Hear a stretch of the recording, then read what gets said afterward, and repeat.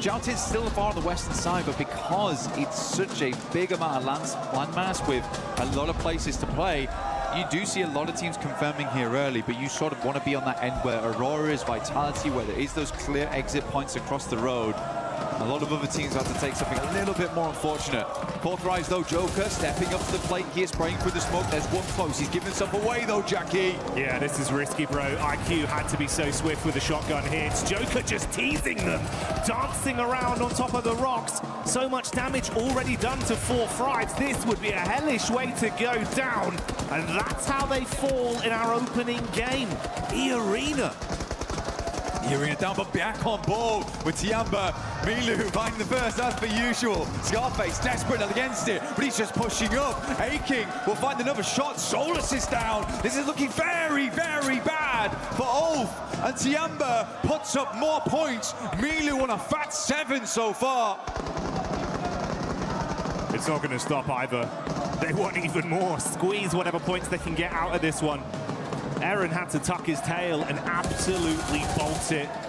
Finds a lone rock in a field and gets his head down.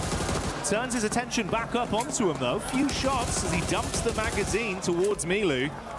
And someone needs to stop him, Black. Milu is just out of control this game. You're right, needs to be leashed. QZZ still taking some damage here. I'm kind of curious from where. I wonder if it's FURIA actually taking a couple of pot shots over towards them. Eren not letting up. Just about press over the top of that ridge side. They're going to take the blue for a little bit to try and deny those sightlines. They make their way over towards the pagoda. Just about in here, Jackie. Difficult spot to play. Curious to see how it does work out. Aurora, it seems like both them and Vitality have been tossing a couple of curveballs at one another. But Eren does find Eagle. Goodness me, still being a nuisance on that east side. Fair play, man. He's thinking, you want to try and ruin this for us on game 1? We'll at least make it uncomfortable. Force out the utility, see what he can scrap through onto them. Can't really make a move towards that recall, the zone coming in, and that's going to really crunch up away from all of them. Still dead center for Vitality. Yeah, Vitality's actually in a really good spot here. Like I said before, it does give them that capability to move out over towards that northeast side if needs be, but they also can crunch every single team on that western side. There was one player left remaining from Ida. It is Darkin. He is over on the eastern side of Jiaotin, just hanging out for the time being, but that does kind of save grace for Vitality, because they'll hear the shots immediately if someone tries to rock up over towards Darkin, just give them a brief opportunity to reassemble and reassess how they want to play off on that eastern side. Quick replay here from Federales, just instant shots. I think this has been a key factor for Federales throughout the entire tournament as well. Reaction speed.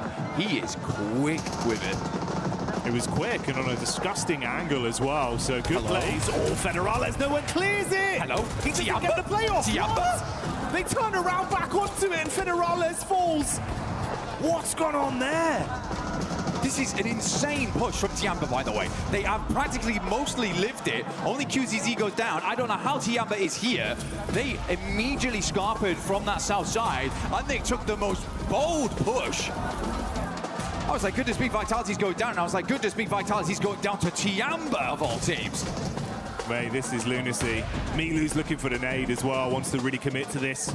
Meanwhile, the last man from Ulf goes down. They fall second into our first game. Milu priming the nades. Oh, nice, good nade from them. Hits it back. Axel and Razak still up and kicking. That nade looked dangerous. Milu's down, tries to crawl his way back in towards the smoke to mask his presence here. QZZ still alive. Last of a player up, probably the one you want to see as well here for TIANBA. 14 eliminations this game so far, though still decent. That is greedy. Vitality's gonna let it happen? Oh, mate. He's gonna get it in. The Reds is gonna get him back up. The insane bit was as well, it was the nades from Aurora from all the way in the back line that got that initial knock back over onto Milu. Vitality have just been caught in the middle of it all. Most aggressive game of badminton with nades being bounced over the top of their heads. Molly in round the corner, QZZ with a nade back. He's just going for it. Angle. Good night. No way. Good night. The shotgun knocks them both out. This is what I can't believe about QZZ, because he's like, I've run out of grenades. You see so many players just step back and be like, that's it then. But he's like, if I can't do it with a nade, I'm just facing. I'm fully facing. Now Aurora, they're pushing on the sidelines. Can TIANBA hold? 2 versus 4 here. It's a tough one. The opening grenade is not good, but REDFORCE is taking a ton of damage. Top bullet finds at least find QZZ, and it seems like Milu will also go down. But 16 eliminations, a fearsome game, even going out in 11th. And I'm sure you can hear that. The entirety of the arena here in Paris lighting up. A spectacle to start here on game 1 of Rondo, and it's TIANBA that lead the charge. Now out of the running, let's see if anyone else can try and mirror their success with what remains. Flash moving over towards Aura. He's on the south side. They're kind of fighting for nothing on this one as well, because they need to leave at some point in the near future. Jiggle. Fair bit of damage. Flash still got bows in the back line here, lining up a grenade inside the warehouse. Hard to pop these off the wall though, because of all the concrete inside. Godlike though dealing with NONGSHIM REDFORCE. What? Tizzy just lets him run straight into the barrel. God damn. Shotgun straight to the cranium. Blows him away. Godlike clapped back upon from Schweppes in the distance as well. Gets an angle onto him. This is looking tiresome for both teams. I mean, NONGSHIM down to just the duo. Godlike with only 1 man left remaining.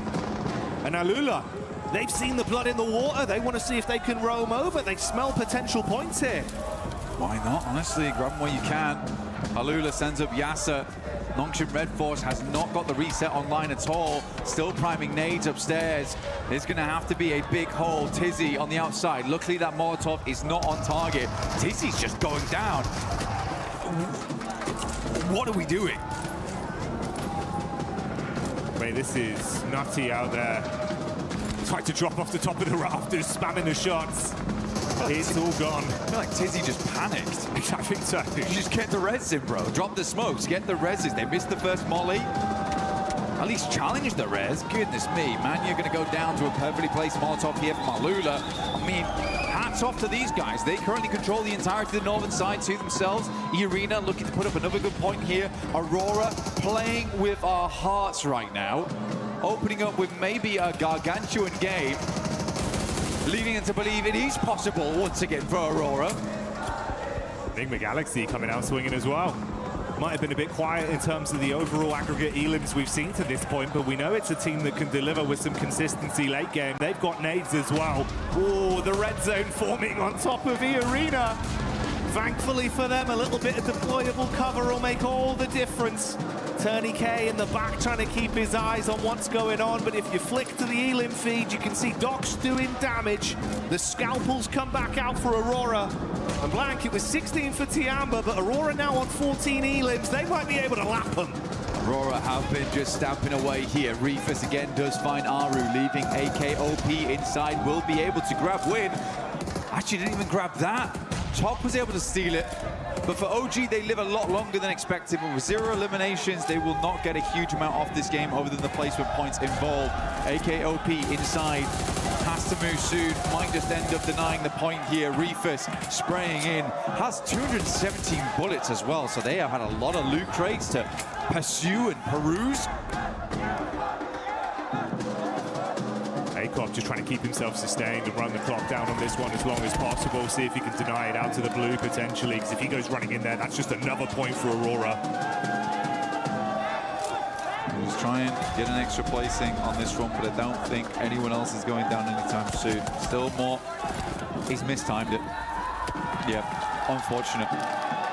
I think he thought that the angle was bad for him, so pulls off the first aid kit there. Sadly, not able to rank up once again. If he'd waited a little bit longer, maybe he would have ranked up over EARENA here, who will go down shortly, I imagine. TiANBA not able to weather the pressure here from ALULA, who have been impressive this tournament for a team that was kind of down on their luck last year. I don't think a lot of people had high hopes for this squad. They have come into EWC looking fairly decent. Like, a lot of work's been going on for this squad. A lot of practice in the meantime. But NIGMA Galaxy up in top 3. A rocky group stage for them, but we're still able to grab those points. And I do attribute some of that to Coops. He is a nuts player on side. He's been being King Cooper for this team, bro. Wearing that crown with some of the plays he's making. He wants to slam down on the off-angle peak behind the vehicle here. ALULA trapped, cowering. One by one, they eat the bullets and they fall. Huge step up for NIGMA Galaxy, and enough time to fix their HP as well before any other fights are forced. The only solo player from FURIA, he got just trapped in the ditch between our two teams that are going to scrap for the dinner, and Top finds that one for an extra elim. Just instantaneous shots coming through. So we're down to AURORA. REDFORCE swings very wide here over towards the northern edge. And hold both positions. An awkward angle like that could make them very worried. Has a little bit of hard cover here, but it is outside the zone. Going to wrap back, but at least got the info on side. Coops tries to hit the shots, has to go for the reload here. Going to go for another as he passes on by. Again, I do think for NIGMA Galaxy, Coops is a really big deal. Not just on his own, though. It's the fact that Lord has someone to play off. Yeah. Lord is also a very aggressive player, but Ralph and Satan, they like to take it slow, and that's great, and it works out. But you do need someone else to move forward and bank off of one another. So for NIGMA Galaxy, I do think this is the perfect setup right now for them. Joel will move forward into the smoke line. 17 eliminations on the game. A teaser, potentially, from AURORA. And we'll hold our breath for it. Oh, nice. Just unreal. It's greatly timed from Joel. The shrapnel hitting hard. He knows. NIGMA. He knows, Jackie. Look at the lineup. Wants to get it behind the cover flare. Barely, but they bait him out enough. That's more chip damage. Coops on half HP. Molly. Could be good. Oh, this is annoying. This is very frustrating for Coops. It's really slowing them down. Giving quite a bit of time for AURORA to reposition off the back of this as well, because both the front targets have been distracted, discombobulated in the chaos. Thought it might be a little harder for AURORA to get back into the circle. They also know the north side's free after that original rotate from REDFORCE. Ralph had to go back up that angle. But they have all the knowledge in the world going forward here. They've opened up the full library on this game. A lot of nades being baited out here by Coops as well. He's down to 2 nades and 1 Molotov. Ralph actually being isolated from his off-angle peek round the backside. That's half his HP gone. The vehicle detonates in front of him. One blessing, he's got a little bit more cover to try peek off of, but no easy rotation. Still the 4v4 here. Utility down to nothing on side of most of these players. It will just be a dry gunfight, and honestly, on top form, I do think AURORA beats them out on that. Coops and Lord, though, deadly duo. Priming up the 2 nades. Doc is up front. Is this the dockening once again? Takes 2 nades. Just will tank them. But there's 2 more coming, and I'm not sure he'll be able to do the same on the next. They both go wide. He's going to push forward into the smoke. We'll have to swing back, but one player goes down the back lines. It is Top, and now AURORA's down to 2. NIGMA Galaxy is making this happen. They're standing tall right now. They want to convert this one into a chicken dinner win on game 1 as 2 of AURORA's players buckle under the pressure. It's over. Ruthless falls. It's all down to the last man in Joel. They need to isolate the peak as he hits Lord heavy, but he's gone. Cut short. Oh, the AURORA is gone. That is insane. That is insane, Jackie. I got to eat my words on that one as well. I mean, for NIGMA Galaxy, what a good game. Did say, though, AURORA do like to choke. The crazy thing is, it was probably the most fitting head-to-head of 2 teams we could have. Yeah. Similar contrasted play styles, the way they split off, confident they're 2v2s, the off-angle aggression, but I started to get worried, man. Pointing to the map feed, seeing Doc charging in. Slight timing on the nades, it all collapses. It's the docketing. It's and happening NIGMA again. 5, bro, just absolutely come alive on that one. Yeah, wonderful stuff. Actually wonderful stuff. I still think AURORA played that game very, very well, though. I think when you watch them in those moments, they are so clean on the shots here and there. I think it's just a little bit of a stumble towards the end there where you're trying to pull yourself out of those buildings. That is hard, getting back across the road. They don't have a huge amount of space to play with. NIGMA Galaxy also has the high ground, so they set up well on this one.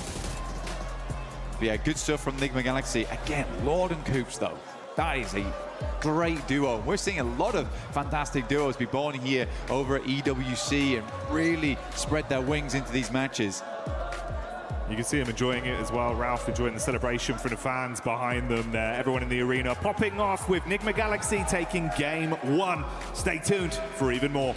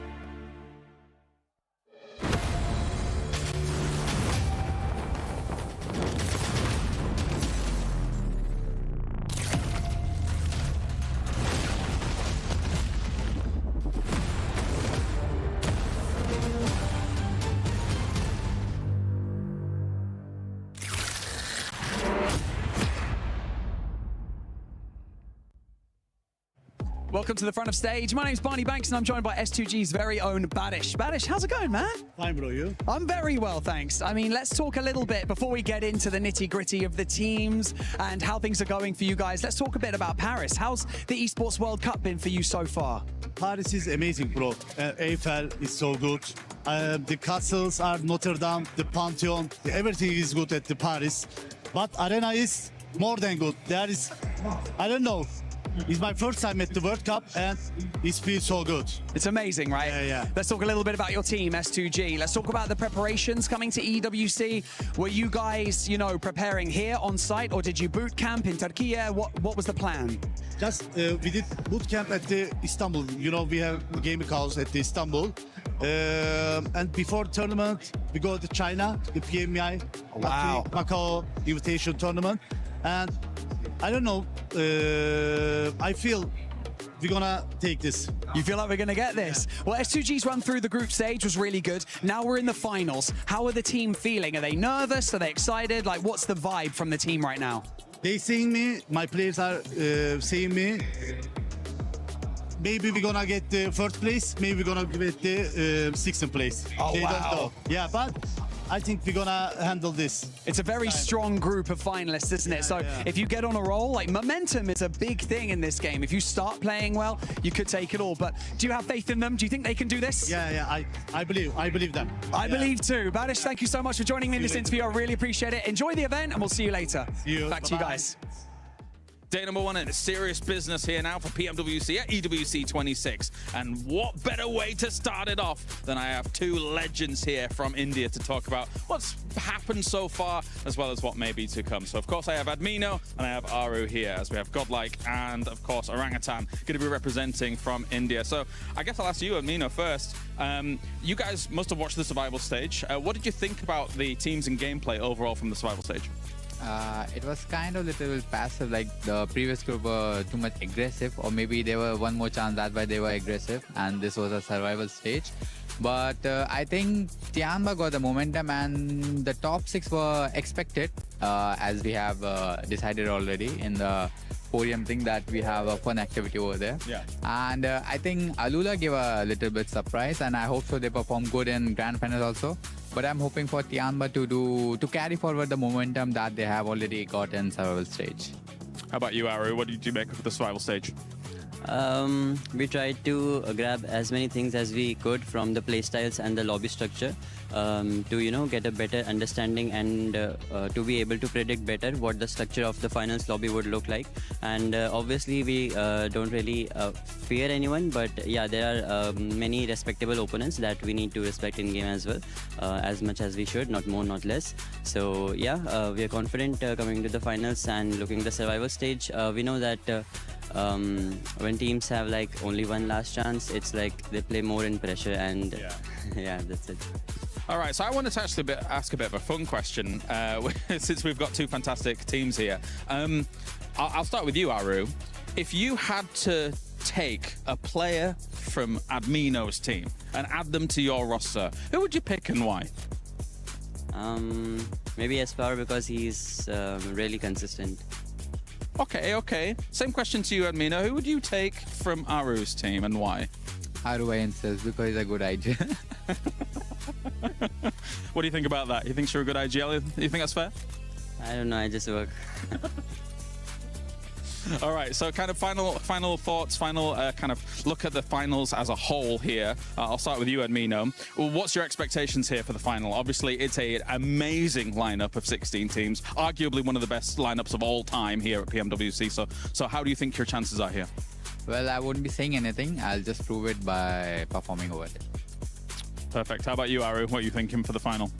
I'm just here to play and enjoy the 18 games because I love this game. I don't want to feel any pressure or, set unnecessary expectations from myself. If we are going to enjoy the game, inside the game, then we are definitely going to perform well as well. Gentlemen, thank you very much for joining me and best of luck today. Thank you, Kalaris, for that amazing interview there with Admino and none other than Aru. But it does end up coming down to Aurora at the end. Even though NIGMA Galaxy won, congratulations, NIGMA Galaxy. I gotta give this team some props because we're finally seeing the MVPs show up for that squad. But NIGMA Galaxy, Coops, especially at the end, what a surprise for them being able to come out with a win. It's so nice. Just in my notes, I just have Coops because that's all you gotta say, really. I do. Can confirm. Yeah, see, Confirm. see that? Yeah. I can't read that.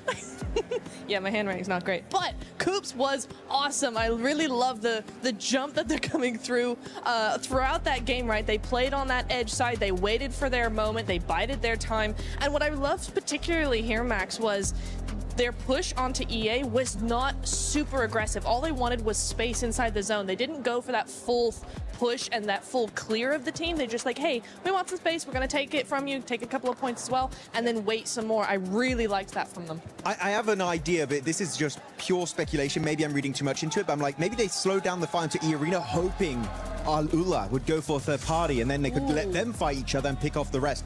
I don't know if that was the actual reasoning, but it's how it worked out in the end, and because of that fight in particular, they get a 23-pointer tied with Aurora Gaming.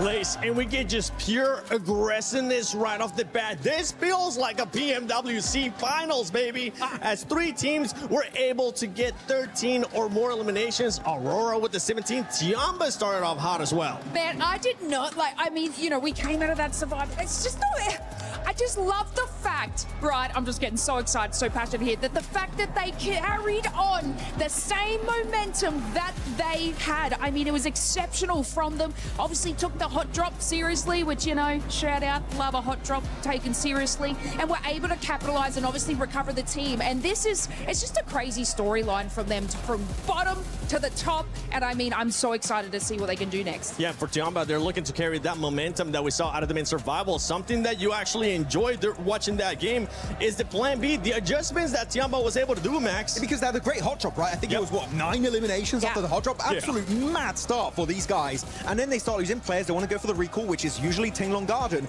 But then HORAA coming out of nowhere, looking to chase down the recall player, which usually is Eagle in Tinglong Garden. And Eagle instantly, instant response, seeing we don't want to go out to HORAA. We're going to go for an Eastern rotation, a bit out of their way. But by doing so, he gets the entire team back up, and they get 16 eliminations off the back of that. Eagle, definitely, maybe not in terms of elims, but the MVP of the game in terms of what he allowed his teammates to do this match. Allowing the team to be able to come back, allowing the team to just be able to just be there for support.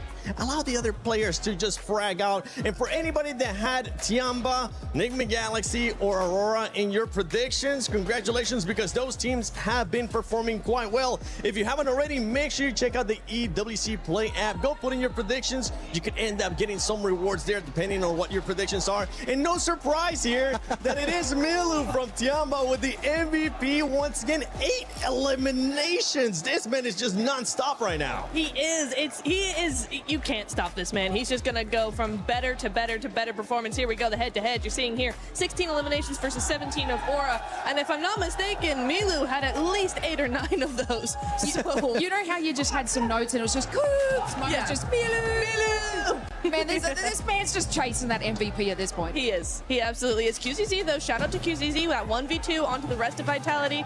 He was wiped out by Aura like seconds later, but yeah, it's some really, really good stuff there. There's a lot more players on the team than just Milu that are really fragging out.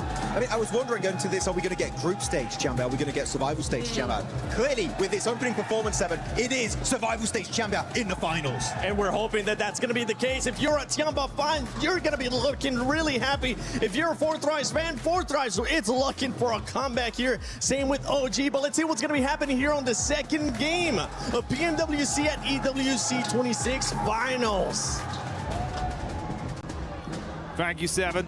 Great breakdown there, recap of what we saw on our screens live in Game 1 of Rondo. Starting to get a little bit louder in here, but Paris, I want to know, how loud can you get? Let's get some noise going! It's a good crowd. It's a real good crowd here we got here in Paris.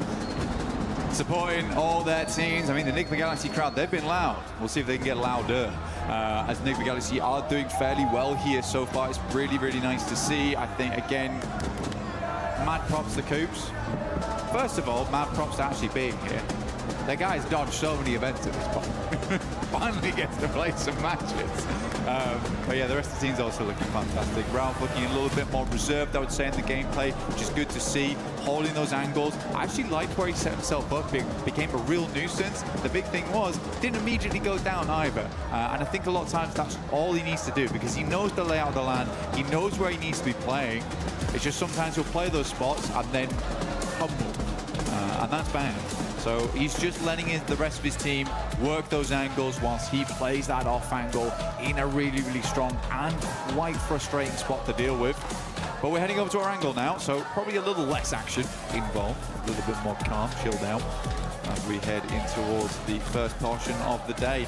FURIA last game did come down to Igor once again. Yeah.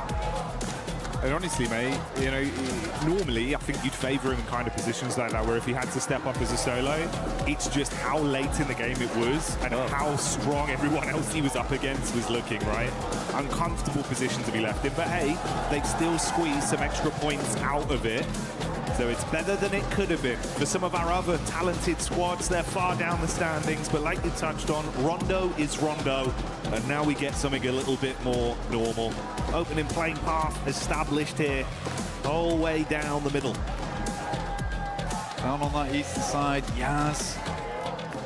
Opening here for teams to move into. Gakka a little bit harder to get towards on that western side. North George, well as South George, probably possible. It's just going to be a little bit more of a long approach on that one. Vital is just out early. I don't really ever mind the Kameshki split, honestly, over towards Stalba on that eastern side. You have a lot of position to loot. Most of the time, you're not having a second team come over here. So it's just a really good position to get set up in the early game. But man, TIANBA, we didn't talk about them too much at the end of that game. But there is definitely fire in those bellies today.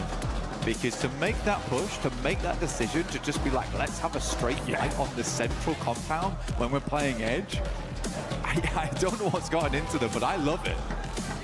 It is so good. So many elims already, and they just go, I like the look of that position. Let's take it off them. I'll be having that. Fairly watery circle, mate. Starting off one of these. This has been a consistent trend, at least throughout Survival. We had quite a few very similar to this on our start. Obviously, a little bit worse for Vitality with a late rotate all the way down from Stalba with their instant drop from the plane. Yeah. It's going to be a little bit more difficult.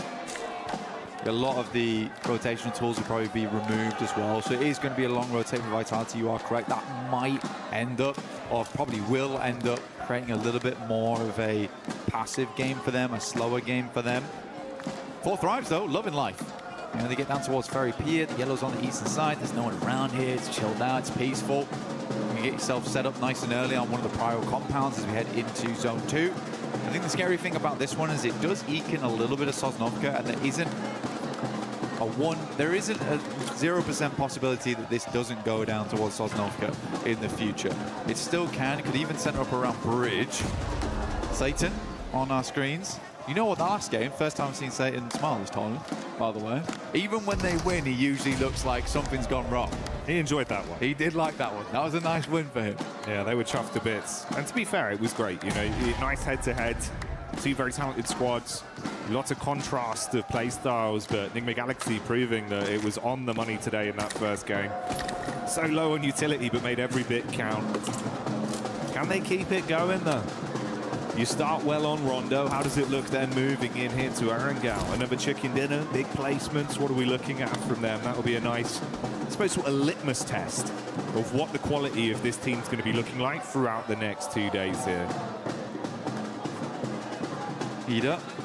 These guys kind of crumbled. They made the similar approach to TIANBA actually last game, but I think what TIANBA did very differently was they isolated the Vitality compound away from AURORA, whereas Qiddiya kind of came in from that north side and just sandwiched themselves. I thought that was a very strange play for Qiddiya to make. I think most of the time, most teams would understand that probably don't want to place yourself between those two squads or those two buildings. They're very popular in that location on Rondo. But I don't think Qiddiya had done badly before. They had some really cool clutch moments, some super awesome 1v3s right at the end of the games. Like, they have what it takes to be a champion, but not like that. Or stop making silly mistakes.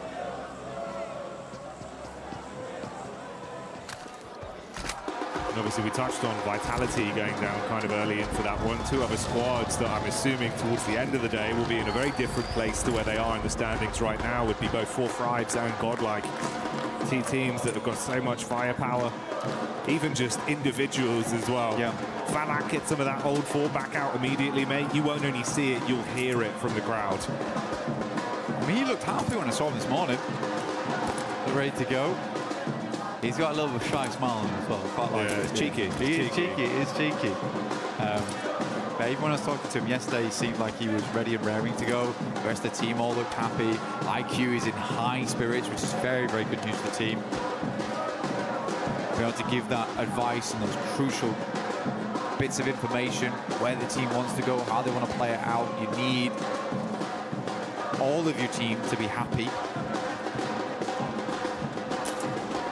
Though I am kind of worried about GODLIKE and Orangutan. Okay. Not because of gameplay we've seen so far, just because this is a finals at EWC. I think for them, it would be unwise not to say they're under pressure. I think if you're a fan of both these squads, and maybe today looks a little bit rough for them, I would caveat with that there is a tremendous amount weighing down on them right now, being in such a prestigious finals versus some really damn good squads. I'm hoping they could probably get back into the run of it, like by match 3 potentially. But if it takes till tomorrow, I think that's fine as well. OG already still showing off that they have the rotations capability to make it happen. They got far into that late game. Not a lot of eliminations, that's fine.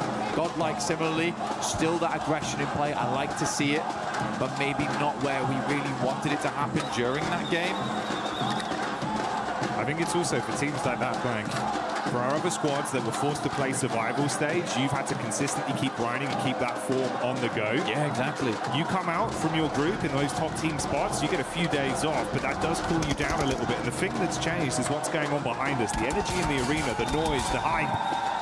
They're getting excited because FURIA have made the play. That's IQ with an opening takedown. But that's the difference as well. You come back into this area, Blank. Sure, with the noise-cancelling headphones, they might not be hearing it, but I tell you what, they can feel it. The vibration. I know the floor is trembling under my feet, so it'll be the same down there on the stage for our players. And if you're trying to instantly snap back into that tournament-winning mindset after a few days off with all this going on, it might take a game to try and lock back in. Yeah. I don't like that, though, from AURORA. Because you can scout that a lot easier just by sending over towards the beachhead, having a look over towards Lighthouse and be like, okay, there's a guy up there waiting. Try and check the girders. I always think it's an odd maneuver to try and just send someone, slingshot them across. And it's like, well, we know there's someone across there, though, but you also just lost a player. Like, it's so early into the game. Could have even just waited for zone 2. I'm curious to hear what the analyst desk has to say about that, because for me, that's just not EWC, PMWC potential. Right? That's not what that is. Yeah, the trade of it. One player's life, one of your squad mates for an information play. Economically, it's not the best trade on it. Especially if we see him get a good run out of this game. Goes down to an awkward fight. One player of difference, Blank. Hell, I mean, even this circle right now, where it's down towards the eastern side, Fourth Rives knows that. This is prime time to go for bridge camps. Yeah. Like, if this circle was further over towards the northwest, maybe you don't go for that type of thing. But I think this one, if you're Aurora, it shouldn't be a case of, oh, let's check if there's someone there. You should just know. Devil's in the details. And it paints a very pretty picture here for some teams. For Aurora, it results in 3 players alive in game 2 to kick us off. Flash also having 1 player knocked here. Zone crunching in. Bridge still in play. There you go, buddy. Thought that this might be the case. On a circle like that, it's very, very awkward on these types of circles, and it can center up around bridge across both sides, which is super unfun to play. Because now this really could go back over towards Sosnovka way. I'm sort of expecting it to head towards the northwest, but for Aurora, they're stuck now. As are ALULA. ALULA's kind of considering whether we should take an eastern crossing or should we just play over towards the ridge side on the southern edge. It cuts out a massive amount of space though. So much water involved. So teams are just going to be sending towards Ferry Pier because there's safety in that location.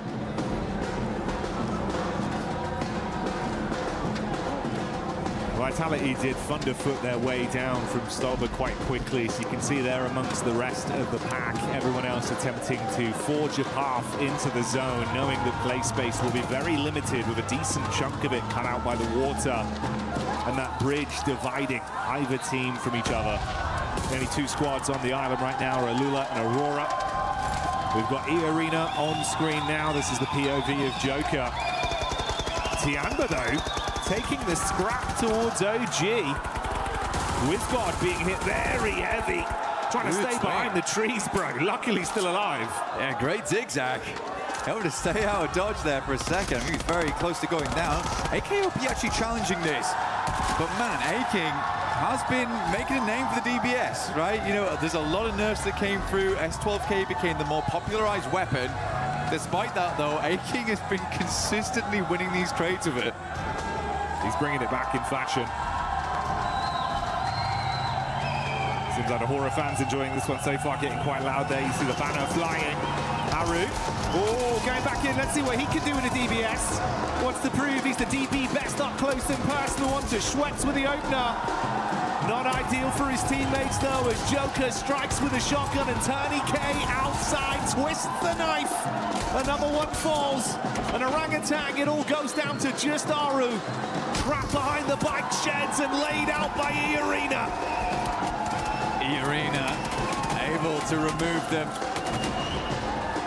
Stepped up to the plate, but not worthy to sit around here with EARENA, unfortunately. Some good shots at the start there, but started to crumble slightly. Turney K came in like a demon, though, from the sidelines. I think WizGod was not expecting him to be so up close and personal. ORAA played back here. They're over towards the pier itself. Fourth Rives mirroring them over towards the eastern side. We are close towards our next circle now. NIGMA Galaxy making me laugh at the moment, man. They're like, this circle looks horrendous. We're going to play in our drop spot for the rest of the game. We're going to get very looted before we even think about moving. And we're still on Sosnovka with this one. Fourth Rives looking good. Down towards the southern edge here. Vitality trying to confirm over towards that compound that sits towards the field. I don't think that's a bad idea here. Gives you a lot of control of the Longwoods that sits around this area. Not sure what S2G is doing. I think we've got boats. Okay, that's fine. Yeah, it seems like at least one boat in play there.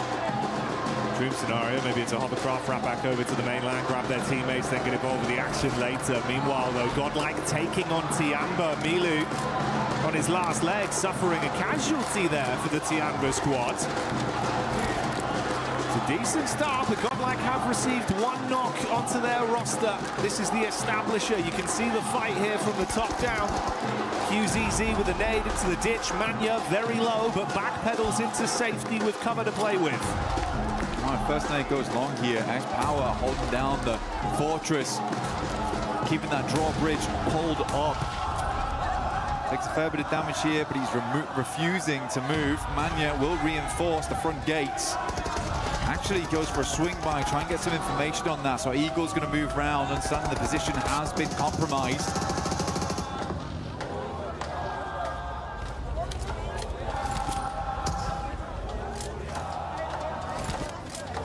Slowly trying to take some space back. Faint smoke wall goes up. Ooh, only gets worse for Aurora as well. And that's quick from ALULA finding them. This was the other team that was on the island. There's now a third party that's joined them with that late rotation round from S2G. Looks like they did go back to grab the rest of the squad. Yeah, it was Kamikaze in the hovercraft. That's paid off for them to fight towards them. Ulf, interestingly, taking the hit over as well to Godlike. So that battle turns into a third party fight. Good for Godlike there, quick swing around. Take shots over towards Ulf. For them, Ulf should be able to pick the players back up. They've got a good spot right now. It's not as safe as they might like it to be, but it is decently central. It feels like the circle's peeling away from Sosnovka at this point. We have very limited space to work with. ALULA trying to make the cross. S2G, Hamzi at distance. Will find a shot over towards Aurora there, leaving them at 0. Out of the game early, 23 points is where they'll end. On a single point earned on this one.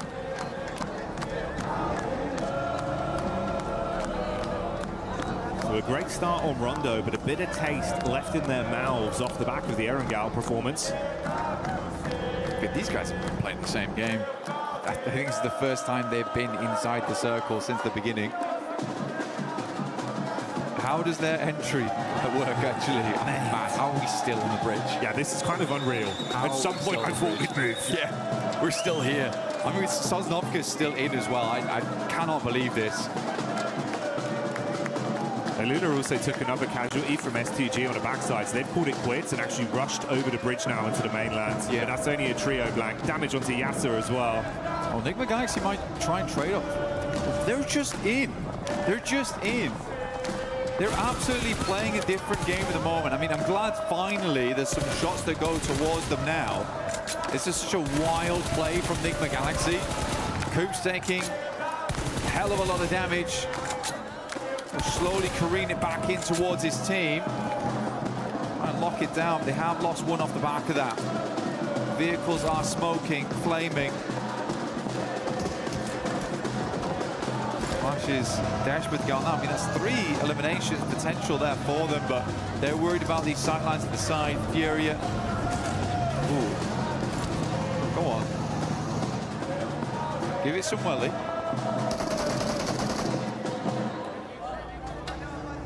TIANBA doing TIANBA things once again. Tony K low on HP on the top floor, upside in the attic. Looking for an angle here, but Falak with the distant shot claps back onto Eagle. Aking gets a little bit high octane as he charges through the ground floor. Nade on the stairs. Mormon's cooking one of his own to bounce down. Godlike getting involved with the fight. That's Manya just outside the window. Big Papa Pump in his hands. So many teams crunching in. Yeah, good Molotov here, but really good timing from Godlike as they move into this one, just leaving Aking alive here for TIANBA. EARENA on the upstairs with the 4v2v1. Really good stuff. I mean, this is a good entry point coming through for Godlike, and they understand if they can get rid of 2 teams, they're going to be opening up a lot of space down here. Edmino still at high HP count, but Manya finally does fall here to a nade from Mormon. TIANBA goes down.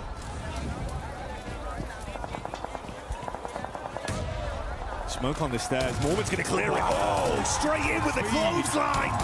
Whoa! The turnaround. Mormon saying, "Feed me more," as Godlike charge into him. Quick decision, but not fast enough on the mantle. And Sume will save it. But at what cost? The only player left alive for the squad. I mean, Godlike need more men now. They're only down to 1. What a play from Mormon. The speed, the velocity. Straight in there, no qualms. Now Vitality, they're up into it. This place has been the graveyard of 5 separate teams so far. Vitality finally just come over towards the dregs. The funeral's almost over. Can Salme stay alive as the sole participant?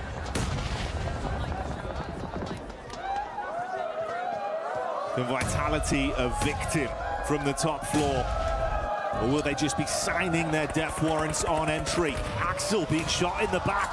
A new challenger arrives. It's HORAA in the distance as Jiggle is able to punish and soften them, leaving them with 3 players left. Sume still just guarding the stairs with a nade pin pulled. He's going to go down. Razak on a dive around the corner. He wants to punish him with a shotty and will find it. Really, really good job from Razak. I think you have to make that play in that moment as well. You hear the pin pull coming down, trying to get the res off. You're trying to go for the revive, get some respite in that location. So Razak goes for the risky play to keep them up as 4, understanding they'll need that amount of players to push through the next couple of compounds. They got Aura in front of them and 4 thrives after that. ALULA down towards the south side. Circle finally moved away. Still a lot of water on this one. Beachhead as well. Ida, as well as Ulf, now going at it. Play from Ulf downstairs is knocked. They have 4 players up though right now. This is very easy to recover from. Well, he should be. Whoa, you run straight into that one. Catching the as Ida try and clap back. It's good damage, but such an awkward setup between both of them. Casualties on either side. Scarface looking to go for the pickup play. Meanwhile, outside, Emre charging round with the SMG and denied out by NONGSHIM REDFORCE. Tizzy takes that one. NONGSHIM could push this pretty quickly. Ulf is not looking too good right now. Neither is Vitality. Flipping into action. They lose a vehicle. Razy and Razak try and get the buggy through the window, but end up dismantling through normally. That was a speedy rotate. I like that. You know, cut your losses. Moving through Aura as well as 4th rise is going to be hard, and eventually you get third pied by one of them. You hear the engagement happening on the north. You send it. Now Ulf is in a very tricky spot. Cut between 2 strong teams in NONGSHIM as well as Vitality. Quick decisions and shades of the Vitality that we were so impressed by prior. Once again, back on our screens, it's only the 1 elim they've been able to garner so far. But they are licking their lips at the prospect of so much more.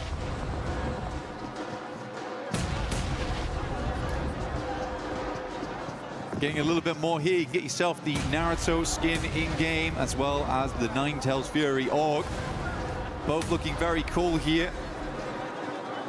Ulf's going to hopefully have to drop a substitution jutsu here to try and get out of this one, because it is going to be hard. Vitality, Razak move up. Quick shots over towards Solus. He tries to move around the corner. NONGSHIM still in play. They're the ones getting the most of the damage, though. Federales at least will confirm one. Quick switch around the side. Denying some of the sight lines. As Ulf does go down. Vitality, though, they've been hugging the walls so far. Not allowing a single moment for NONGSHIM REDFORCE to try and challenge that spot. Razak, though, what are you doing? Testing the waters, a little bit hot. Yeah, did not like the feeling of that one. Although maybe he wants to go for it from a slightly different approach. Runs back out. Meanwhile, attention turned onto Federales, and that is another knock going the way of NONGSHIM. Oh, Razak. Oh, yeah, good shots. He's got so easy, very low. Nade right on top of him as well, following up from that. Oh, mate. Hyunbin with the instantaneous conversion. Now it's a raw 3-on-3. Luckily, they will save Federales, but he's got to top himself back up. I mean, Razak understood the idea. Now tries to get up towards the wall, create a different angle to deal with. NONGSHIM was quick to it. Hyunbin pushing up right now. It's a little bit close for comfort here. But I think they know they want to get rid of this guy sooner rather than later, but he has pulled these kind of antics before. Getting a little too aggressive without the help of the rest of the team. So easy goes down the back lines as Flash starts to move on through. Tizzy tries his might. Rapid shots coming out, but not enough to finish Vitality. The end of NONGSHIM REDFORCE, but it does leave Vitality slightly weakened. And Flash, they are next in line to try and keep them pinned here, knowing eventually they'll have to move. Slightly paranoid about the other teams that could be behind them. Blue is ushering Vitality forward, swinging in on the same angle as Flash. How will they make this work? S2G, you were right. You were actually right. They had 2 hovercrafts in play. Being able to keep both of these alive all the way through to this end game is giving them a lot of pressure. Loss isn't quite able to get it up though. And the hovercraft is stuck on the side. Yeah, just about. We'll take it. I mean, they're just letting it happen. Come on, bit more gas. Got to give it some welly. His teammates taking a fair bit of damage, but with that added armor of these big hovercrafts in play. If you say like this, man, if you can get them into the zone, there could be a lot you could do with it late game. I'm surprised the ALULA have been able to guard this for so long, make it look uncomfortable. Nade after nade as well, just trying to soften them up. Vitality do move over to the side. They're looking down over towards fourth rise. The shots are pouring in. S2G, they brought repair kits as well with them. But the blowtorch in play, I mean, that's bold. On fire. Get out. Falak down. Aura, no fear. Drops them all up top side. Looks fairly decent on that one. Airburst are slightly too far. This is some comedy. Not gonna lie to you. Okay, they should be able to clean up from here at least, as long as there's not any more mistakes. It's damage done onto Soul K, but they do hold on. Shut down ALULA. What was that? Bit of a weird one. It was a weird one. I'm glad you picked it up strong, though, because, I mean, it is an important fight. It's just interesting. Vitality go down in the meantime as Flash continues to push the advantage.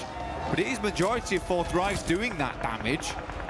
NIGMA Galaxy, after their strange approach from the early game, now going out slowly but surely. Just Ralph as well as Lord. Flash has been all over the place so far. Next circle will pull in, stage 7. Fourth Rise have been weathering it though. They have held a ton of space. It has been a little bit greedy, but they've been doing a good job of playing off one another. Yes, they've taken some knocks here and there, but they've maintained a 4-man. They're in this area early, and they understand better than anyone else.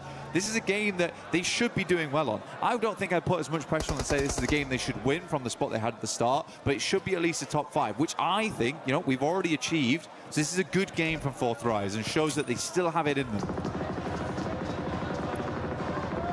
And with them being able to have enough timing here to get IQ back up once again, the 2-2 split from them could still pay dividends massively. It's been a very elongated firefight between them and HORAA, effectively just mirroring each other's movement up along the ridge into the zone. A little bit more split here. No fear in the back, trying to protect some Overwatch. Right above you in the building as well. Meanwhile, that's an engagement over onto NIGMA Galaxy. S2G, after moving in and cleaning out ALULA, they head center zone, and they find the final blow there. Goodbye, NIGMA Galaxy. S2G stealing points here, there, and everywhere. Do we have to call this play the kamikaze from now on, where S2G just launch him out like a rocket to center circle and leave him there on his own? This is the kamikaze. This is crazy stuff. The rest of S2G trying to regroup with him, but it's not likely. Kamikaze in play right now. The other hovercraft does go down, not really any other vehicles. Might need to regroup, pick it back up again, but Kamikaze, he's going to hold that spot. He's planted the flag, the S2G flag. T24 goes down, jiggle around the side. Ooh, Sleepy. Top side of the stairs, but you can't weather the storm as Fourth Rise arrives, and the brain of the operation kicks in the brawn. The shotgun does damage. Falak there in the back line to assist, but no fear. Charging up. He's going to play on the edge, wants to run in now with the timing, see if he can shut them down. Falak charges back, can't do it. No fear, holds on. Quick switch to the primary. Gets himself onto an off angle. With one more play, if he can shut down IQ, he can take out Fourth Rise, and that's how he does it. No fear from HORAA, stands on. Absolutely not frightened in the slightest as he moves downstairs, pushes up into the dark, and Fourth Rise will fall. Win up against the world right now. DPS at distance, he's fighting all of them, but S2G falling in the meanwhile. No fear, there's a possibility of winning this if he wants to push out right now. Get involved in the action. Everyone's weakened. Doesn't have all the info we do right now. He's going to top himself back up, play the slow game. That's Flash. Losing their last man there with Kamikaze continuing to punish. Oh, a horrible spot, tries to get the heal in. Kamikaze's got a single nade in the back pocket if he chooses to dash it. They've got clear vision now, peppering the bullets. This is it. Pulls the pin, looking to cook. Let's see if he can land it. Kamikaze looking for it now. A bit of splash damage. But not that just there yet. Kamikaze keeps spraying the right location with the bullets, peppering the ground, picking up mud. Solke in the back lines. What's left out here? Quite an unfamiliar target. Solke will take down Tops. But Kamikaze is out and we're down to a 1 versus 1 versus 1. The outside contender in no fear. Solke looking at both angles. The battle of the solos to decide our second game chicken dinner. No fear already picking up that big clutch. He's amped up as an individual. Got a rough read on where he believes Solke can be stationed, tucked in behind this burnt-out hovercraft. I don't think he knows. I think he knows there's a team in that general direction, but he does not know where No Fear is. Hamzy G finally goes down. I think No Fear has a rough idea that he's playing on this hovercraft, though. He has the information. Watching both of them. This would be an unbelievable double clutch up versus 4 thrives into the last 2 teams. Zeus is just pushing forward. Instant spot, though, over towards No Fear. And now Zeus with all to do here. Flash, who had swept everyone aside. Solke, the last to fall potentially here versus Team Flash. Zeus, the lightning reactions for Flash have guaranteed them a second place, but can he take it to first, or will Solke get it done for S2G? A smoke wall, giving him limited play space. That tree, the only protection for the peak for Flash. He's going to make his move, starts charging in, wants to close the distance. Here's the peak up, bullets on target. Suya so low, buckles under the pressure. That's the damage coming through as they lock it in. S2G, Kamikaze with the Kamikaze play towards the center. It's an explosive finish right at the end. But Solke steps up, a lad that's been in the esport for the longest of time. He's still got it in him. Feeding the crowd energy. A celebration in unison for the nation as they pop off on that one. S2G locking it down and everyone's living it up. And it's all in the name because it is all gonna be okay at the end of the game for S2G. They had a lot of confidence coming into this one. They look good on the stage. They look good in the game. Is this the S2G comeback that we were looking for? Aggression, confidence, some brilliant gun skill. Showing us a lot of the moves we needed to see on that one. A smart rotation from start to finish as well, playing by their own rules, Blank. I think the thing for me is just, man, 2 matches so far, they have been both electric. I mean, this shot from Zeus. Oh, the quick reactions, dude. That sent me. His eyes must be going 2 different directions, man. He'd be seeing everything. He was so locked in for an S2G fight. I don't even know how he clocked him, but instantly. He said it, lightning flash reactions. That's what it is. I mean, it's so good from this team so far. I mean, they were involved in everything. Yeah. I think HORAA, honestly, for them, yeah, it's a tough fight versus 4 tries, but you got to be happy with the way that No Fear clutched up there. That is an incredible finish of those guys. Yes, HORAA had a good spot on the sideline, but it's so many teams constantly pouring in, cycling out time and time again. I don't think that was an easy game whatsoever. And you can feel it looks a little bit different with this lobby compared to what we had in isolation in groups, right? Yeah. Everyone's so much more quick to the punch, a lot more early contact. And it feels like sometimes we were seeing maybe a bit too much respect for the big dogs. Now everyone's playing on the same level. It feels like we're all on an equal footing here. And they're giving it their best. It really has changed the dynamic. But let's get down and hear from Kalaris himself on the stage about what they have to say. Thank you very much, Jackie. Yes, you can cut the tension with a knife here at the moment for our first two games. And I'm here with our winners from game one, of course, Ralph from NIGMA Galaxy to talk about them. Some of the games that have happened so far. So let's talk about that first game in that late game against Aurora there. What was your anticipation as a team? Did you think Aurora had maybe moved a little bit earlier? Or talk to me about the late game and what you guys were experiencing. I mean, we didn't really know. We didn't have much info. But we just played it slow. We took our fights that we need to take, and we just secured the win at the end. I mean, it looks good at the end, right? Of course, getting that many points off of a Rondo, not a bad start at all for a grand final like this. That second game, a bit harder, I think. Yeah, second game was a bit harder. I mean, we have a team hot dropping us, but they're scared to fight. I don't know, they're camping. So we'll see next games what they do. I was going to say, were you surprised by that? Because it was in the back, we were a little surprised that they were going to come your way. As we've talked about multiple times, it's your territory. So what are they doing? They know we won't change, so they're just wasting their time. And they're coming to fight, but they don't want to fight. So I'm really confused right now. All right, well, thank you very much for joining me here, Ralph. You heard it out there. Ida, he's got his eyes on you. My name's Blank, and I've had 4 coffees, and I'm testing my reaction time right now. I'm Hot Jukes. I just had a massage, and this is my reaction time.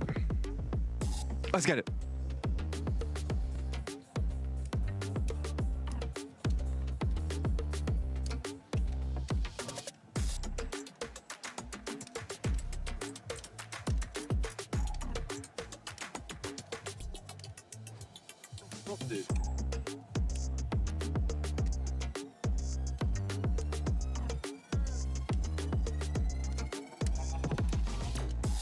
I'm in the room.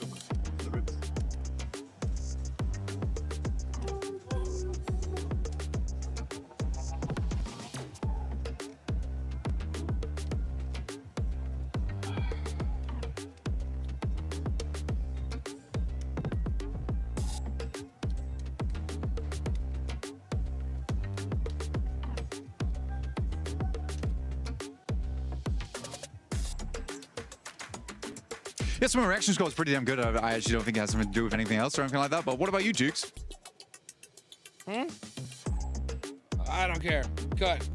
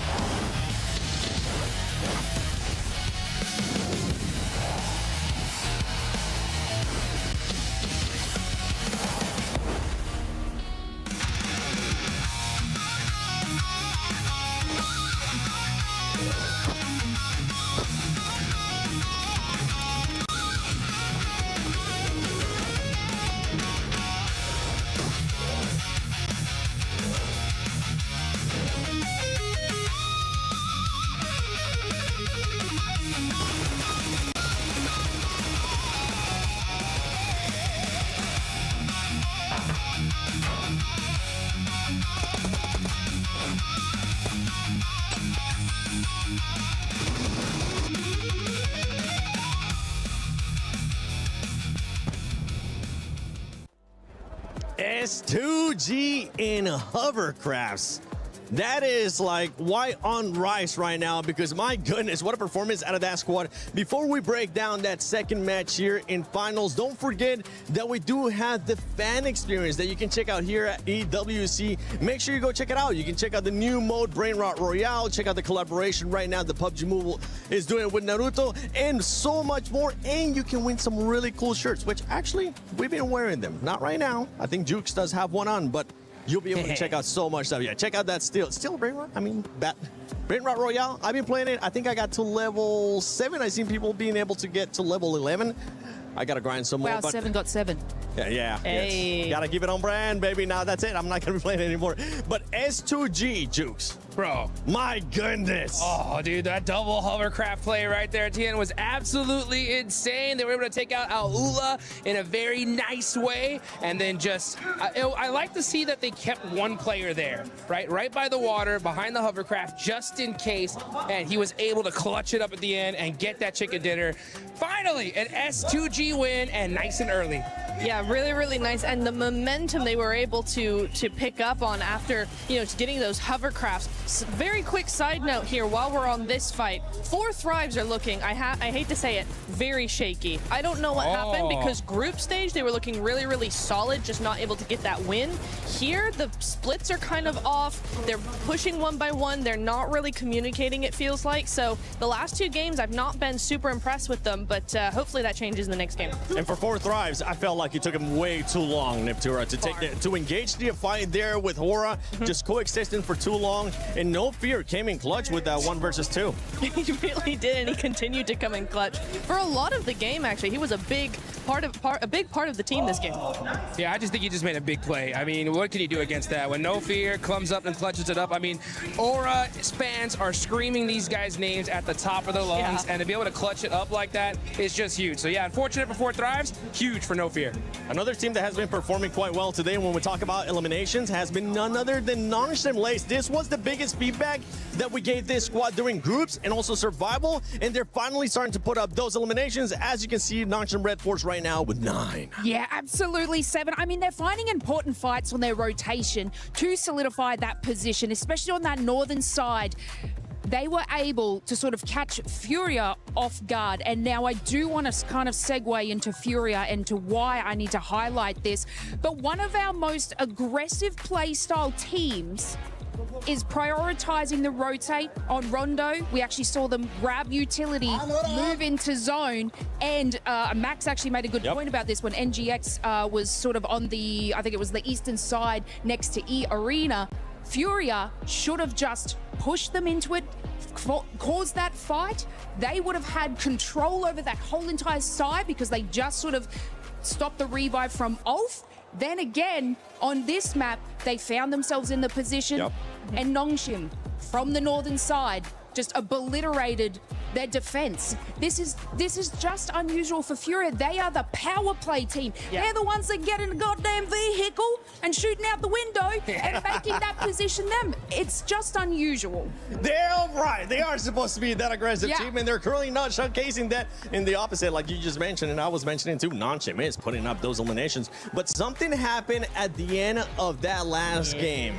With the hovercrafts and S2G, that was a little bit sketchy, Nip. It was a little bit, it was a bit touch and go here, but the momentum they've been able to build with these hovercrafts, they had 2 or 3 and they just went, let's go for it. And it's this replay that I want to talk about here, because look how they're going to play this. It's like my driving. First of all, Secondly, look how they take that first hovercraft and they deny the sightlines of ALULA, right? They separate them one by one. They can no longer play as a duo. They try and get as many of those sightlines abolished as possible with those hovercrafts. And to be honest, S2G with those hovercrafts have been actually insane. It feels like because they take more damage to explode and they have it's just a tank, and so they are able to just run with it. They were making crazy rotations from the very beginning of the game. They had those positions on the rocks in the middle of the water, which are normally inaccessible, but having 2 hovercrafts, I wonder if other teams are going to start picking up on that, because that was an insane game from S2G. I mean, we've seen it happen in the past too, and you just sounded like Max there for a second. I was going to have to double check to make sure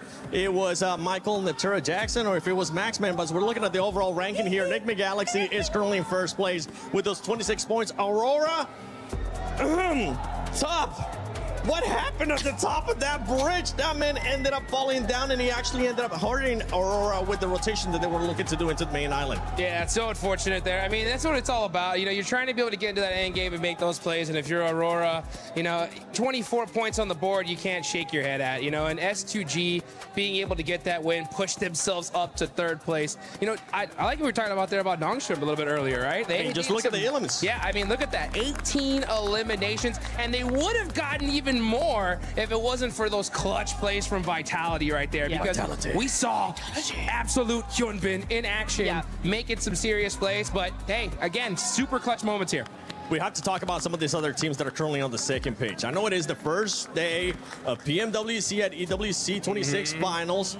It's only 2 games, but there is some things that we're starting to notice here, especially with Four Thrives, the passionate that you were kind of talking about earlier, Neptura, as well as OG. OG needs to start being a little bit more aggressive and making sure that they look a bit more cohesive when you are being aggressive, because they were pushing one by one. It seems like a chicken without its head. Yeah, it really did. And also they're losing players very, very early on. I think we've had that in both games now where they're losing at least 1 or 2 of their players. Godlike have had a better opportunity to keep their players alive. They've been split up a little bit more. They've been using a little bit more of the zone, but it's just when they actually get down to the fight towards the end game, that's where they start to falter. And that's why we're not seeing those strategies convert into points. So that's what we need to see there. And India, if I have learned anything about OG, it is they need their 3rd game. So don't count them out yet. I've learned my lesson. Don't you stress. Orangutan in their 3rd match, what they tend to do is actually prioritize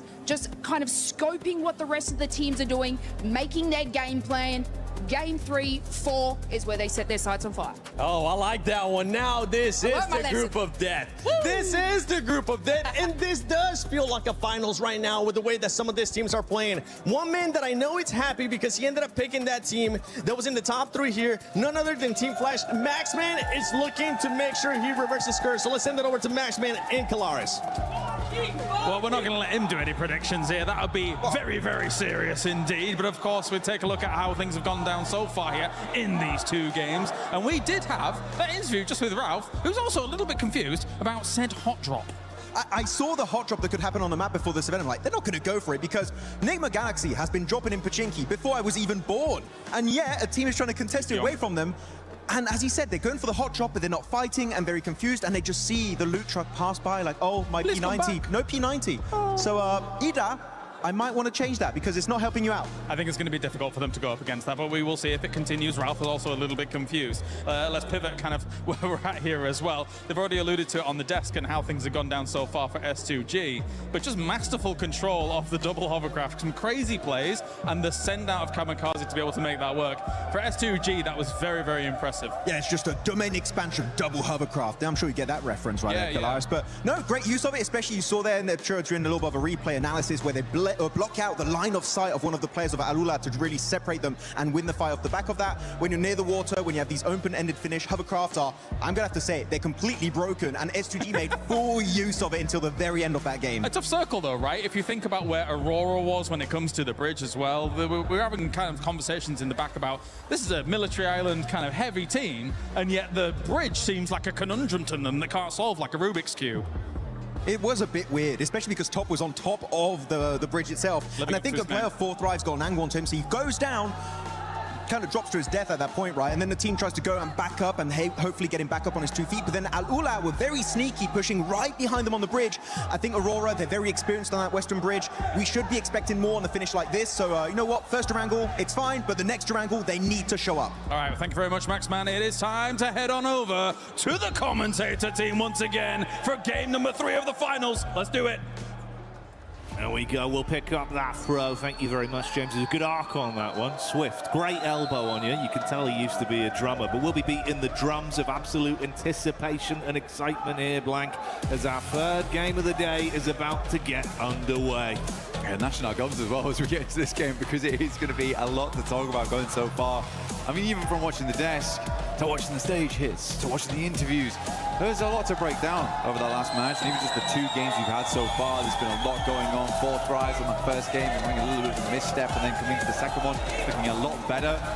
But so many good teams. I'm very confident to say this is about as competitive as it gets in PUBG Mobile right now. I think we have the right teams here with us. We go into our 3rd match of the day as we get towards our halfway point.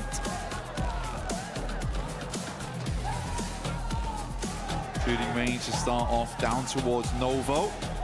Straight through the center, really easy one here, Jackie, very nice.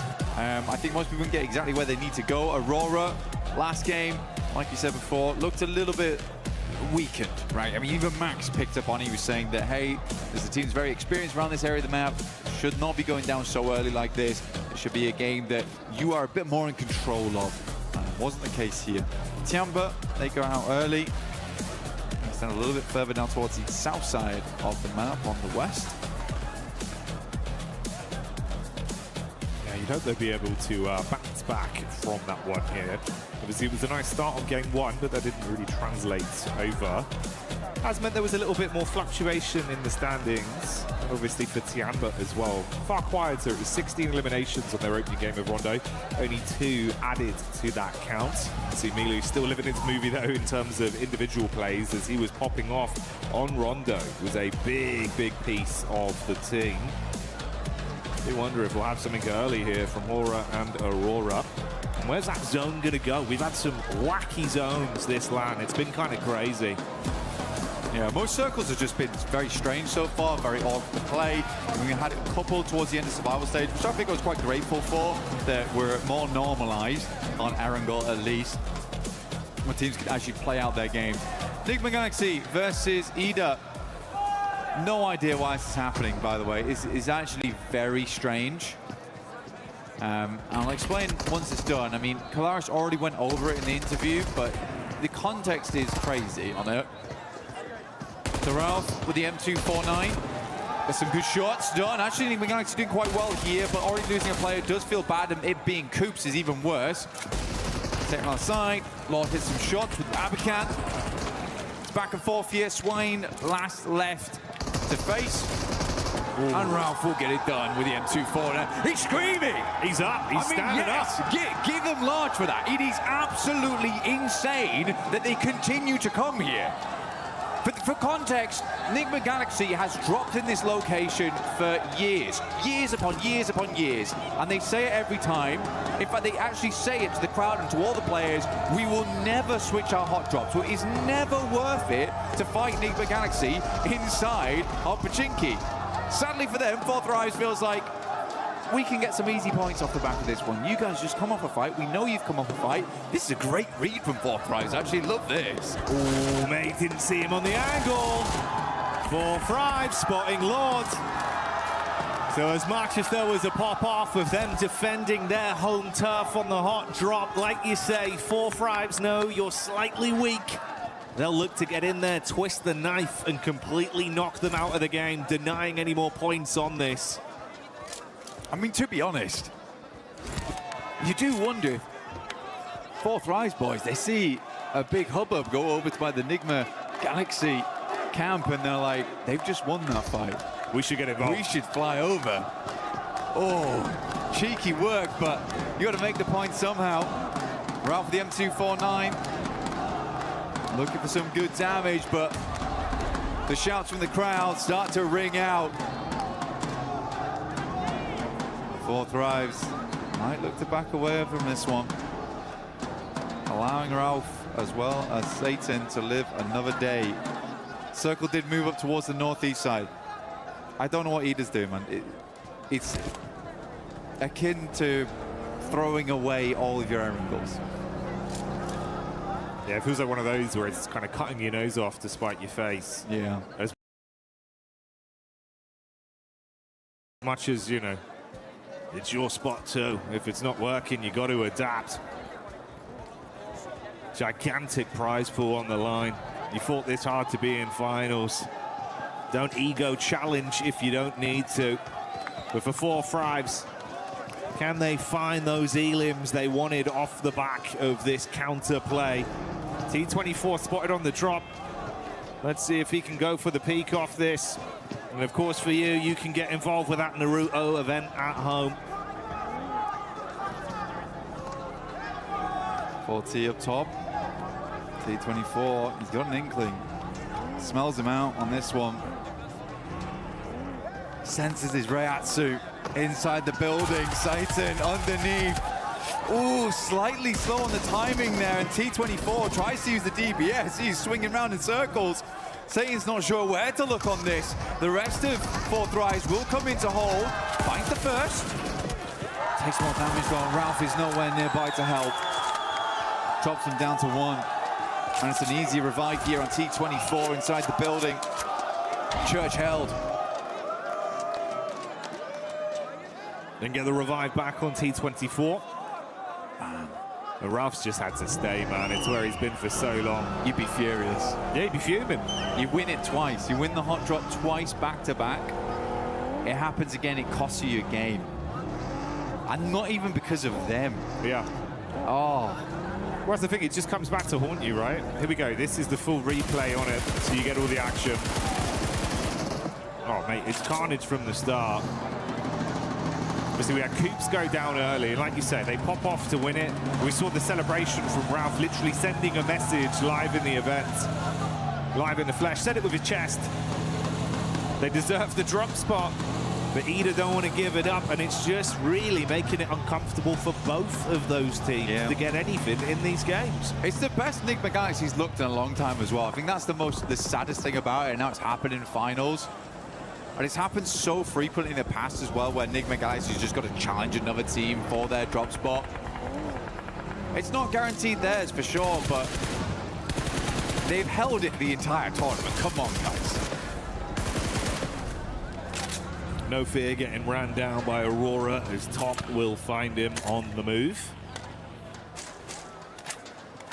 4-5s did peace out, going slightly deeper into the zone to do a bit of loot, and obviously wasting a decent amount of time on that as well for the Elim. They were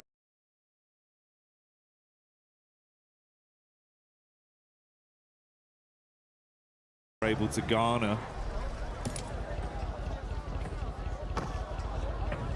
Vitality down towards the southwest, started in Kameshki style, but this time we're seeing him over towards Gatka, but they grabbed themselves the loot truck. Fiend as much as they can.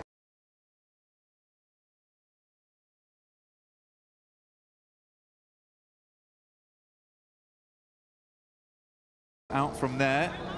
Circle up towards that north side, split between the lake. Yasnaya on the south side, on School, as well as Severny, shooting range area.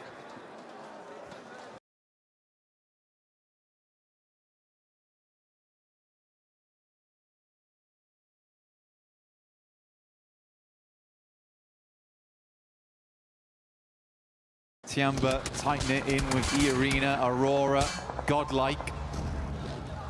Salme currently holding down the gas station, pops up tire.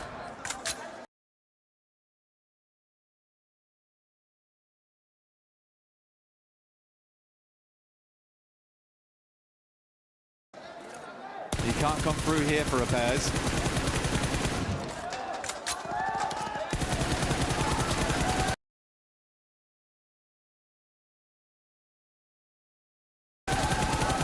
Bullets though.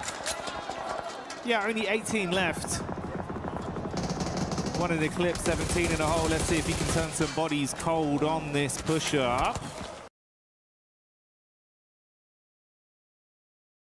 Top gonna drop down back behind the car. So Nice. Aurora taking a fair bit of damage. More reserve taps now. Got to find himself some ammo to play with. Switch it out to the Tommy just to keep the pressure on them. Suppressive fire. Spraying it through, cutting the grass, but not quite finding the shots over towards the players. POV on rotation. Getting themselves into a fair place so far. Mormon keeping it going.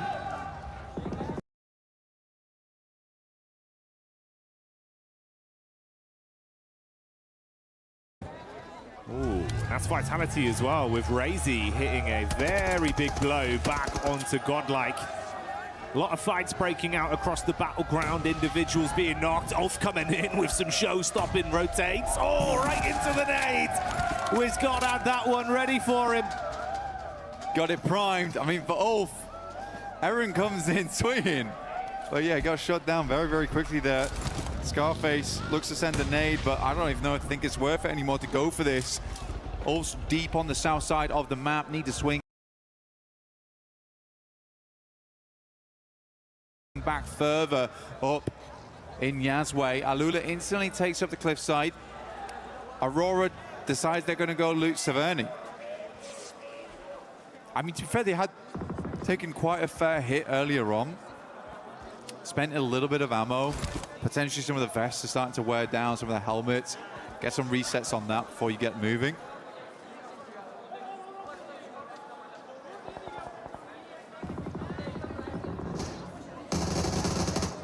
TIANBA tackling against the Vitality Killer Bees once more. And it's Milu that's already showing that consistent form. Putting himself up to 10 elims on the day, I believe, then after that. Nice start for the first 3 games. Milu keeping it a little bit quiet, though. Now playing a little bit of a split on this one. They've got Eagle a little bit further forward, perched up. Over towards Aura. Very much slowing down now at the halfway portion, Jackie. Trying to maintain some of that lead because some teams have struck out in a big way. I mean, NIGMA Galaxy absolutely 30 points right now. AURORA at 26. They were able to earn 3 after that last game. In the first, I think they got 23 on that one. So last game was a bit of a dud.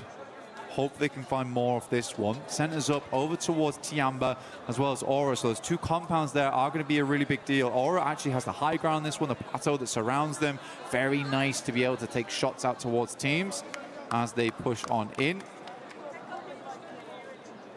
Sadly, ALULA's much more high ground spot gets pulled off. So you're going to have to move over towards that western side. Yasser pulled away. I like this move from 4 Thrives, though, Jackie. This is good. 4 Thrives still looking pretty nice in some of the encounters we've seen individually. Another roster we know that could be very explosive. Let's see if they can bring the boom on this one straight up towards the setup from ALULA. Quick on top. Got a pump action in the back pocket ready for it if they can close the gap. Bit of overwatch from R3B on the top side with Claws relatively close to assist. Fast reactions onto the position of Falag, but the shot's not connecting. Falag taking a little bit of damage here, down to half. Claws as a nade, though. It's not the craziest of sends on this one. Good bounce on it, actually.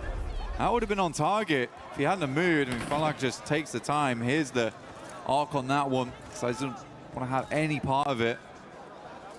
Tough circle, though, man. Very, very tough circle. The majority of the center is taken up by that water. I actually do really like S2G's position. They're playing over towards those compounds that sit just a little bit east over towards the lake itself. Oh, sorry, the cliff face. You got flashed down towards those compounds, but S2G currently playing on that rocky outcrop on the northern side, just holding out teams on the south here. TIANBA's actually even going to crunch in towards that little bank.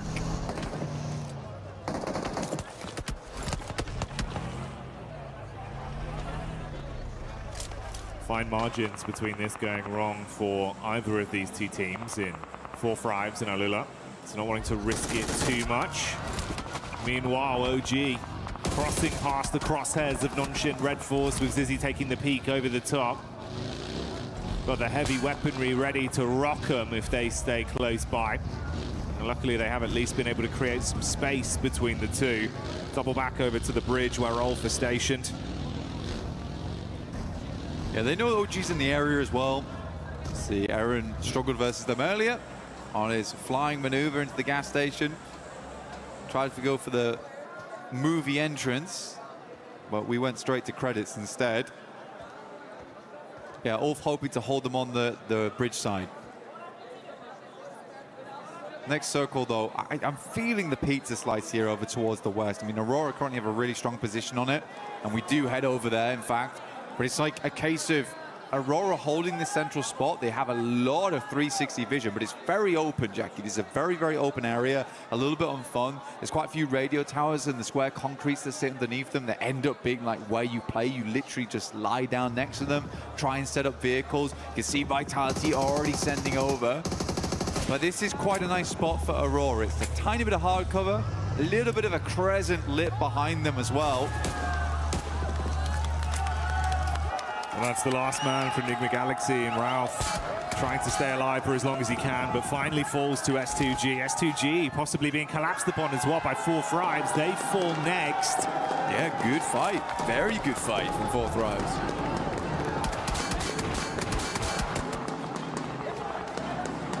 S2G tried to jump the gun there, Jackie, and ran straight into titanium wall.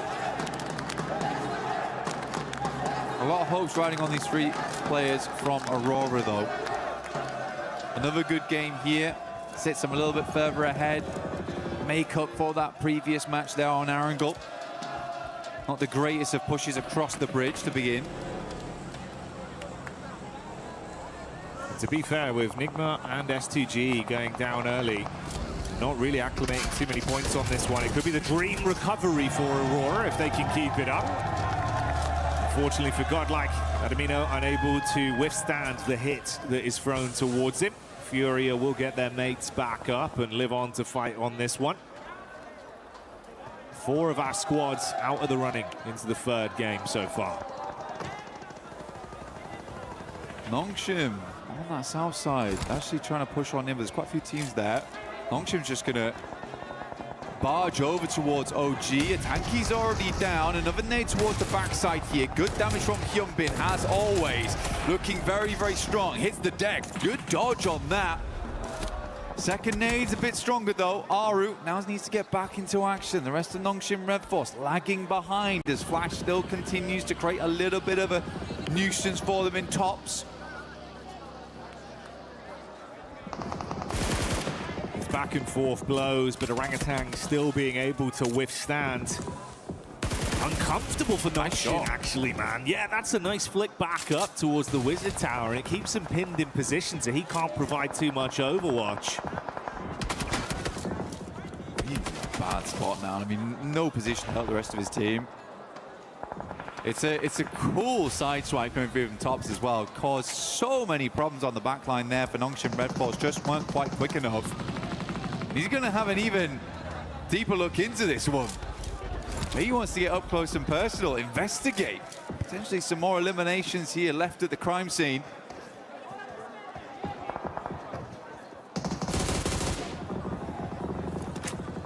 He's still trying to get an angle on this.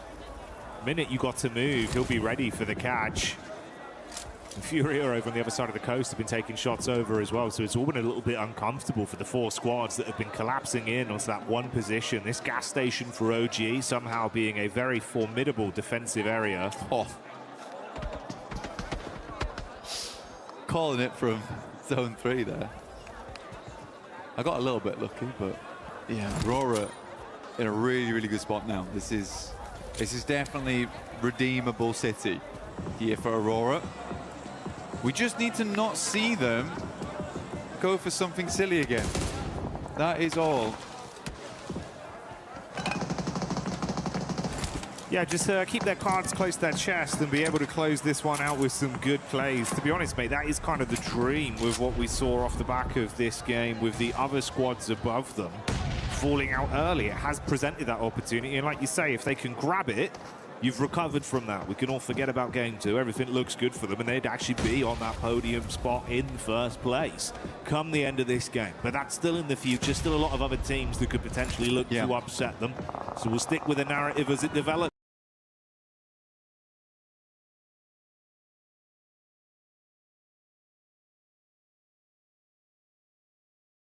This is their position right now. 4 Thrives going in against the arena. Doc looking to decimate some damage out, and he does hit nice. Good shot onto Falak. A little bit more they can do here. I like that though. Good smoke. Oh, it was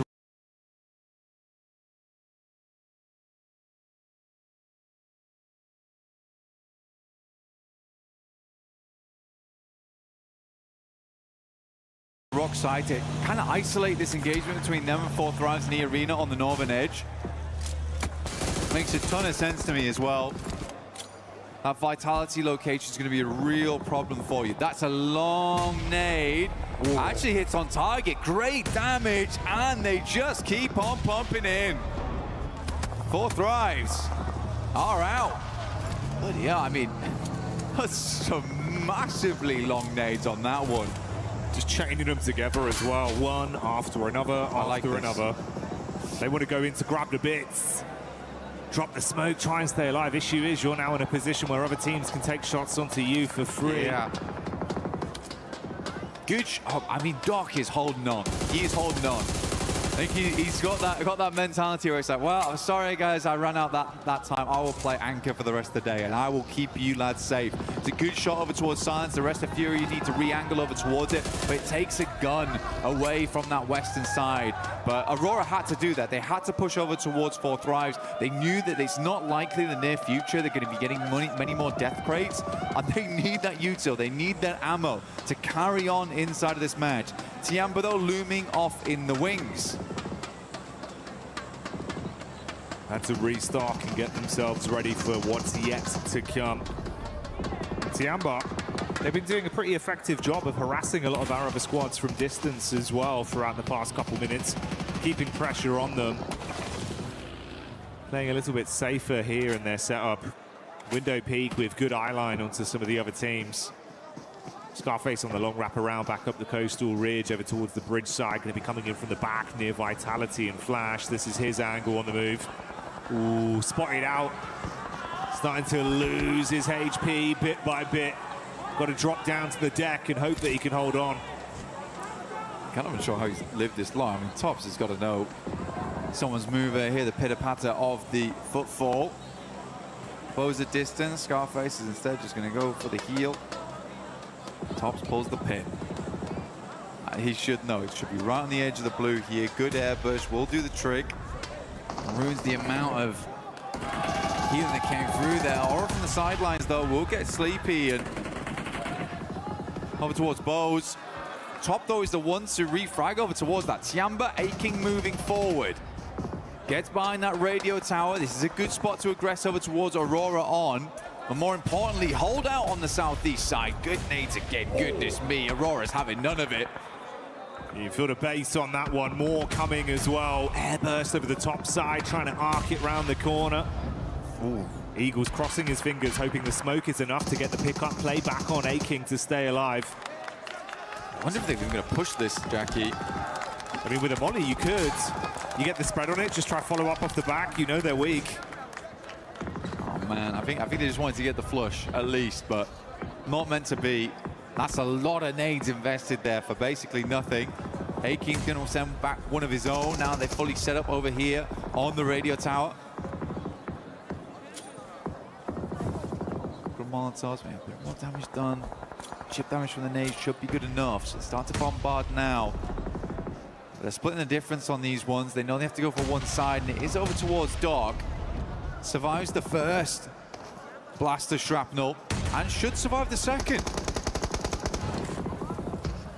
So many nades though. And Doc, although the shrapnel hits him in the face, he takes that peek and shuts one player down once again.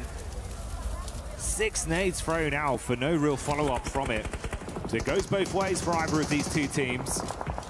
Top with the instant adjustment back over onto EARENA. No, he's being collapsed upon from 2 sides between this team. Shreps now. Get the res on of EARENA. EARENA, you know, actually haven't been too bad. I think for the points they currently have, it's 19, but they've been consistently up towards at least the top 8 every game.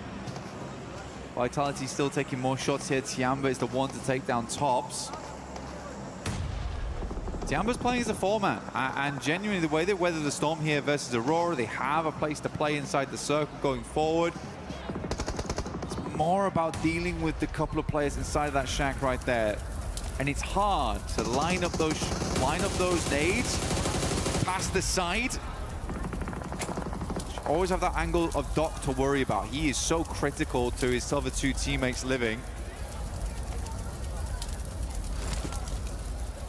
Schweppes with a bit of a forward scout play in the buggy, reading onto it. QZZ was knocked towards the backside.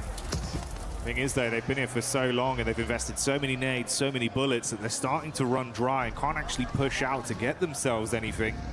Availability of crates becoming an all-time premium. The longer this goes on, the worse it gets for TIANBA. Yeah, they needed a break, honestly, and that break was going to come in, be able to get those shots, get those nades over towards Aurora. EARENA making a massive swing.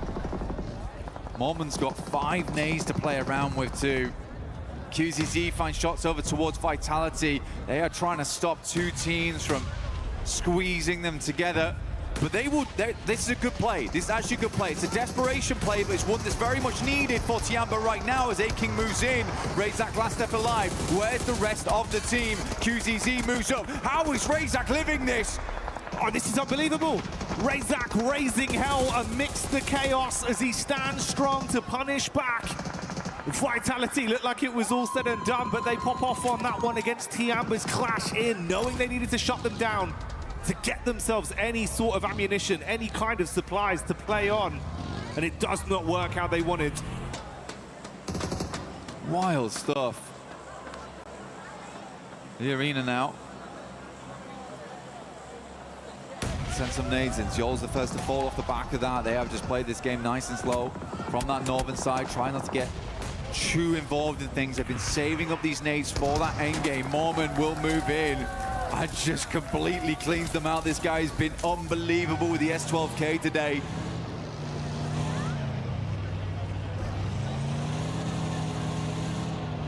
Finishes off the stragglers. Slowly but surely, the team's exit stage left and the final fight begins to have itself set up. FURIA coming back in with some of that firepower we had seen prior. Good damage onto EARENA. It's Tony Cade that's knocked behind the hard cover. Joker looks to wrap over to see if he can save his mate and put them back into an equal situation. 3 versus 4 right now. Schweppes warding off ALULA. Igor's Mormon still coming out strong. He wants more on the game, and they are delivering. Igor's down, big player on the squad. Now it's time for the likes of ALULA as well as Chief to stand up tall. EARENA, they saved all their potential up for that late game, though. We saw how much ammo they still had more, how many smokes they still had remaining. His team basically played this one out for the chicken dinner. For EARENA, it's sort of not worth it unless they get the chicken dinner on this one. The amount they saved up, 5 nades still in the hand of Schweppes. Getting a second place is nice though, but yeah, it's this open ground, disgusting to work with. FURIA is lining up for a big old bombardment from EARENA in the near future though.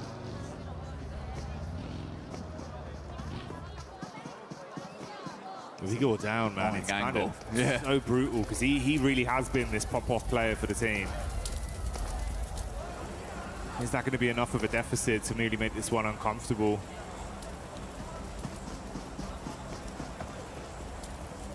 Igor, he's just providing all the information back all the time. Chief moves up over towards the loot crate. The nade has to be invested.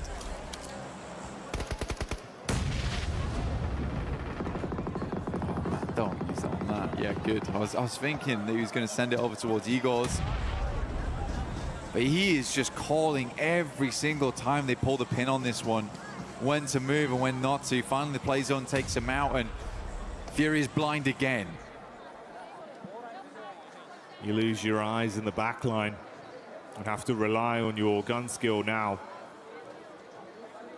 A standoff between these two teams with open space in front of them, waiting to be crunched forth. Silence with the big guns in the back line, ready to spray. A lot of nades invested, dashing them in towards the middle here. I mean, they're mega blind. I mean, they can't have moved that far. Unless Igor's giving back the worst information in the world, but... Yeah, I mean, for FURIA, I think there's a little bit of scaredness of that front line being aggressed upon. Schweppes pulls the nades. We are playing battleships right now. Grenade to E5. You missed by a mile. Just dashing them out. He's gone wide, man. Start a forest fire out in this field of Erangel right now. Be the best opportunity for them. That one actually hits. He's having to drive into it, though. Okay. Assist. I mean, I think we could just wait on these nades. There's plenty of time to wait on this one. EARENA can play off the back of the tree in the near future. Ayala's just going to swing round, right? Not how I expected the first domino to fall, but that's ALULA going in and opening things up with an advantage for EARENA. This is PMWC here at EWC. Some There's been an end game. It has been an end game. Igor's confused everyone. Silence now. Trying to be as quiet as possible. Decent Molotovs, these ones, actually. Trying to catch them on the rotate out. MG3 could make all the difference. Joker's about to send this nade back into the blue. A little bit of a pre-fire. Problem is, the info goes both ways. Silence got a good read of what angle they're actually playing from now. Oof. He actually did. Oh, okay. Chief with a peek up. There you go. Follow up off the back of it. Let's see if they can deal some damage. Silence peeks up. Warning shots out. Low on health. Got about half left to play with. Runs in towards the trees. Got the shotty in his hands now. Yeah, all right. It's all kicking off here. They're going to be able to find it through in the end. EARENA do clutch on. A bit of a topsy-turvy one, but a chicken dinner they'll still be proud of. You'd hope so, wouldn't you, really?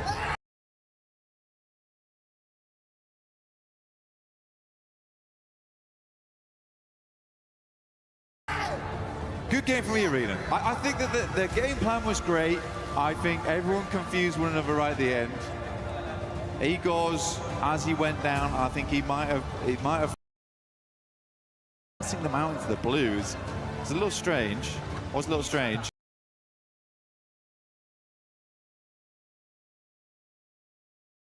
And you're right.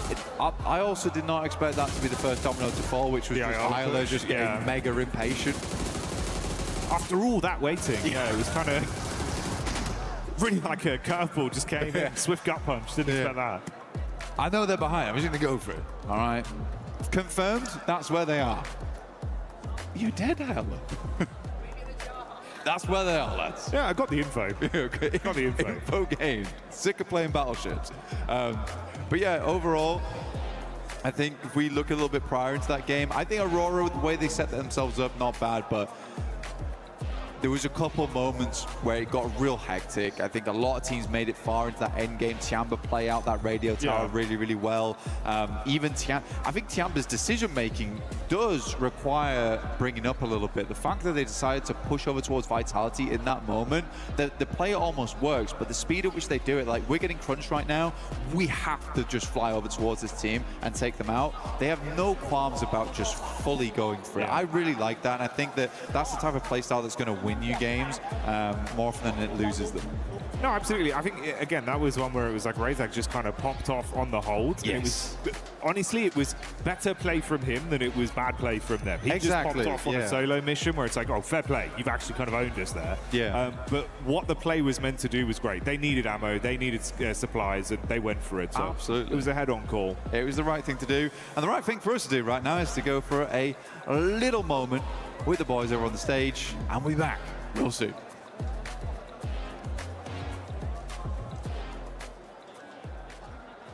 Bowers here at PMWC 26, joined by John Allen, Kalaris and Neptura, and we're playing a round of Hot Drop Darts. Ooh, we're going to be getting stuck into the board, hopefully. Maybe not for some. Some are having a bit of trouble during practice, but we're going to be taking some shots at the board. The person with the least score is going to have to give their hot take, so let's jump into it. You guys, I think you two have to go first. I think we get Nep up there first. Let's get Nep's in a prime position for this. I feel like I'm in the danger zone, but let's see. Get ready to dodge. Oh, it's your best one. Yeah, that's it's on the board. All right, Very much. shuffle up. Thursday. And Kalaris up to the bat. Oh, okay, all right. Okay. This is good. This is good. There you go, James. There you go. Shuffle in. Thank you. Don't hit me, please. Oh, it's a 17. Currently, Nep's in last with 6. No way. Oh, a double 17. It's a triple 17. It's a triple one, I don't know. That means Neptura is last. Are you serious? Yeah, what's your hot take, Neptura? My hot take is that the Uzi is a bad weapon and shouldn't be played. There you go. That's it. Wait. This one was Neptura. That one was mine. In the bullseye. No, it's in 25. Yeah. Oh. It's you. Well, she's already done a hot take now, so. Wait. You did that on purpose. No, I didn't do anything. All right, here. Go on. John starting us off. Let's see. Oh, hey. A 5. It's Not in. bad. That's all that matters, really. It's on the board. Here we go. I haven't missed. Kalaris now. Forearm strength. It's good. It's good. Ooh. That could be a treble. That's nice. Get out of the danger zone. The splash zone's coming for you, KO. Good maths. Whoa. Oh, that's a triple. Okay. Triple three. God. All right, here you go, mate. Take this. I'm pretty sure it's currently the lowest. Wait, no, it's not. I'm John's on a the 5. lowest. Yes, John's the lowest. Or is that a 2? It's a 5, I think. It's a 5. Oh, and that's a 2. That is a 2. I've been saved by the upside down It's version true. of my own Jackie, number. it's your turn. There you go. Okay, hot take. Dino Park and Vikendi, infinitely better than Rondo. I miss it. Bring it back. Oh, okay. All right, considering I actually lost the first round, I should probably do a hot take because I cheated you out of it. I'm so sorry. TIANBA will not win PMWC despite looking really good. I feel like I've got to follow in with a hot take as well. Oh, okay. I feel like over-reliance on ARs, nonsense. I want DMRs in, give the players a little bit more expression in the secondary slot, you know? Those submachine guns, something else popping in. Give a little bit more individuality. That's what I want to see. I like it. Don't give me this, Mike. You know what I want? I want all of your opinions from the viewers at home. You in the chat. Tell us what you think. Let us know right here, right now. What are your controversial takes?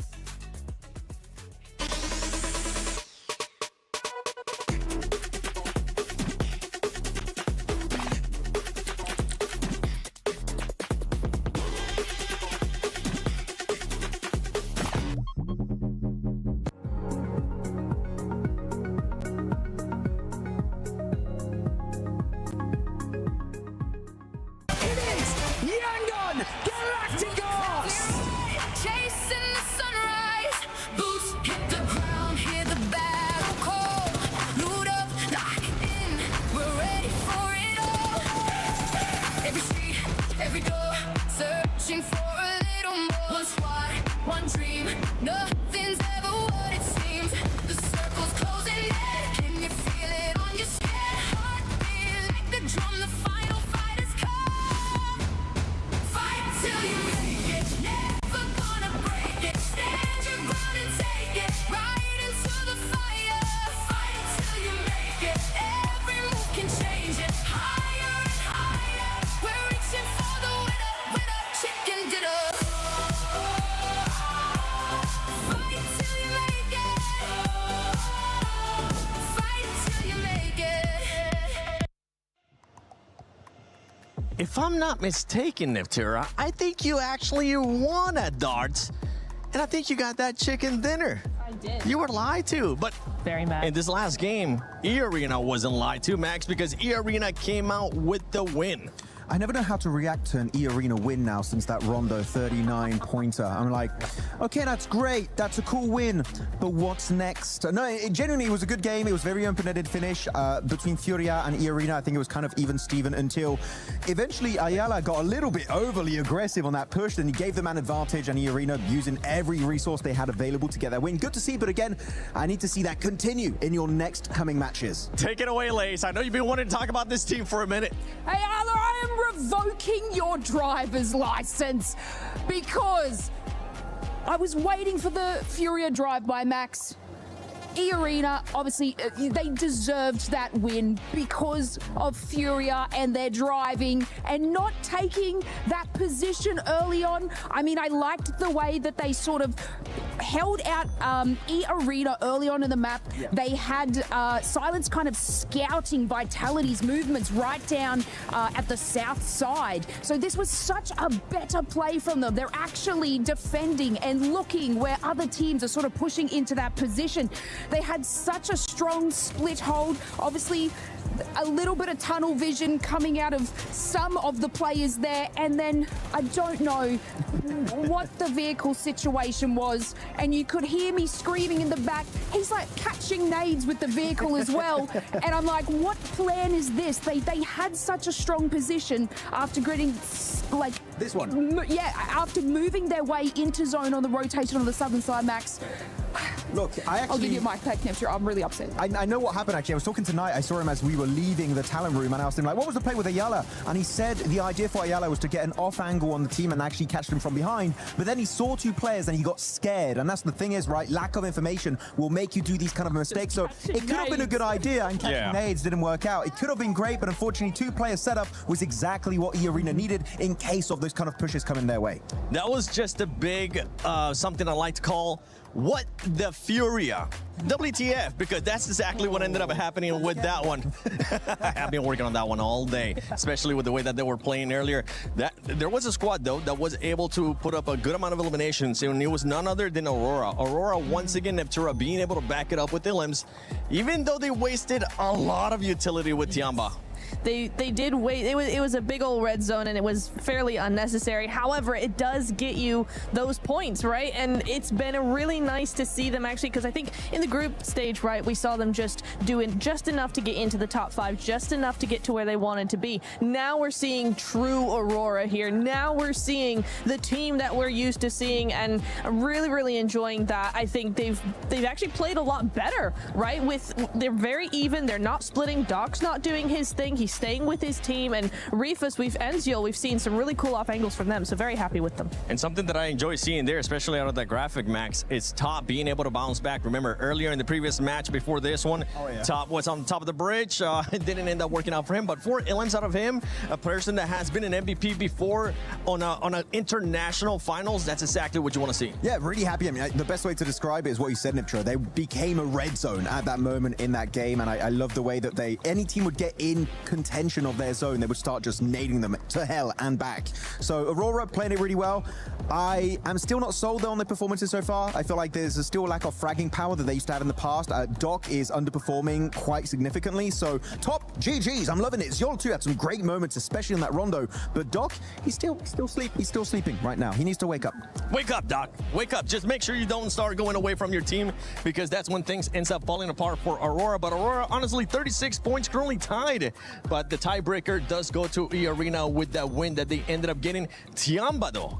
TIANBA right now, the aggressiveness that we've been seeing out of this team, if you want to give the mic to Lace, they're currently putting up those numbers, Lace, because 27 eliminations for that squad and only 4 placement points.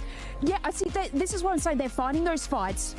They're gathering those eliminations, finding a nice power play position, but then unfortunately losing it, which is where we see the decline in placement points. But obviously this is still a really good trend for them, especially coming out of survivals into this sort of scenario, and to have that amount of points and that sort of trajectory is incredibly good for them.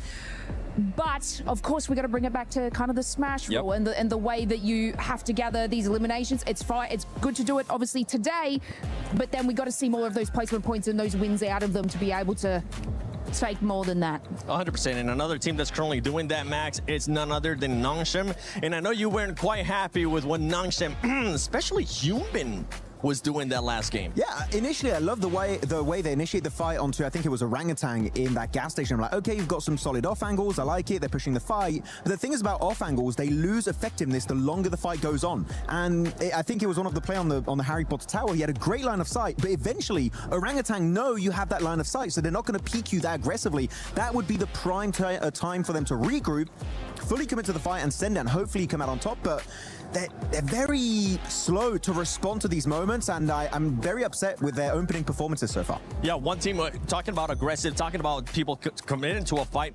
We saw NIGMA Galaxy and Ida finally commit to the hot drop, and if I'm being completely honest, I don't want to see it. I don't care about it. Leave that ego to some other time, because right now it's going to be hurting those two teams. Yeah, it is, and we did see Fourth Thrives take advantage of what's been going on there, right? Just dropping in on them, trying to get a few limbs, and then move back to their position. They were trying to punish that as much as possible, just because it's kind of silly. In the finals, maybe day one you kind of get away with it, but keep on doing it, it's not going to work out. Fourth Thrives knew that, and you know, they might not be the only team to take advantage of that. If the playing path's a little funny, if that keeps happening, other teams might just third party that. Yeah, they will end up third partying that. We saw there towards the bottom of the leaderboard as well. Godlike, OG currently not being able to put up those numbers. Those are two teams that are looking to bounce back, but right now we are halfway through that mark. Lace, any team that has surprised you so far? I would just like to say that, like, I'm very proud of you, Furia. You know, I know I was a little bit mad in that situation, and I was surprised about you in the first couple of games, and I just want to make it note that that was a much better performance. But still, I'm taking your driver's license away. That was a good performance. Next time you ever take my mic, Lace, this big old chicken is going to be hitting your head once again. But as we're getting ready here for match 4, let's send it over to none other than Barney and Luti. Luti. Yeah. You know how last week we were talking about how to win PMWC? Oh, yeah, the big secret I told everyone. You gave everyone some incredible insight. For Yeah, those of indeed. you at home that were listening. Teams were listening as well. Aurora Gaming, TIANBA, Doing good. EARENA. They're playing very well at the moment. Indeed. But let's like break it down into the finer details. Oh, it's Okay, pleasure, yeah. I want to ask you a little bit more. Okay, so like, what's the best map to like capitalize on points? I mean, there is different teams with different play styles, so it depends. Okay. Yeah, that's fair. Okay, it depends, yeah. How about like vehicles for like late rotations, getting into a good position? What's the best vehicle to use? The horse, the buggy, and so different maps, so it depends. It depends. Yeah, as well, yeah. Okay, sure. Yeah. Utility, okay, so like end of game, you know, smokes, nades, you know, medical packs, bandages. What's the best thing to have in your arsenal? I mean, depending your situation with the cycle, so I will answer, it depends. It depends. Yeah. Okay. Luti. It's not that easy, you know? Luti. What's the best gun in the game? I mean, let me guess. It depends. Sacre bleu. No, Barney. Everyone knows it's a P90. Not depends. Okay, back to you, casters. I hope you're ready. It depends. And yeah, he's right. The P90 is where it's at. But we are here live in the finals, getting ready for the last 3 matches. Absolutely. We have got a great day unfolding before us. We've had some real step-ups from a lot of teams coming on through, some great rotations, some insertions, some side swipes into those zones. That S2G hovercraft double roll-up, that was looking pretty, but we're going to be sending ourselves once again over to Erangel to find ourselves one more chicken dinner. Let's see who's gonna get it. Yeah, I mean, this is it, the last Erangel of the day, and it's time to put up some serious points. I mean, we're still super early in this tournament, but we're already starting to see some teams, right, make some things happen. I was able to talk to one player in particular as we were getting into this game. I happened to see S-Power from Godlike. You know, the hair is hard to miss. I went up to the man and said, hey, you know what, give me 3 words before we get into this next match. And he said, the domination begins. Ooh, using a whole word on the. That is bold. That's the sort of confidence that you want to see coming through. For Godlike, they do want to try and push a little bit further up those tables, try and get in the competition for those top spots. Of course, having only seen 3 matches, we are still in a fairly uncertain situation, in a state of flux when it comes to those tables. Obviously, some performances standing out more than others, but it's definitely still achievable because of the fact that we have got an 18-match set, right? We've been playing so far on 12-match sets time and time again, but moving over to that expanded 3-day approach, that 18 set, that's where consistency really comes into play. So it's teams that are able to earn 6, 7, 8 points on those games that are going to be the teams that will take those top spots, those podium positions. Yeah, you're exactly right. I mean, it's all about putting up as many points as you can early on, and consistency is going to be the king here at the end of the day. I mean, we saw in the group stage, right, EARENA, 39 points in one single game, and they weren't even able to make it. I mean, straight to the finals. They had to deal with the survival stage, and let's be honest, I mean, luckily we're able to get here, right? So, I mean, but they're crushing it now. They did a great job in that last game, right? And so they're off to a strong start. Let's just see if they're able to keep that pedal to the metal. Aurora starting off strong is really good because historically, they've always taken a long time, right, to really get warmed up. But for them to put some points on the board early just goes to show that come finals time, they're adjusting their strategies and it's working out for them. Maybe able to finally claim a title spot, you know, that's what they're going to be looking for. Plenty of other teams looking to do so as well. I know there's plenty of fans in the crowd for FURIA who are there, really giving them their backing, which has been nice to see. Hopefully they can keep up the pace towards the top side as well. But yeah, I mean, there is so much on the line. That trophy, a threat to so many, but a promise to only one of our teams. Man, man, one of the sickest trophies you could put on your shelf. I love every single year I see it. I'm like, oh, you gotta get one. And this is what these teams have been hunting for. They've been working all year long to get here. And we can tell the teams that have prepped, and it's every single one of them. It's wild to see all these names, and the level of competition has never been so even, in my opinion, right? I mean, there is squads all across the board. They get a good couple zones, good couple situations. They're not messing around. They're going to take full advantage of it here. You talked about FURIA, right? I think it's only a matter of time before we see them get a chicken dinner. We got to see some keys a little earlier. We saw that Team Vitality key, TIANBA, 2 monster squads as well. So it's just really about that consistently, like you talked about. But you know what? We're in the final Erangel of the day, John. One thing that stands out to me, without a shadow of a doubt, is Pachinki, right? What is going on there? That last game has to mean that something's got to switch up, right? It has to. Something definitely has to change. For me, I feel like NIGMA Galaxy, they kind of, well, certainly we know how consistently Ralph will just sacrifice tournaments to hold on to Pachinki. So for me, I'm just unsure as to why Ida made the decision to stick to that drop spot.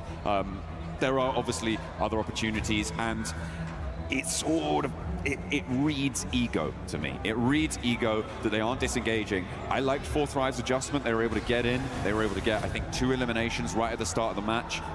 Really, really nice stuff from that very peer position that they normally drop around. They were able to move on up. They exploited that situation. But I think that the second good decision that Fourth Rive's made in that scenario was not to hunt down Ralph, right? Because he's a solo. He's hiding in a corner. You don't know exactly where he is. You disengage. You don't go hunting, because a solo in a corner in Pachinki, you could lose a player to that very, very easily. So I liked their withdrawal there coming on through. The other side of a hot drop in Pachinki that is a massive factor, certainly for later into the mid and later game, is the fact that in a hot drop, you don't get that loot truck, and you can't get it double either, which means that it went over to Vitality during that last match. It goes over to other teams who just sit on that northwest side. It's also an incredibly clear indicator that a hot drop is happening to a team out there, so they can grab that one and send on in to maybe pick up the pieces. Yeah, let's take a look at some of the highlights here before we get started, as these teams are going to get locked and loaded here in just a second here, folks. But yeah, you know, when we go back to that hot drop, it's wild to see. I've been kind of watching these two teams talk to each other all along here in Paris. And I'd see, you know, NIGMA Galaxy players walk by IDA players and kind of have some exchanging of words. And I was hoping they would kind of get this settled before the finals, because I think it's just a devastating loss for this to continue here for both of them. And in the last game, it showed, just like, because guess what? Fourth Rives. They came to party right after. They were like, oh, you know what? There's a silly fight happening in Pachinki. We'll take those eliminations, and they got some of them, right? So I think now that you have Fourth Rives, especially now on the hunt for this, it's got to make, you know, Ida and NIGMA Galaxy have to start second thinking, I think, some things. But at the end of the day, like you said it, you know, for those of you guys that don't know Ralph's true name, it's Ralph Pachinki Sanchez Montero III. Okay. Pachinki is in the name, all right? And he will refuse to let it go. And I mean, they've dominated it, right? We saw them be able to take out Ida, but now that you have Fourth Rives coming into play, it's got to make you second guess things. I mean, I'm pretty sure that dropping in Pachinki is in Ralph's will somewhere. Yeah. For when he eventually, hopefully, in the very far future. But if he keeps dropping in Pachinki in-game, he's certainly not going to have a long life expectancy. Aurora Gaming able to do the business, but we are going to head to a quick video whilst we get this lobby ready to rock for our last Pachinki today.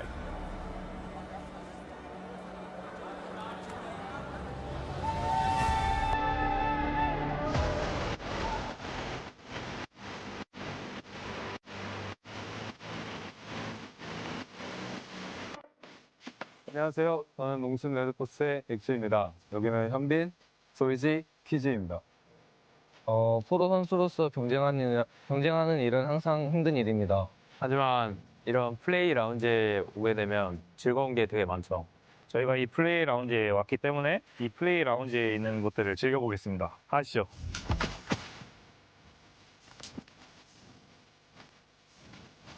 이 공간은 협력 공간입니다. 내일 측과 소통하거나 협력해야 될 일이 있으면 이곳에서 해결하실 수 있습니다. EWC 공간에 있는 한 공간 중인 탁구장이 있는데 저희가 한번 재밌게 해보도록 하겠습니다. 오! 빵이네 완전. 어이씨 뭐야? 여기는 여러 가지 즐길 것이 있는데요. 저희가 한번 다 체험해 보도록 하겠습니다.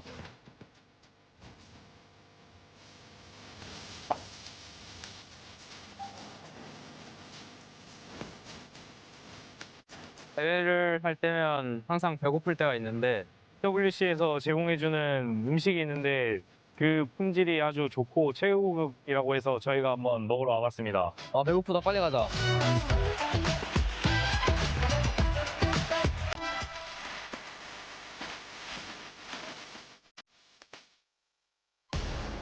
Welcome back to the Hot Drop Watch here as we await the fate of Pachinki.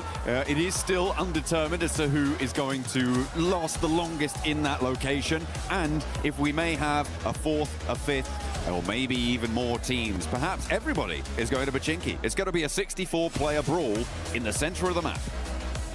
You know what?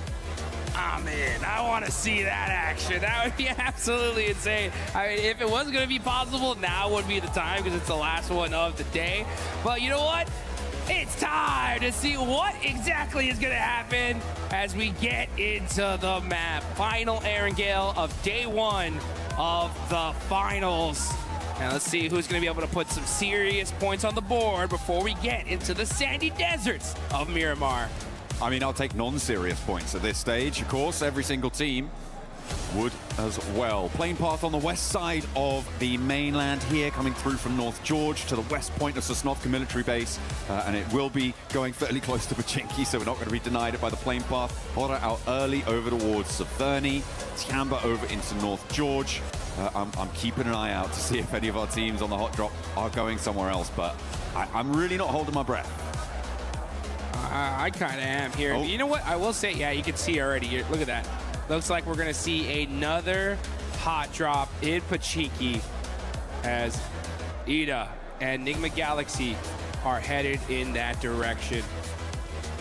Uh-oh. Very, very interesting. I will say, though, we got to give massive props to NIGMA Galaxy for being so high up on the leaderboards, considering that they've been dealing with this all day long here. I mean, they're in 4th place, 30 points. That's pretty insane. Sure, I mean, they were able to take a chicken dinner towards the start of the day, right? So they do have a little bit of a foundation to try and do this with, but they could be so much further ahead without this situation. It looks like we're not going to see a 4th Thrives flex out. Instead, S2G are the closest by on the southwest side. NONGSHIM REDFORCE, who have yet to touch the floor off their parachute, could potentially also flex in from the southeast side, but I feel like S2G are the most likely right now to cause problems for Ida. NIGMA Galaxy on the north side of Pachinki, they're split right now, but you can see Rita on that off angle could be quite important. Ralph, seems like they know he's in this building, but the nade won't connect.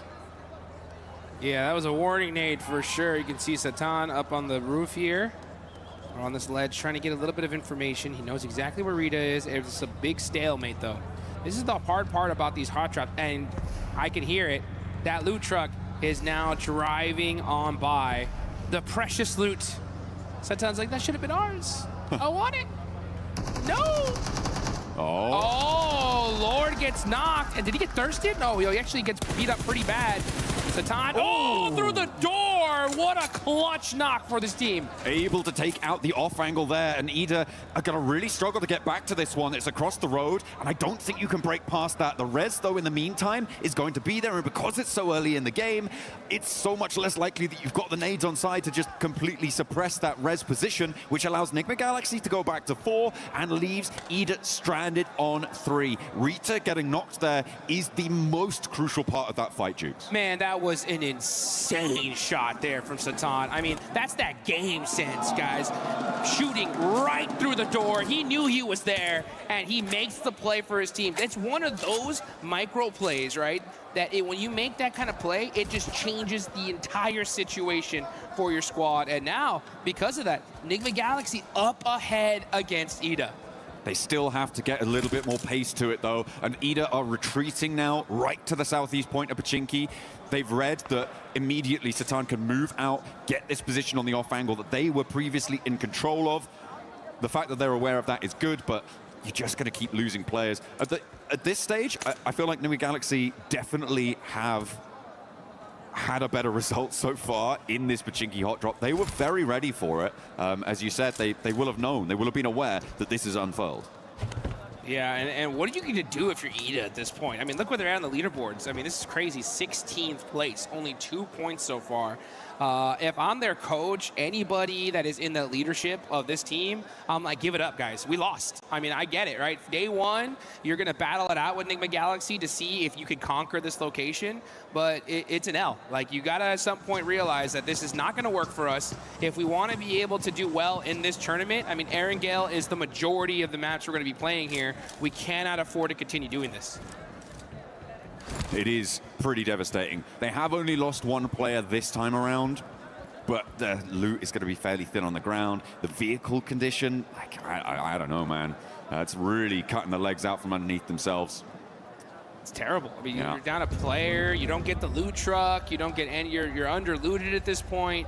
I mean, it's just a loss overall. And where they stand on the leaderboards is a pure reflection of that. So. Yeah, you know, I always say that when it comes to these kind of hot drops or these situations in general, I really do think these need to be settled in rehearsals, you know, in the pre-matches where it's like, hey, you know what, guys? Have a little handshake agreement. We're going to drop in Pochinki this game. Whoever wins it gets it, you know? Fair enough. Yeah, well, I don't think that would ever happen. But, yeah, I mean, I kind of understand. It is a question, right, that is rooted in a lot more, I think, subjective opinion for a lot of people. Sure. Because you have that question of, if we give up our drop spot, are we just going to be easily pushed around in the future, right? Like, are you trying to do that sort of thing? I mean, it's like negotiating contracts, negotiating business there. It is one strategy is to just be like, okay, we'll go somewhere else. We'll go somewhere else. But you can hold your nerve. And if you guys want to be the best, then you guys need to hold your nerve, and you can look good doing it using the Naruto skins here. Make sure you're heading into game, get that character set, get that Ninetales Fury AUG skin, get that one developing as well, because you can get some variations on that bad boy. Yeah, you want to be maxing that bad boy out and looking real good. As you know, TIANBA's been looking really good today. They're in 4th place, 31 points. Milu, man, the way he started off that Rondo match was just crazy. Wild. I mean, this man has been performing all tournament long for his squad. He had, for sure, right, the play of the tournament. That 1v4 earlier in the group stage was so sick. Yeah. And then come finals time, the way he started out, they are looking really good. Absolutely. They are currently in 4th place right now. Looking to try and keep themselves within striking distance of that 1st place spot. Godlike would love to try and join them, but they are a little bit more destitute on that points front with only 8 towards the bottom of those tables. Another circle heading up towards the north side, split by that central river. A lot of open ground south of Severny being covered actually mostly by AURORA, who have a wide spread around the river, are causing a lot of problems. I'm interested to see how many teams look to head east of Yasnaya. FURIA likely going to do so. Could potentially see that from teams who are still on the military island, by the way, AURORA and ALULA. And maybe we'll see it from one of the 2 teams who are still in Pochinki too, because, well, it looks like EDA looking to push back in and re-engage. NIGMA Galaxy have been working the ground in the meantime, snaffling up all that loot and checking every corner. Or at least I hope they are. Yeah, they better be, that's for sure. I mean, you can definitely tell they're keeping their head on a swivel here. They got to know that EDA's around here somewhere. They're just clearing building by building with Satan on the other side, rocking a 3-1 split. Got to be careful, though. One day could be dangerous. Oh, the shots ring on out, and the knock onto Coops is huge. He's got another nade as well. Coops is in danger here. Ralph does need to get some healing done before he can go for that revive, but he should be okay to do it. You can't step forwards and go for the cross. And again, Satan is on that off angle. Just about misses Swain on the cross, but he should be able to call that one out. Should have spotted it. Lord is already cooking a nade. He knows he's in the building now. Launches it forwards and he takes it down. Beautiful communication. The plays from NIGMA Galaxy in Pachinki are just insane. How do they do these wild bounce back shots, nades that just turn the fight in their direction? This just goes to show you, when you know this side of the map like the back of your hand, it's gonna pay dividends. In the meantime, NONGSHIM REDFORCE and Fourth Rise are going head-to-head. And at the moment, it looks like Fourth Rise are in the driver's seat. This is out to the east side of Potato Hill, but they are grabbing a couple of flushes on board as well. As we keep going with this hot drop, though. Yeah, NONGSHIM REDFORCE, they're going to try and get out, just leave a solo survivor coming on through. And another knock goes on in. This is NIGMA Galaxy sweeping it under the rug. They're putting this hot drop to bed. It cannot come back tomorrow. It would be a terrible idea. I can't stress how difficult this is to do, right? To be able to deal with this hot drop so frequently and to just execute in this perfect fashion. I mean, not losing a single player, getting those four points early on is just insane. There was a hard north shift on the circle in the meantime. We are watching all of this hot drop unfold, but it is pushing teams now north very, very quickly, which is causing conflict around the crossings as Coops finds the final player on Ida. And down they go. All four players from NIGMA Galaxy are there, and no third party came on through as well. Now we're going to jump over towards the teams that are looking to put pressure on up towards the north side. We talked a little bit about NONGSHIM REDFORCE losing 3 of their players. Fourth Rise lost 1, but they did manage to get the 3 points for that fight. They are both still south of the river. Ulf, Orangutan now on this northern side of Roshok River, and trying to get their foothold to move in towards those shooting range hills, potentially over towards Saverny Way. Yeah, we've been really focused on that Pachinki fight for so long. This zone is all the way up to the north, like you mentioned. We already got FURIA up there in Saverny, EARENA over by shooting range right now, taking that Snake Hill position. And now we're gonna see a lot of these teams start make that rotation. AURORA Gaming, oh, the one rock! You gotta hit it for good luck. That's a map open right there. Guaranteed. 100% looking at the map. Yeah. No ways. I think we're gonna go here, guys. Oh, he's gonna go again? Oh, no. Okay, we're getting a little replay. This is on the Fourth Rise and NONGSHIM REDFORCE fight. They'd already lost T24, but the hold from Hazaifa, the angles that he was able to clock, it seems, pretty efficacious on the high ground there. Love to see it for Fourth Rise. AURORA on their crossing, run into Vitality. Looks like they may have run their last across these bridges. This western hold looking quite good for Vitality, who, for the time being, have been a little bit quieter, I think it's safe to say, than their group stage performances, but they're still very much there. They're still very much present. Well, certainly their presence is being felt by AURORA on this northwest side. Vitality. Oh, southern shift here, and a big southern shift. This actually might be really good for the side of NIGMA Galaxy, as they're going to be mushing in super late here. And are you kidding me? If this zone actually south shifts one more time to Roz, that would be devastating for this lobby. AURORA, I'm trying to figure out, what do you think they're doing here, right? They're over there by North George, splitting up, maybe trying to find some late loot. Well, I mean, they were being held out by Vitality, yeah, right? So you're right. They're just trying to take a turn around the town to maybe allow Vitality to disengage and then maybe re-engage later on, see what they can do with a little bit less pressure from the river crossing on that front. Team Flash over on the east side need to settle their score with ALULA to try and get towards the circle. And it is not looking pretty for ALULA. They lose a player.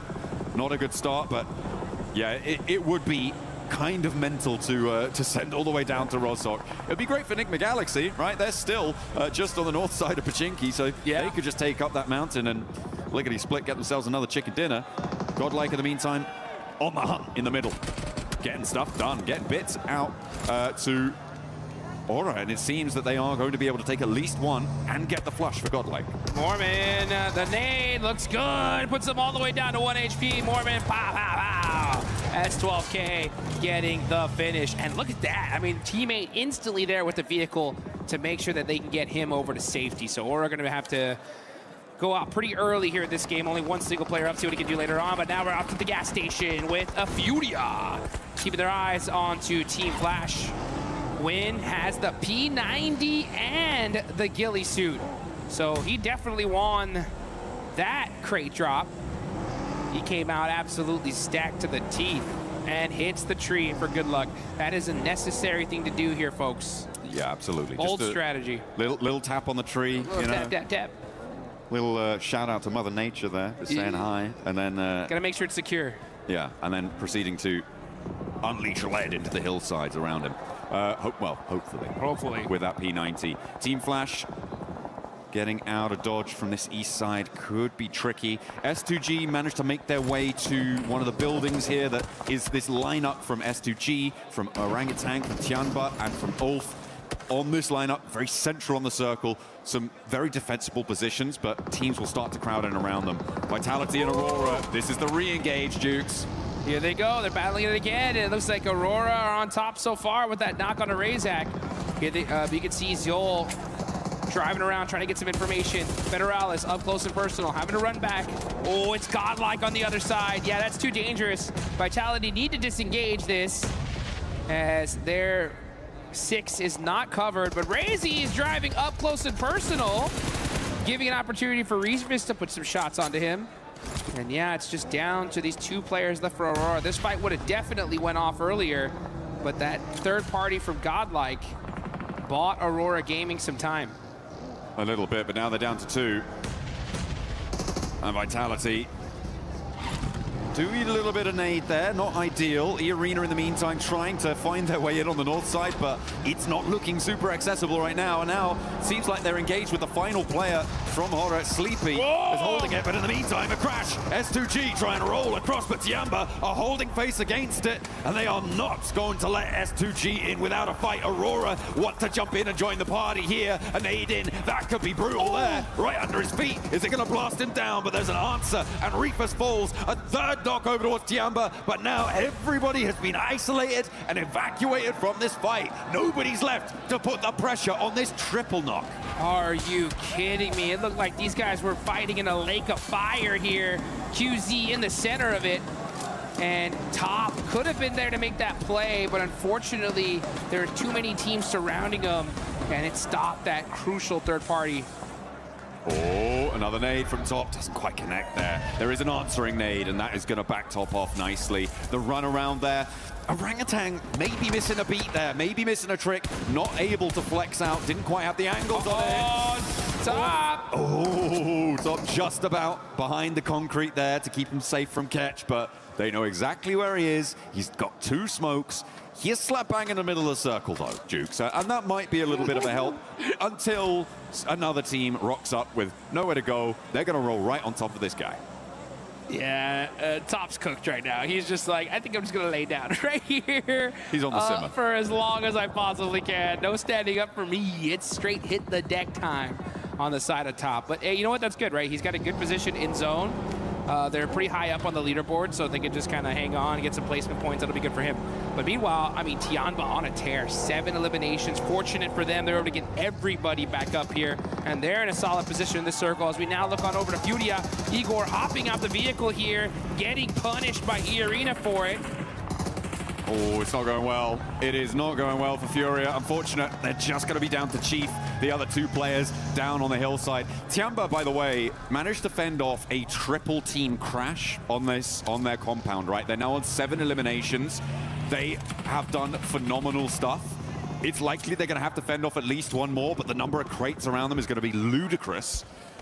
They're going to have to try and figure out exactly what they want to put in their backpacks as Flash try to find their way through, thread the needle, but EARENA are just going to roll it down. Mormon over the top, doesn't even need to ring the doorbell to open that door.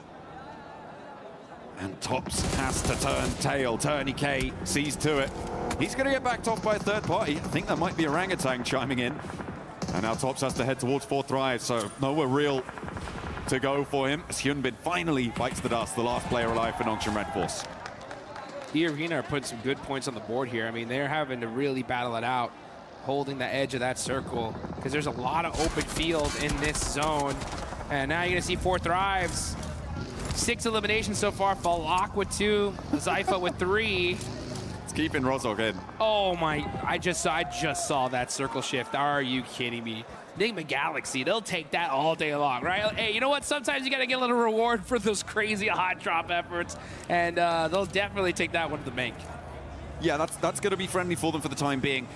For them, I feel like a good strategy is to start scouting the other side of the river now, though. I feel like you need to get someone in fast. The difficulty, of course, is that 4 thrives, and now Vitality is starting to move in, and they don't have an outpost there. Move over to the bridge, a little bit out of the zone. Yeah. I feel like somehow you've got to find a coastal position on that riverbank. And if you hold towards the warehouse, towards the triple stack, it's just going to be a bleed out for NIGMA Galaxy. The placements aren't really going to be enough. Yeah, I want a little bit more forward thinking there as Aurora lose their final player top. Could not stay in for too much longer. 4 thrives though, getting crashed on. Here they go, EARENA not messing around here, just full sending it, non-stop aggression from this team. And it's been paying off so far, and that's why you can see them on top. Orban hopping on out, trying to hit that flick shot onto Zypha. Zypha's really hurt here. Great teamwork though from EARENA, picking apart the likes of 4 thrives. Zypha has been so difficult to deal with, but EARENA the only team to be able to take him down, and it took at least 3 of them. Tourniquet goes down with him, but 10 eliminations now for EARENA.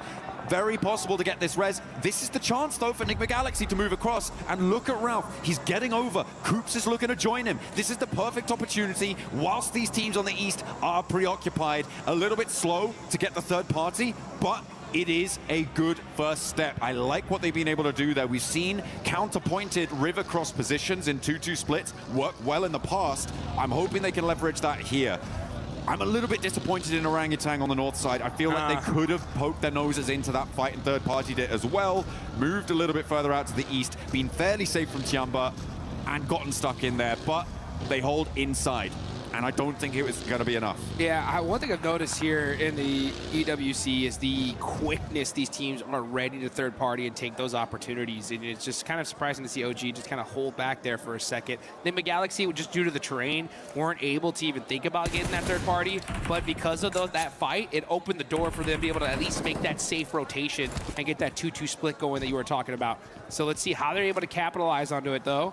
As now is the calm before the storm. We are in stage number 5. All these teams just planning it out, trying to figure out, okay, if the zone goes over here, we're going to have to make these plays. If the zone stays on us, then GG, baby. We just shoot at everything in sight. Yeah, we're going to get the next zone unveiling itself in the next 20 seconds or so. As Godlike try and keep their ridgeline in play. This is a replay of the roll-up. Okay, this is when EARENA crashed on towards 4 thrives. Falak. Yeah, went down very quickly there to Joker. Not much you can do about that. When the flying vehicle launches over the top, the bunny rabbits bound on into your sightlines. He wasn't ready for it, which is kind of unfortunate. Next circle, though, comes in Jukes, and it will head over to the west. So I think the Galaxy do have to get on the road. Ulf fairly happy in their compound, but Godlike are putting pressure on. Yeah, Godlike. Remember, as Power said, the domination starts now. Let's see if they can actually make that thing, though, as they got Ulf right behind them. They're super pinched, making it very difficult for them to make a play from their position. And now you can see Scarface getting up close and personal.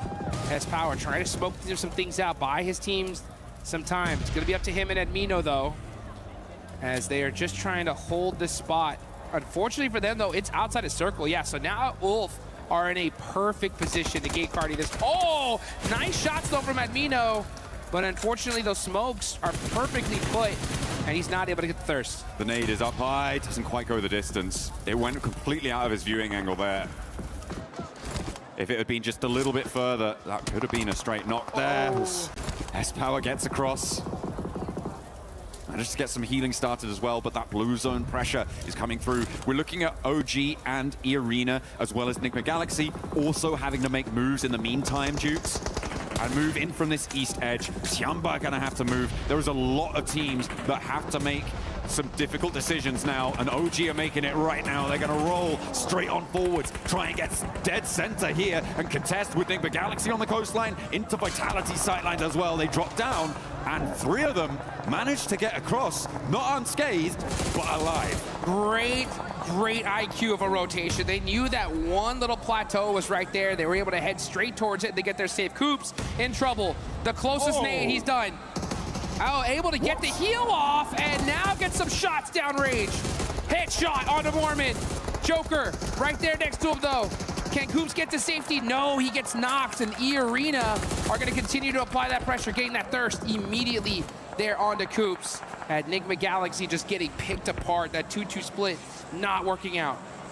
That was insane for Coops to be able to do so much damage on that angle. He really held Ralph in the game there, and are leaving NIGMA Galaxy on 3. Orangutan lost players on the center as well. They are now down to just 2 as EARENA make the same mad dash. The mad crash against TIANBA will not work out for them, and EARENA evaporated. EARENA evaporated, and they end up feeding the beast that is TIANBA. They did put some good points on the board for them, and I love to see that aggression.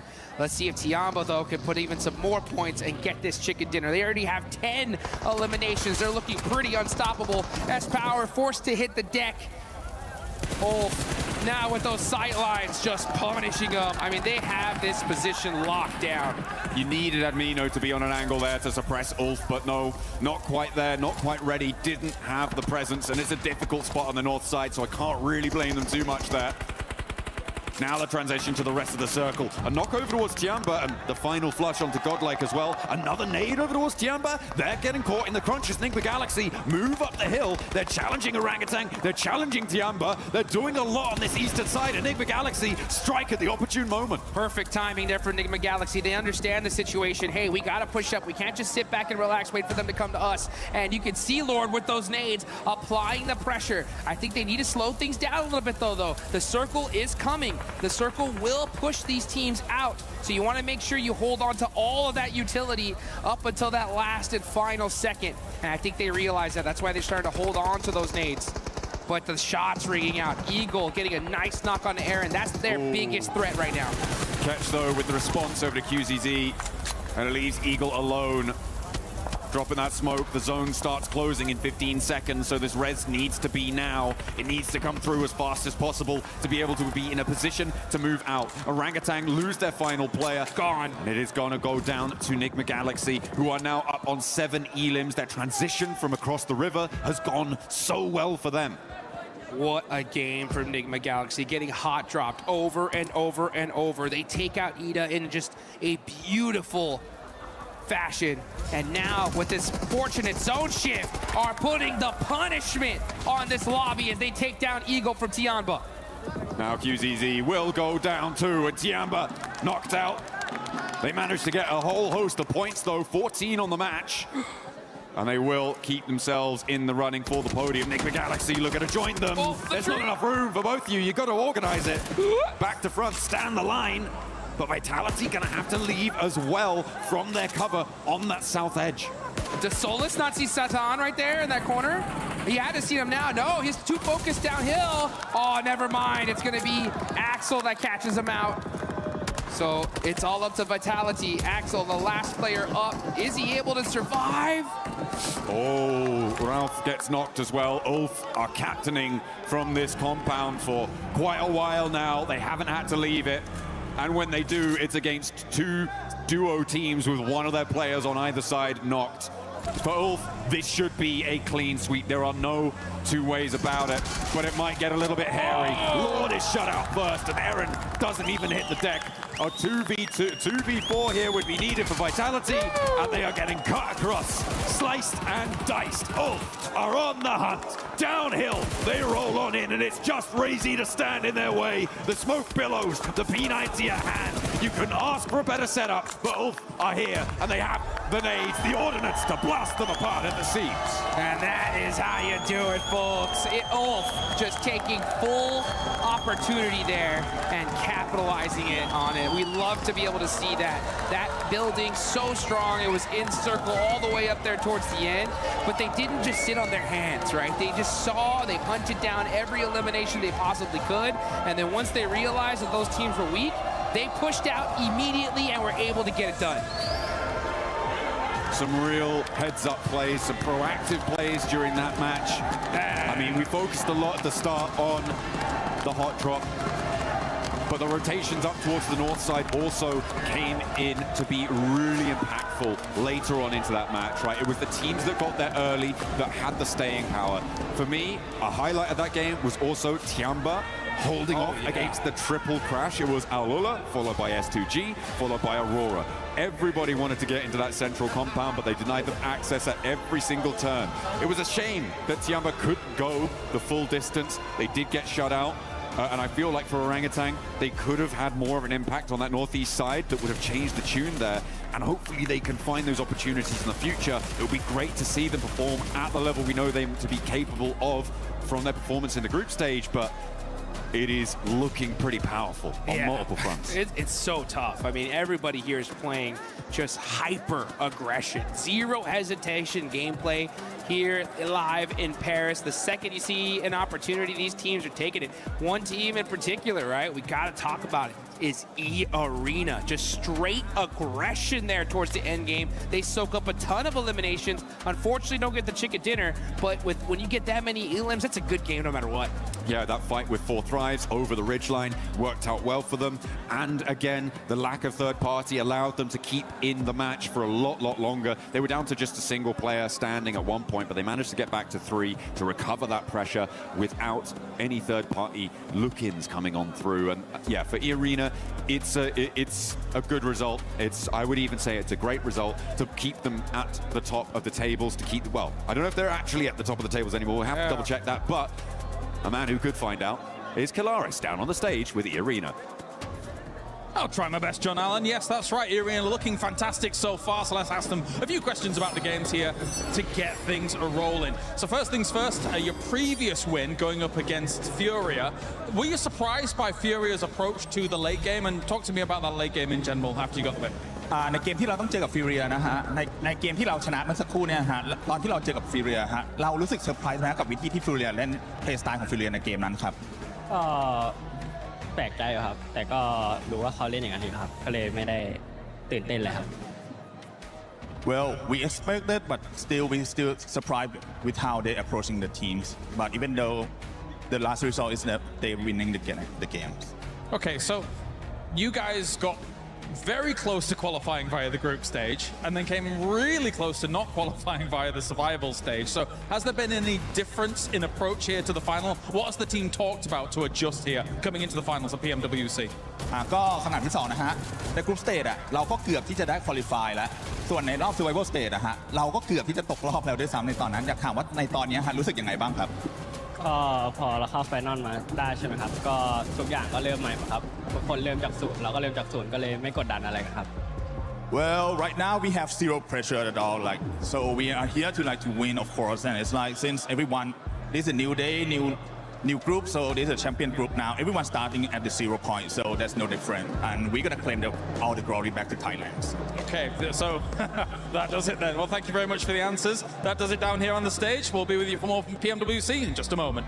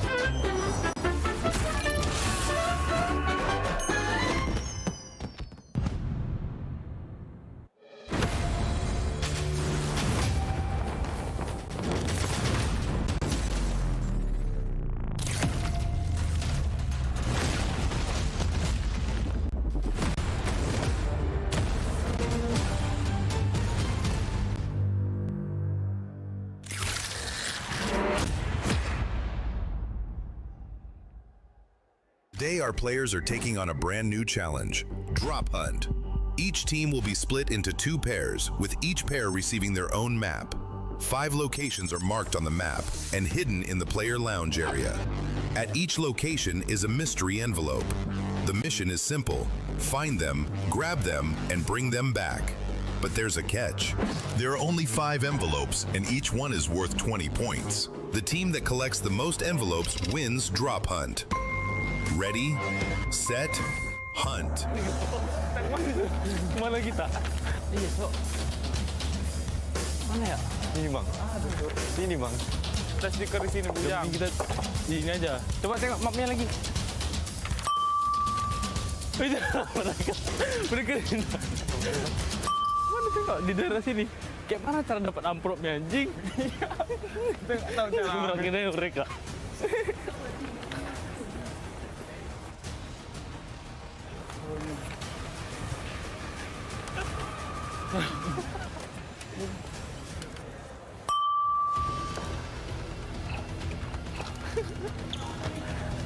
Ini kah? Mana si amplopnya? Pernah diambil harusnya. Lihat. Mana? Di sini. Viewing di situ, viewing. Viewing ini nggak sih? Mau kita serang aja gitu. Iya, serangin aja mereka, ayo. Woi, Rai.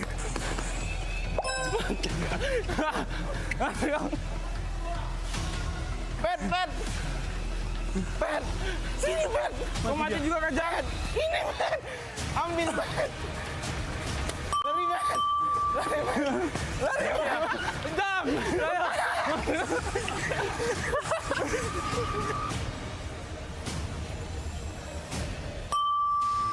Oh, yang ini. Mana dia? Ini, Mas. Oh, tren juga. Ambil. Gini. We have 3, they have 2. We lost. Yeah. Nangis dulu jangan nangis yang. Yeah, let's go.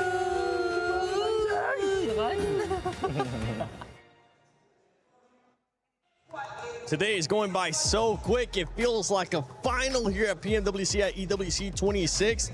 And these players are currently putting up the numbers. By the way, for everybody currently watching home, don't forget about the PMWC Lucky Spin that is currently in the game. Log into PUBG Mobile and get those PMWC skins. They are co-created with PvP creator, none other than Nana. You guys want to check them out, make sure you do so. The Alien Fusion Grossa looks absolutely stunning. On top of that, the Electron Energy set and the Proton Power set. Maxman has all of them, if I'm not mistaken, and I personally just want the Grossa.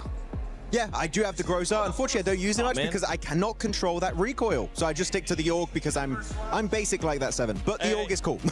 I'm with you, honestly. I won't be able to control the recoil, but I just want to see it. I want to see it glow, even if I'm able to get at least 1 elimination. One team that was able to glow in this last match, being able to keep all their 4 players alive, none other than Ulf, Natura. Oh, finally. You said it, right? We're finally getting a play where we actually have all of Ulf still around, still here to fight for the end game, to fight for that chicken dinner coming on through. Yeah, really nice to see. I mean, yes, they didn't have to contest it too much. They had 1 or 2 fights in the mid stage of the game, OG more notably, but then they were able to just hold their position, wait for the right time, and then once that time struck, Max, they were all over that final circle. Yeah, I mean, really able to get himself some good presence at the end, keeping 4 players alive, which is my biggest issue with them since PMGO Season 1 in Jakarta this year. And you know what? They're able to finally get it done. I told you, they're a slow starting team. We're getting to the finals. We're finally starting to see these more dominant finishes from Ulf. But second place, NIGMA Galaxy.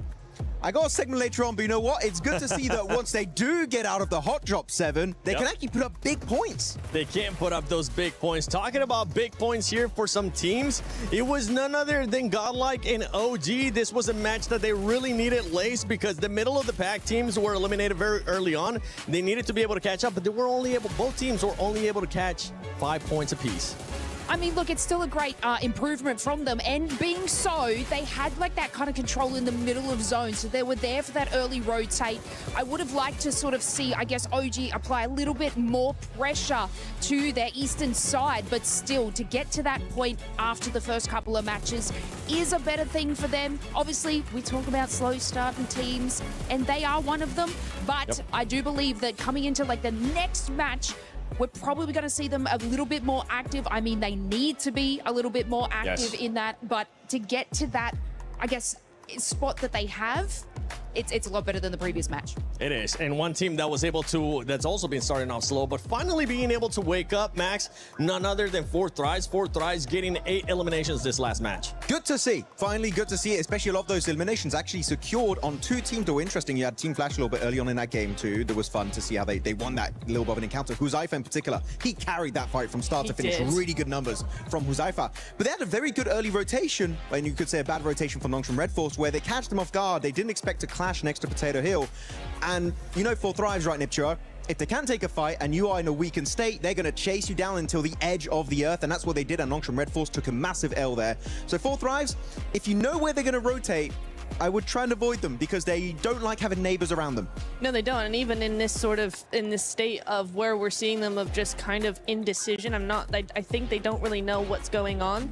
But it is nice to see that, yeah, they're still a threat even in this state. And it's just been really difficult for me to actually watch 4Thrives because I'm used to a very confident team that knows exactly what they're doing at all times. And I can tell that they're not sure what's wrong, why this isn't really happening. There's a little bit of the old spark there in this last game, but I think really it's just indecision. They're hesitating just too much. Didn't you say like something about T24 going out a lot early recently? Like that's been a big issue, right? Early. Yeah, and he's one of the big fraggers. He's really up and coming as a big fragger for the team. So for him to go out early, yes, Huzaifa is able to clutch, but you know, T24, they need a 4th player. They need somebody like him on that squad to just stay alive a little bit longer. Yeah, T24 was able to start slow during groups as well. Then he was able to pick it up.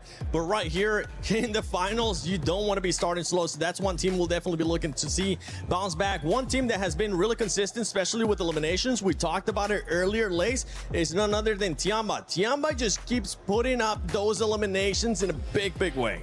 They absolutely have, and I also want to add into that, like, keeping up those sort of eliminations. It's also EARENA. Like, we sort of like look at these 2 powerhouse squads, and we're gonna have to get a mashup with these 2 teams because they are making it in those top 5 positions. They are clearing their space. They're grabbing the eliminations along the way. Even in a fight where I think it was NIGMA Galaxy could have pushed EARENA a lot earlier in their position, but for whatever reason, I'm sure Max will cover it, they didn't sort of get into that contention, but EARENA just kept making power plays for the spot that they want. TIANBA is also making those power plays to get the position that they want. And obviously early eliminations, especially in today, is what will capitalize you for going into tomorrow. So this steady, I guess, excel in eliminations has been awesome from both of these squads. Yeah, especially for EARENA, right? Remember what we saw of EARENA in day 1 of their Group B? They were able to get those 29 eliminations in Rondo, and then after that, they kind of just ended up dying off us. We're actually going to be looking at a comparison between Group Day 1 and also what they're doing here in the finals. And something that I want you to keep in mind is the placement that this team is currently being able to put up, being able to survive even longer, and the eliminations are even higher because they have been consistent with those eliminations. They have been very consistent. It's been back-to-back games of just really good placement, good strategy, good synergy with the team as well. They look fairly confident. The lobby is hard. I'm going to say that. It is a very difficult lobby, night and day from the group stage, from the survival stage, but they are handling it very well. I do want to say very quickly, what I loved about the fight with 4Thrives, right? That dip, the way they use the terrain, because there's a bit of a cliff area there. It's a dip, and then you got those 2 cliffs, and what actually they ended up using is they went off the cliff, back behind 4Thrives, and then used that terrain where they couldn't actually see to move around in front of them as well. So it gave the illusion that they were everywhere at once when really they weren't. And for a team that is slightly struggling like 4Thrives, that was just the death knell. So very well played by EA. Good knowledge of the terrain and great synergy overall. It was a magic trick almost. It was. It really was. Max, there is something that has been pretty much pissing us off when we talk about Erangel, and that is the hot drops that we're seeing between NIGMA Galaxy and none other than ETA. It's good for NIGMA Galaxy right now, but ETA is just, they're just squandering their hopes. Yeah, I mean, NIGMA Galaxy, you saw what it could do when they can actually get out of the hot drop, but here you go, Pachinki, NIGMA Galaxy dropping there since the 1990s at this point, and ETA going to be joining up on this one. And initially I was like, okay, ETA,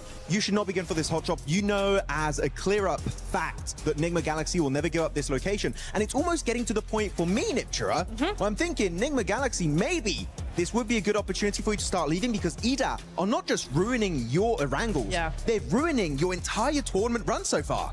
Yeah, it's really weird, right? Because for NIGMA Galaxy, it's like EDA is the newcomers. They need to get out. Clearly, it's not working for them. They have 2 points over the entire day. 1, 2, that's it.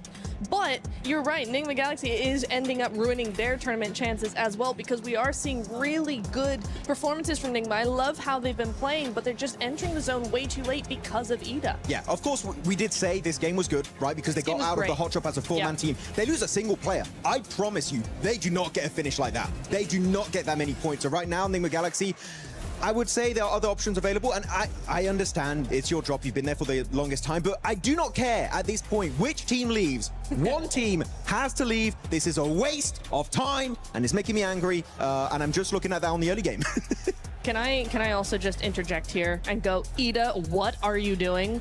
Because this is a team, remember, that got in through the group stage. They were second in their group. They had a fantastic second day. They won like 3 of the games. They were hyper aggressive. We know this is a team that can play very well, but they're wasting everything on a hot drop 3 times in a row. Yeah. Again, they have 2 points. You're not gonna win on 2 points. And teams are starting to notice this is such a waste of time. Like 4 Thrives, I think it was on one of the Erangels earlier, Niptura, they like just instantly third party it. And now teams are going around Pochinki waiting for the loot truck to come out, because they know no one is going to get that loot truck, because they're so focused on that clash between NIGMA Galaxy and EDA. Of course here, big respect, by the way, NIGMA Galaxy, the smokes and the way they started pushing these solo players, that was very well executed, but one mistake, one slight error, and you lose a player, and instantly your chances of a win dwindle to almost nothing. Well, we know exactly what happened when 4 Thrives joined the party, right? NIGMA Galaxy lost a couple of players, and then we didn't really see them in that game. They went out fairly early on. They had to full send. Game 1, they had to full send to the beach and just kind of stay there. There was no opportunity for them to get any points whatsoever. So, yeah, for NIGMA, this is bad on both sides. I'm mad at EDA for initiating this every single game, but NIGMA need to figure out how to adapt to this. Yeah, we'll have to figure out how to adapt to this. If I had to pick one team to stop hot dropping in Pochinki, it wouldn't be NIGMA, because NIGMA has been getting the better end of this, especially they showcased what they were able to do in the last match. They're getting the eliminations too, so NIGMA Galaxy, keep on doing your thing. If you're EDA, get the heck out of town. You need to find a different spot. But when we were talking about someone, you're gonna pretty much see here just the finish of this engagement between these squads. You know what, Max, Lace, who would you want to see just give up this hot drop between NIGMA and EDA? It's got to be EDA, right? Like it has to be. Like, they're not even getting any further into the late game. They should have just made the decision to sort of rotate from this position. I mean, you know, I was kind of touching on, I think, NIGMA Galaxy a little bit later into the zone, how they're making slow decisions. But again, this is slowing their decision. But EDA just, Look, by the way, look on the left side of your screen. While they're still in their looting stage, technically, right? So hot drop's a bit weird, it's a bit different. You have NONGSHIM REDFORCE fighting 4 Thrives on their first rotation after the looting stage. This is, look, even here, you have the fight, Orangutan fighting Ulf. Everything is happening in the game. Teams are not going to wait for you. And while that's happening, you're still in your initial drop location and you have no scouting done. The loot truck, you can see on the left side of your screen, he came back for round 2. Round 2, and the fight is still not done. What are we doing? It's okay, Max. This is Picado red buildings all over again. It's really annoying. It's Picado red buildings all over again, Max. I mean, we get so mad at that hot drop, and we still have the Miramars to go. So if either of you hot drop red building Picado, I am going to come over to your table, and I'm going to moonwalk. Be aggressive. Yes, I'm going to moonwalk. Look, okay. I'm going to hee-hee at you very aggressively. TLDR for the entire segment, we don't like it. End of story. Yeah. Unless you're NIGMA Galaxy. NIGMA Galaxy currently in 3rd place. You have EARENA right now in 1st place with 48 points. TIANBA continuing on those consistency of eliminations. This is the main story for TIANBA right now. 45 points, 37 coming from the elims. And if we start going down, we are seeing one team that has been going down as the day has been going on. And it's none other than AURORA, Max. Yeah, unfortunately, I still have not seen the comeback of Doc, right? I would even take the dockening at this point. I would be like, I want to see something come out of it. But yeah, they've definitely been slowing down quite significantly. Keep in mind, they've got 11 placement points, sure, but they got 2nd place on the first rondo. That's 6 placement points. After that, the rest of the day is only 5 placement points after 3 Erangels back to back to back. Quite disappointing, especially when it's just outside of Ferry Pier. I was expecting way more. They're slipping down, and especially when Ulf now, they just got a 4-man finish. You know, Ulf are going to be chasing for that podium spot?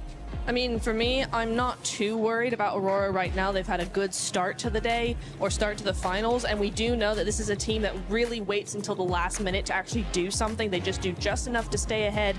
But the problem is when you're seeing teams like ULF, like Vitality, we haven't even seen Vitality at their best yet. You know, teams like this that are going to be coming up and gaining that momentum as the days go on, Aurora are going to get left behind pretty quickly. So you are worried or you're not worried? I'm on the fence as of right now. At the end of the day, I'll be a bit worried. Okay, because you say I'm not worried, and then you started sounding very worried to me. I'm not too worried. It started to sink in. She's like, oh, actually, this isn't looking too good. She just kept saying more teams, and I'm like, okay.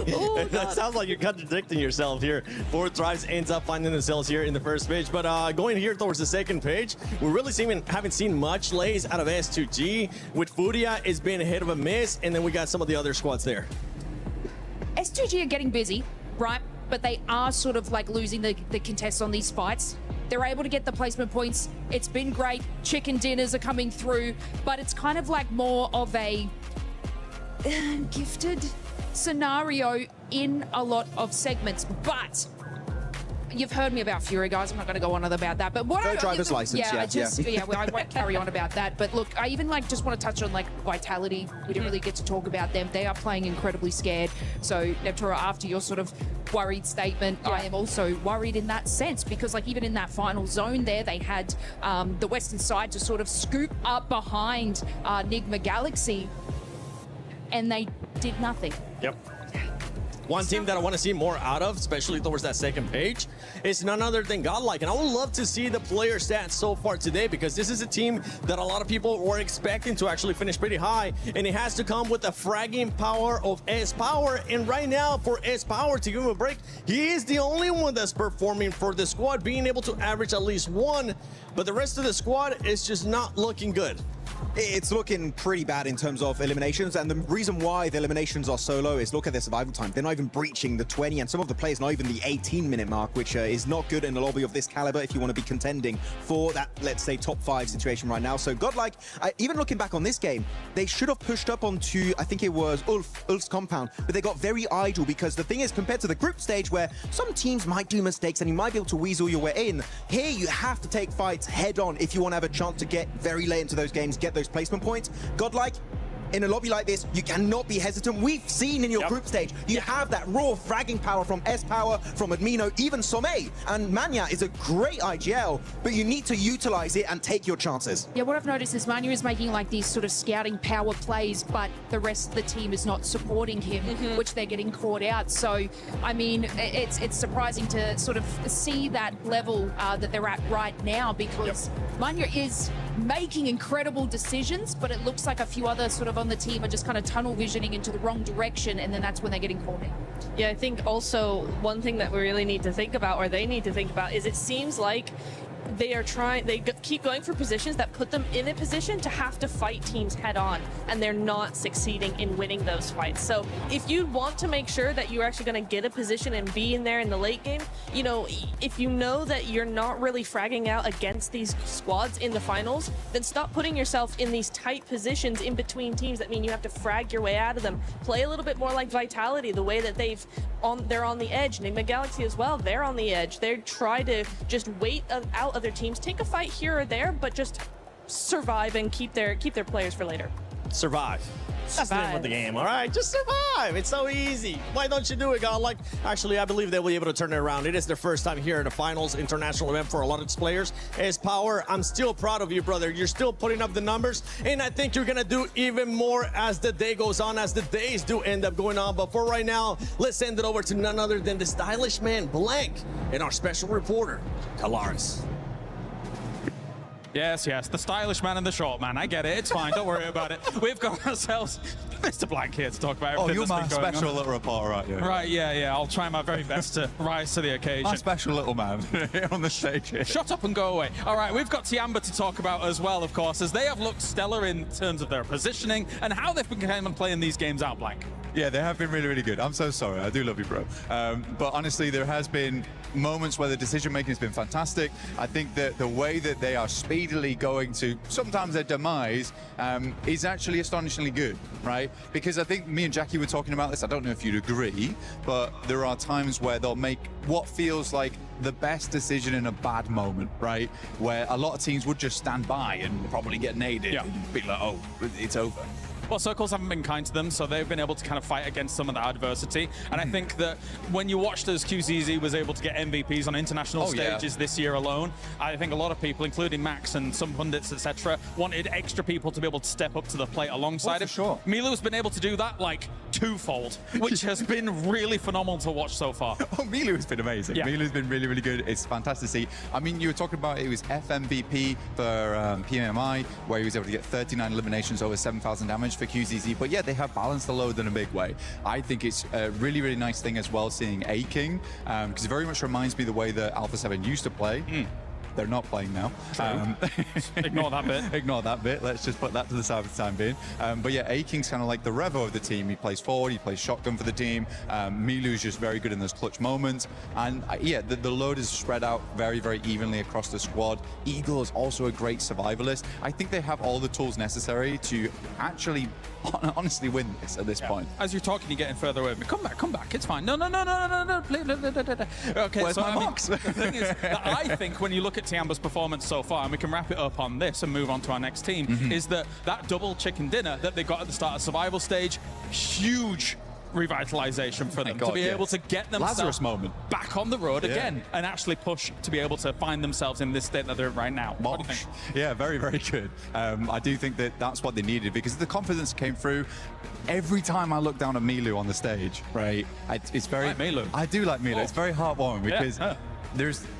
I like it when players are enjoying themselves, and Milu definitely enjoys himself. He's one of the smiliest guys I've seen. QZZ is a little bit more serious, I would say, other than the winning moments where, you know, he almost breaks his fingers on the high fives. That was funny. But I do think that for Milu, it's just nice to see a guy who's so good at the game, but also very much is passionate and enjoys his time in it. And he should be, because he's having an unreal run. All right, let's move on to another team then, as we have Ulf, who has looked, I would say, towards some of these latest moments, pretty good as well. Obviously, they qualified off the back of having that last game survival win, which was extremely important for their campaign as a whole. And they are one of the teams that a lot of people thought was going to be able to attain those top spots. Right now, their space control is looking good, especially in this last game. Yes, very much so. I mean, I'm one of those believers. I'm an Ulf believer. Everyone knows that. Everyone knows that Eren is one of my favorite players.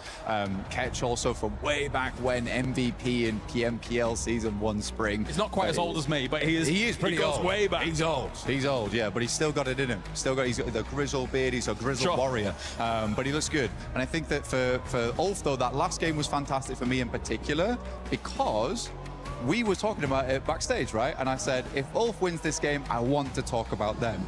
But it was nice for me to be in like stage 6 and really believe in Ulf to actually win the game that they should be winning if they make the necessary movements, which was to take out TIANBA and slowly corral the rest of the squad. So the fact that they did one, kind of a prideful moment for me, because I was like, get in, lads. This is fine. You've got it. And you liked your prediction. I did, yeah. Also, I was quite chuffed about myself. Yes, that is right. Okay, 50-50. Yeah, okay. Great job, lads. Great job, me. I think as well, you know, controlling that compound, it actually has great lines of sight on the south side. Any vulnerability normally comes from the north, which actually didn't really exist in that game due to the way the circles were shifting. So they had to turn all their attention to the east as the next main threat. And I think you're right. They prioritize those threats very well from a compound like that. So good stuff by Ulf so far. And let's turn our attention as well to EARENA, who has looked... It's funny because I'm a little bit conflicted by what EARENA's been putting up so far. Because even in this last game, I really appreciate the wide wraps that they're doing, but 4Thrive's had like almost zero opportunity to be able to react to the snowball coming down the hill and, you know, crushing them all. It was tough. It was tough. I mean, EARENA is just a strange team right now where I'm not sure if they're really good at the game or very lucky, which even they, I don't think, are very sure about this point in time. I remember a time when Schweppes, you know, was sweeping aside the competition.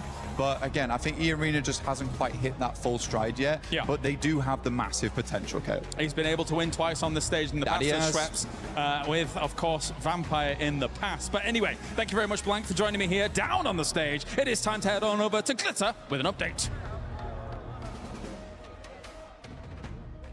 Rav, because there's a lot going on in chess today, and a lot of it is very CC heavy. So talk us through what's been going on. So currently the game going on behind us at the moment is Magnus Carlsen, the tournament favourite, playing for Team Liquid against Nihal Sarin for SAUL. Okay. So pretty big game, mainly for Team Liquid. You know, SAUL have popped up across a few games, but not really near the top of the leaderboard. So Team Liquid, I'm not going to pretend like they're near the top at the moment either, to be honest with you, because they're probably lower down than SAUL at the moment. But they're expected to get a win here this weekend, considering Magnus Carlsen being the chess player that he is. And he is up 2-0 at the moment as well. So even if he gets one more draw through the next 2 games, he'll be progressing to the semi-finals. Earlier today, we had the first quarterfinal, which was Denis Lazovic playing against the Na'Vi representative, and he managed to get a win. So that's huge for AGL as well, considering they're trying to keep the top of this leaderboard. They pretty much need to outperform Falcons, which in itself, you know, it sounds kind of doable, but then you realize they've got 2 players. One of them's already progressed through, and Ali Reza Farouja's kind of playing now and beating his opponent as well. Okay. So Hikaru Nakamura already through to the semi-finals, which lines up a Hikaru Nakamura versus Denis Lazovic, AGL versus Falcons in the semi-final. I mean, to be fair, Denis was trying to almost preempt the win. He was practicing putting the key into the trophy yesterday. So, you know, maybe that's a good omen? I mean, the thing is, he was literally putting his opponent's key that he'd beaten in the winning trophy.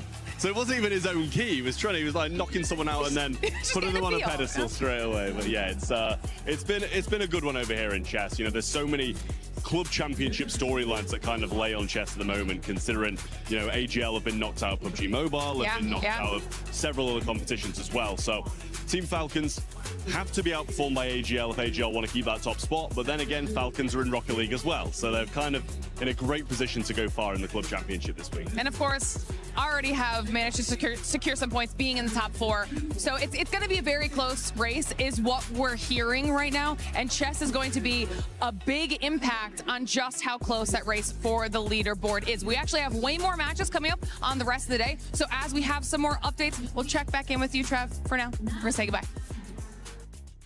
Shout out to the amazing Glitter Explosion and the amazing Trav as well for the Club Championship update. But now going back to PUBG Mobile's esports here at PMWC at EWC 26. We got to talk about Aurora. I would love to see Aurora player stats because there is one player in particular that you're not happy with his performance. You're over here like George St. Pierre, Max. You're like, I'm not happy with your performance. That's exactly what it sounds like because for this squad, I mean, they were able to start off hot, but they're just going to keep going down that leaderboard. Yeah, it's not even just Doc, actually. I feel like I kind of want to see more from Reefus as well. That has kind of like been underperforming a little bit. Even Ziol.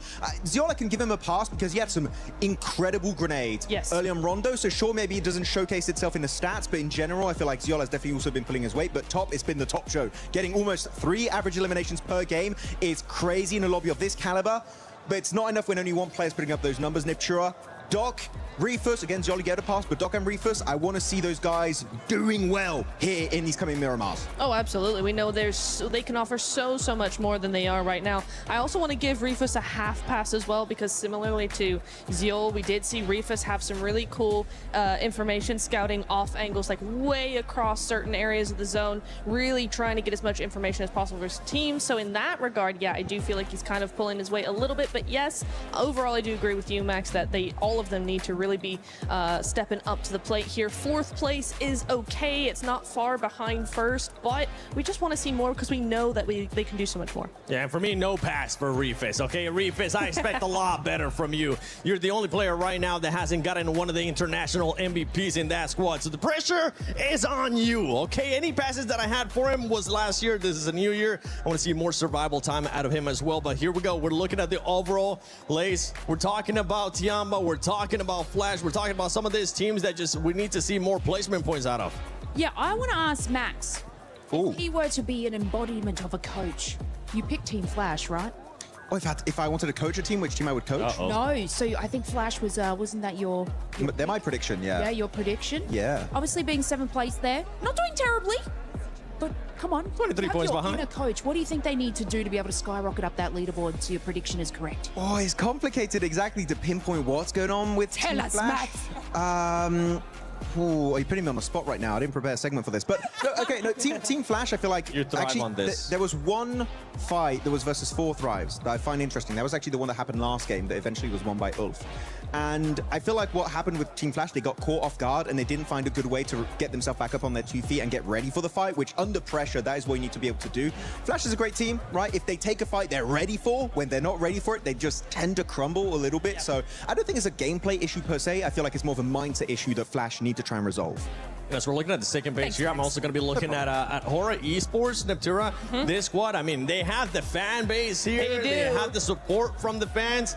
But right now, in the second page, knowing HORAA Esports, they're not going to be happy with this performance. No, they're not. And I think it's a bit of an odd one, right? Because I think it's hard to say, like Max, right? It's hard to pinpoint what exactly is going on with them. But typically, this is a team that likes to play edge, likes to survive, likes to wait until the last few phases of the game to really start spreading out and taking third-party opportunities. They're very good at those third parties, and we're just not seeing that from them. They try sort of half-heartedly making good on some of these plays, but they get overthrown very, very quickly by these more aggressive players and more aggressive teams, and so they just seem to be a little bit too passive. I know HORAA tends to be called passive a little bit more, but this is not a passive team when it comes to those fights, and except for today, it just kind of feels like that's what they're the name that they're living up to, unfortunately. I mean, it's an incredible start from them, though, from the first couple of matches. So, like, obviously, we talk about teams that sort of start out strong, start out weak. I think they started out incredibly strong,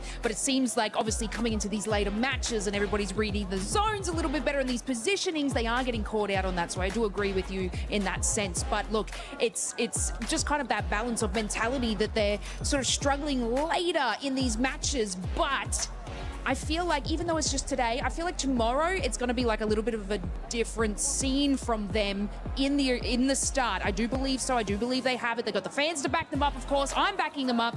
Maybe not for the rest of today, but tomorrow. I was about to say, you're giving them a break until tomorrow. No, these fans, I want to see it. They want to see it coming up in Miramar. I mean, yeah, the thing is, right, is that, okay, if you only had like your typical rule set, sure, fair enough. You can have one day off. We got Smash ruling. You might just have only 2 games there on that day 3, and you just don't know how it's going to go. If it happens like it happened in the Macau Invitational, boy, oh boy, that was crazy. We had 5 teams in the Smash zone at the same time. Eventually, NONGSHIM REDFORCE did get the win, stealing it away from FURIA, but Smash ruling in play, you just don't know how long you really have, Niptura, so you got to make the most out of the games you're currently playing, because otherwise that gap, it might be impossible to come back from in that final day. Oh, exactly, and there's your point brings up 2 teams to mind for me. The first one we've already talked about, AURORA. I said that they typically are a day 3 team, which makes things very complicated when you get to that Smash ruling. Exactly. What day 3, right? The other one is for Thrives, because again, they do very well, typically, very well on day 1, because day 2, they tend to dip. The momentum just drops significantly, and then they can bring it back up on day 3. Again, what day 3? We could very well have a scenario where day 3 is really non-existent. So for those 2 teams in particular, that's really scary thought. Yeah, day 3 will still happen, but depending on how the leaderboard is looking and depending on what other teams end up doing, we could end up just seeing 2 games because Smash Rule is in effect. So just to remind everybody, the way that ends up working out is when we end up going to Smash Rule on the last day, whoever's in first place on the previous day, you get plus 10 points if I'm not mistaken, and then that becomes what we like to call the Smash Zone. Once a team is able to pass that threshold, in the next game, if they do end up winning, or whichever game after that, if they do end up winning, they would end up winning via Smash Rule. And this is something that we kind of you were especially hitting on just now, Max,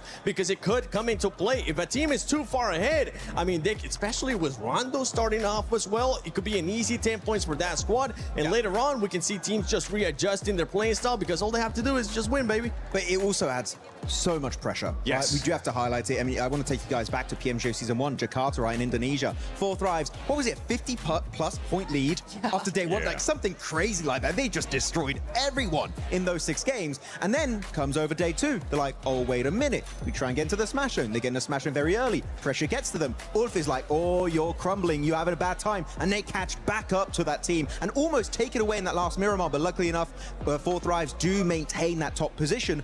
But the Smash ruling is a blessing and a curse based on how you approach it. And for 4 Thrives, I am scared if they do get into the Smash Zone once again, how are they going to perform? Because back in that last event, it was looking shaky. They can't afford to shake up badly here back to back.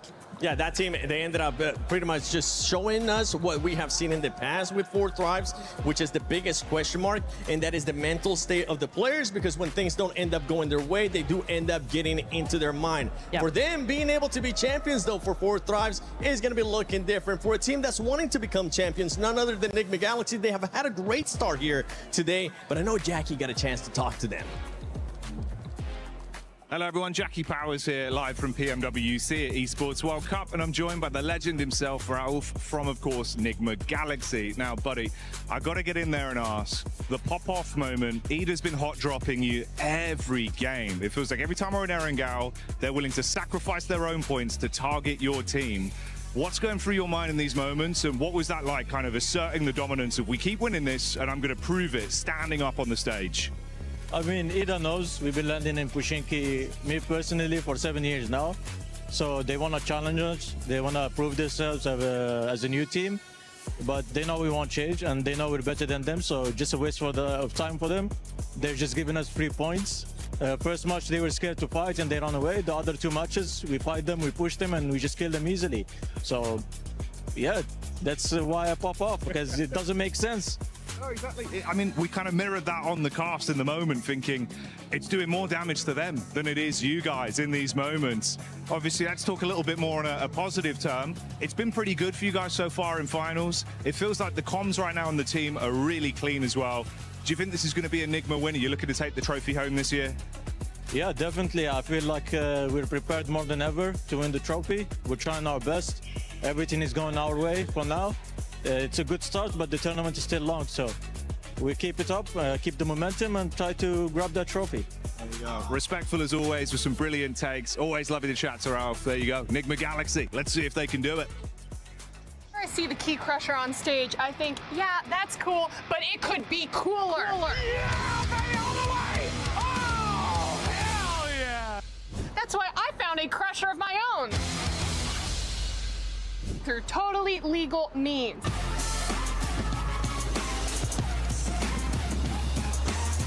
Ah! Now let's crush this watermelon.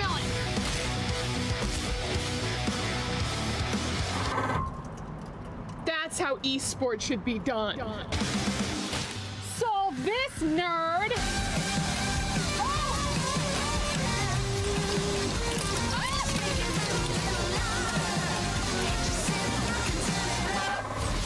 Yeah.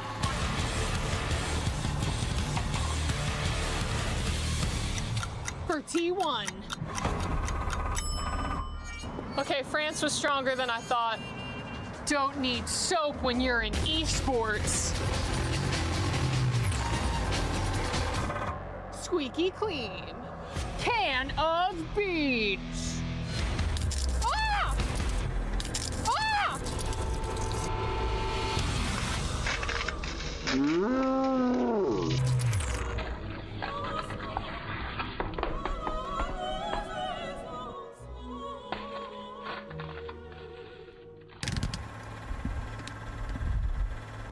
Can of cola.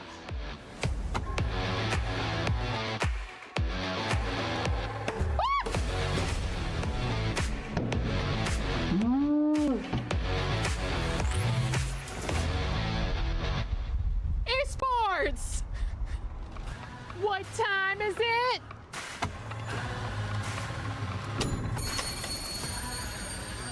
Time to go.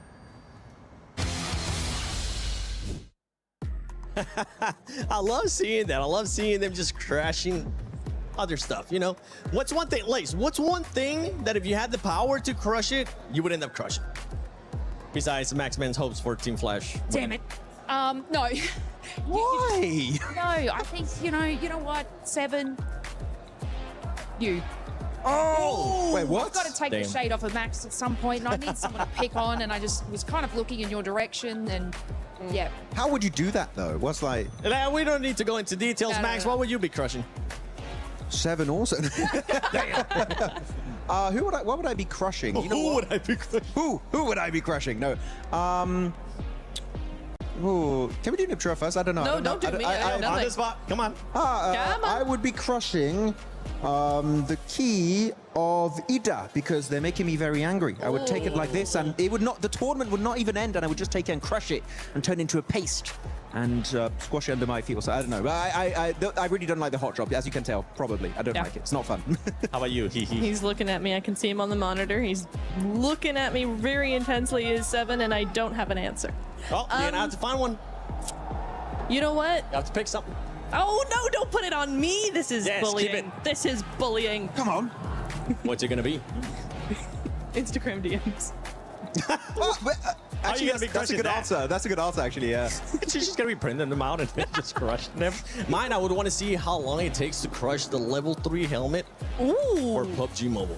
That would be sick. I go, you know what? For next PMWC, how about we crush that? We'd love to end up seeing that. Or maybe one of the Squeaky chicken. No. The what? Squeaky chicken. Crush that. See what happens. Jeez, come down there in Farmville. As we're going to be going into Miramar, one thing that we've been noticing, oh my gosh, talking about Miramar, perfect time to us. We're seeing some of the bloopers that we have had so far. A PMWC, Aurora with this one. That one hurt to see. But this was honestly ended up working out for EA, especially because they jumped at the same time. Yeah, it did. That was the only redeeming quality, but otherwise it was a sticky situation that they had to get themselves out of. So yeah, GG on that one, but yeah. Did they hit the light post? A little bit. You say they got the light knocked out of them. That one, oh, that was my favorite one so That's far, Max. so good. That's you know cool. how hard it is to do that? It's insane. Yeah, I mean, you cannot replicate that. Also, XEY, when he was going over with a glider, he was actively getting shot at, by the way. Can't see all of the shots connecting, but some of them do. And before he explodes, he jumps out. That's some James Bond stuff right there in PUBG Mobile, and he makes it onto the tower. And actually, that position was really big for NONGSHIM REDFORCE in that game. I wish they got something similar in the finals, though. It's not been the case so far. Oh, this one stinks. Yeah, that one stinks. Just because they're not here anymore. You can even see it with Blank when he brought up Alpha 7. It was like, ooh. Oh, never The reigning mind. champ is the PFGC, not in the finals of PMWC. Ah, that's like, ooh, maybe not. HORAA. Oh, we love self-nading in this household. It's just so much fun, and it's dumb. But here we go. You do have it occasionally. Here we go, Aleka. I mean, and it's, you know, any team can do it. We had A7, we've had HORAA, 721 GS now. Sometimes you're just such a powerful player that you need to be humble and eliminate yourself from the competition. God damn, we have some humble PUBG mobile players. We do. Oh! It's like what we do, Max. It's pretty much what this is exactly the playing style when we end up playing. We're just so good at the game that we had to give the other teams a chance, give the other players a chance. We're like, okay, time to nade ourselves. You have to intentionally throw sometimes. You know, if you want to give other people, the noobs, a chance, unlike us, they need to be given an opportunity at redemption in these games and get those chicken dinners, because otherwise they're just not going to get anything done. So yeah, that's the best way to do it. Yeah, and as we're going to be going into Miramar, we're still waiting for the matches to be ready here. That's why there's been a bit of a delay. As we're going to be going into Miramar, there is some drops that we've been kind of keeping an eye on, especially for Godlike and HORAA, and you can see Max just starting to get even more and more red. I love how the shade just went from like your regular color to now starting to get a little bit more red with this hot drops. But the thing is, with Godlike, one thing that they have adjusted, Lace, is with Godlike, they haven't hot dropped before. They did hot drop at the start of the tournament, but they realized it wasn't going to be going their way, and they stopped hot dropping. I mean, they make these decisions based off of, I guess, all their play styles from previous matches. I like the fact that they're trying to make different decisions to see what can benefit them. Obviously, they need to capitalize on more eliminations, so seeing hot drops come out of them is better, but also they do have the power and the great positioning to go into these final circles. So when we bring into Smash Rule, and if obviously they can catch up that leaderboard in eliminations, this is a team that can finalize it and break it out by getting that win at the end of the day. So even though their eliminations are slow now, say we come into tomorrow, they can capitalize on these eliminations, moving on up the leaderboard, they are a team that will be able to hit the Smash Rule because they can capitalize on the wins. What are you guys doing? I believe so. I think they could put themselves into that position, and we're just showing our support here. We're looking at some of the teams that we ended up predicted, and for everybody currently watching at home, for everybody here in the arena as well, don't forget that you can go into the EWC Play app and put in your predictions. Turn in with just scan that, scan that real quick right here. Just go ahead and scan it and see what teams you're going to be selecting. I ended up selecting AURORA being in the top 3. This is the first time that in a long time that I haven't picked them to win. That's fair. I think that is fair. I wish they would win, but they're not. the way it's going, at least it doesn't look insanely likely unless they have a massive comeback in the next couple of days. But 4 Thrives, also a team that needs to step up because, look, I've been supporting you guys for ages and ages. And you won PMGO, and I want you to have a back-to-back. I know you can do it. Do it. Yeah, I mean, ages. So many ages. Oh wait, this is 4 Thrives. I thought that was HORAA. I can't touch that. Okay, I thought that was HORAA. I'm not. Okay, I'm sorry. Okay, I thought. Bad. No. I love that Tura just kicks it too. She doesn't even try to pick it up. Okay, yeah, Just I can't like touch shit. any 4 Thrives merchandise. Okay, I need to. By the way, huge shout out to Jackie because while we're waiting for the game to start here, Jackie has been running around getting some interviews, and I think he was able to get another interview with maybe a fan this time. We're still roaming around talking to the fans. We're going to see what sort of teams people are enjoying over here and who they think's going to win. Excuse me, buddy. Who do you think's going to win the event? Ulf, I think he's win. Yeah? Yes. Let's go. Big up for all. Let's go, Ulf. Ulf. What about you, brother? Ulf. So we got some old fans in the house. Thank you, boys. Let's roam in a bit. Hey, guys. 4 Thrives. Hey, okay. There we go. Got some 4 Thrives fans in the house. Who's your favorite player on 4 Thrives? Of course, all, but I will go with Huzafa and Falak. Okay. Yeah. But There's been a lot of fans for Falak. What do you think it is? Is it how he plays the game or just his personality? What do you like about him? how is it played? He's an aggressive player, so and personality as well. Yeah, so yeah. What about all 4 Thrives here in terms of thinking they're going to win it? You a big fan of 4 Thrives? Yeah, we are especially came from Pakistan to support them. We are here for our team and we love them all. They represent our country and represent us, so we are here to support them. Have you guys been getting loud throughout the event as well, giving them your energy? I imagine that. I've been hearing a lot of 4 Thrives cheers. That coming from you guys? Yeah, that's definitely us. We are here to support our team, to cheer them. Good luck with the event. Fingers crossed for 4 Thrives. They've been looking great. I'm going to roam on, see what else we got. Enjoy the show. What we got going on down here? Hello, brother. How you doing? Yeah? Who do you think's going to win the event? Okay, particularly I can't say anything for the first day because it's going to be a tough competition. It's the EWC man all over the world. Everyone is competitive in this game. So let's wait till tomorrow so then I can say who can win. I know the game, I know how the game works. So let's just wait patiently. First day is a good day for everyone. Let's hope my team win, HORAA. But you want to see HORAA win. If they're gonna, you'd love to see a big HORAA victory. Yeah. I love to see that, but still, I say, no disrespect to any team, but I want my team to win. That's the motive of champions. There you go. We're looking for a HORAA win over this side. Let's go find out what's going on in the other sides of the arena. Avli, I need you to cover the STC arena today. Ooh, it's gonna be tough. Why? Because I have no interest in doing that. Come on, we need you over there. I'll tell you what, I'm gonna go to the beach just really quick, and if the games are still going on by the time I get back, I'll say a couple words. The beach is 5 hours from here.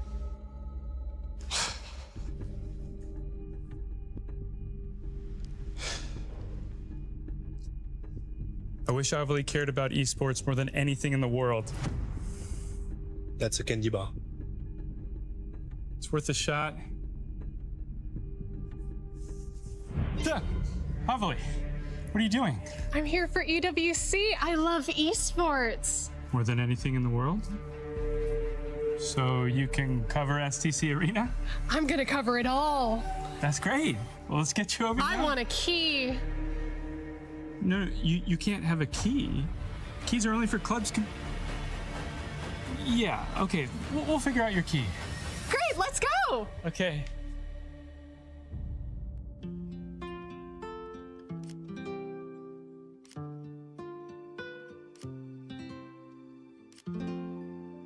Avli, I just want to say you're doing a phenomenal job. Everyone's really excited about your work. I just love esports so much. Yeah, well, I'm going to ask about getting you a raise because you deserve it. I don't need a raise. I have my key.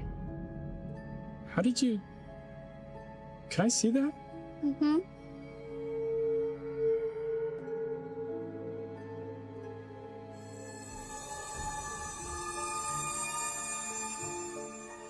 Avli, Did you take this from somebody? No.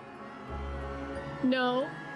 No, no, Okay. no, no, Okay. no, no, no, don't do that! We were having such a nice tournament! Why does it matter? We were having such a nice tournament! Okay, it's your key. It's your key.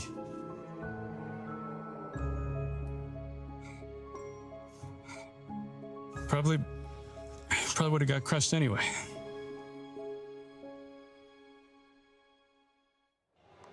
Yeah, I wouldn't want to run into that because that is scary.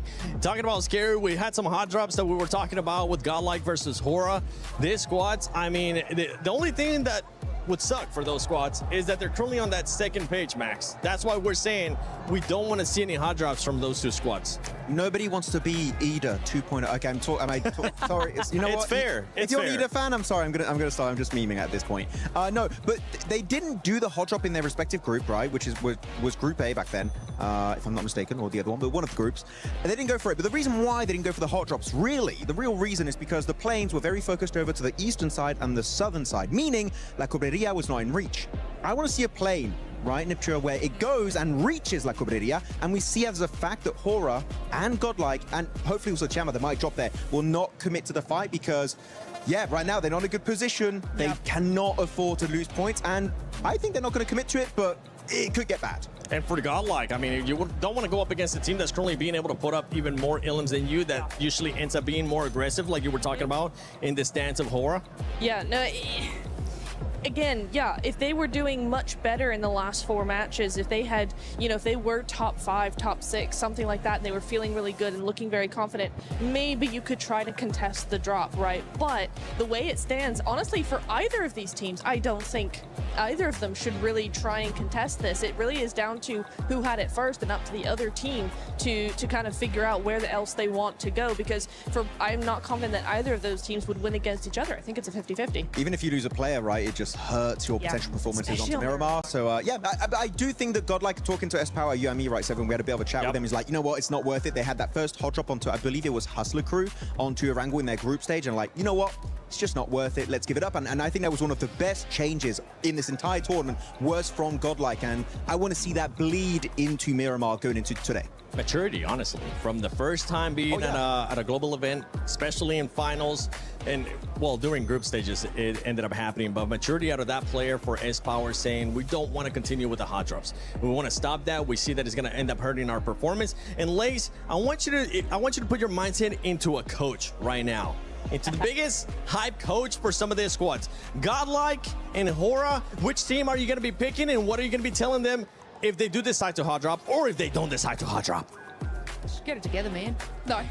Look, Godlike, and because, we were just saying S-Power, their adaptation to each and every game deserves to get a little bit further. And I just hope that you guys can find that great little key that you need to be able to push through into those final zones and capitalize on those eliminations. They have it in them. You've got it in you, and I believe that you will be able to do that. Obviously, we may need a little bit more time to sort of get that, but I just like the way that this team calculates and puts in a strategy. Might not work out for them, but then they'll try a new strategy that they'll be able to solidify a lot more in this competition. So look, I think they can do it. Yeah, especially for both teams being in the second page. You want to be able to build up the momentum. We've seen some teams being able to build up momentum and just carry it on throughout the matches. Only 3 days here at PMWC, at EWC 26, the finals. We've been sending it to Jackie over and over again. Then I want to see what Hot Jukes and Blank are up to.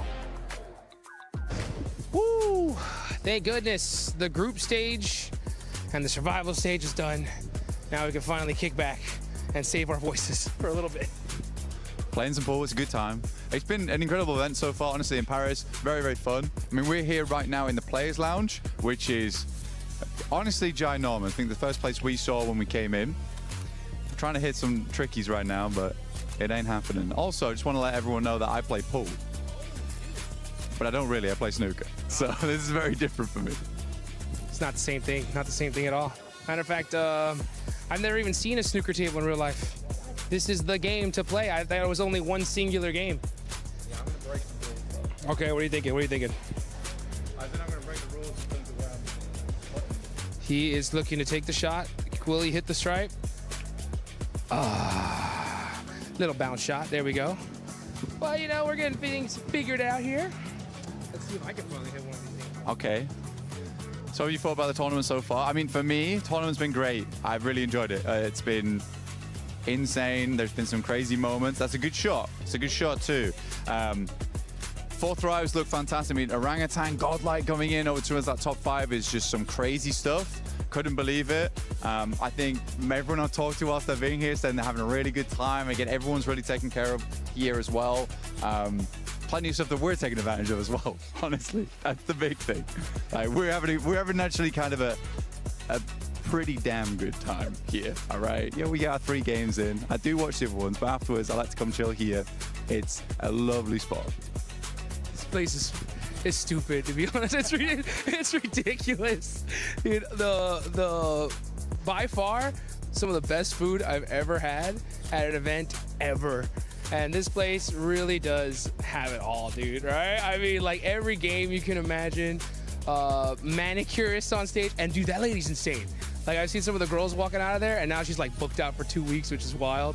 But I might even get a haircut in a second. I love it. I love it here.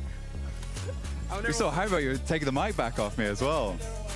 Yeah, no, I'm about to get a manicure, dude. I'm getting ready. I'm getting ready for mine. Yeah. But overall, genuinely, PUBG Mobile is always, I think PUBG Mobile might be the greatest event at EWC. PMWC, EWC, so good. We're biased as hell though about that, but we do get like 2 good weeks out here to enjoy the vibe. You know, it's been in Riyadh quite a few other times, but even there it's been very, very fun coming to Paris. For me, Paris is good because it's a 1-hour flight as opposed to an 18. But I'll still take the 18 to go to Riyadh. Very, very good time. But it does mean I don't have to get a massage whilst I'm here.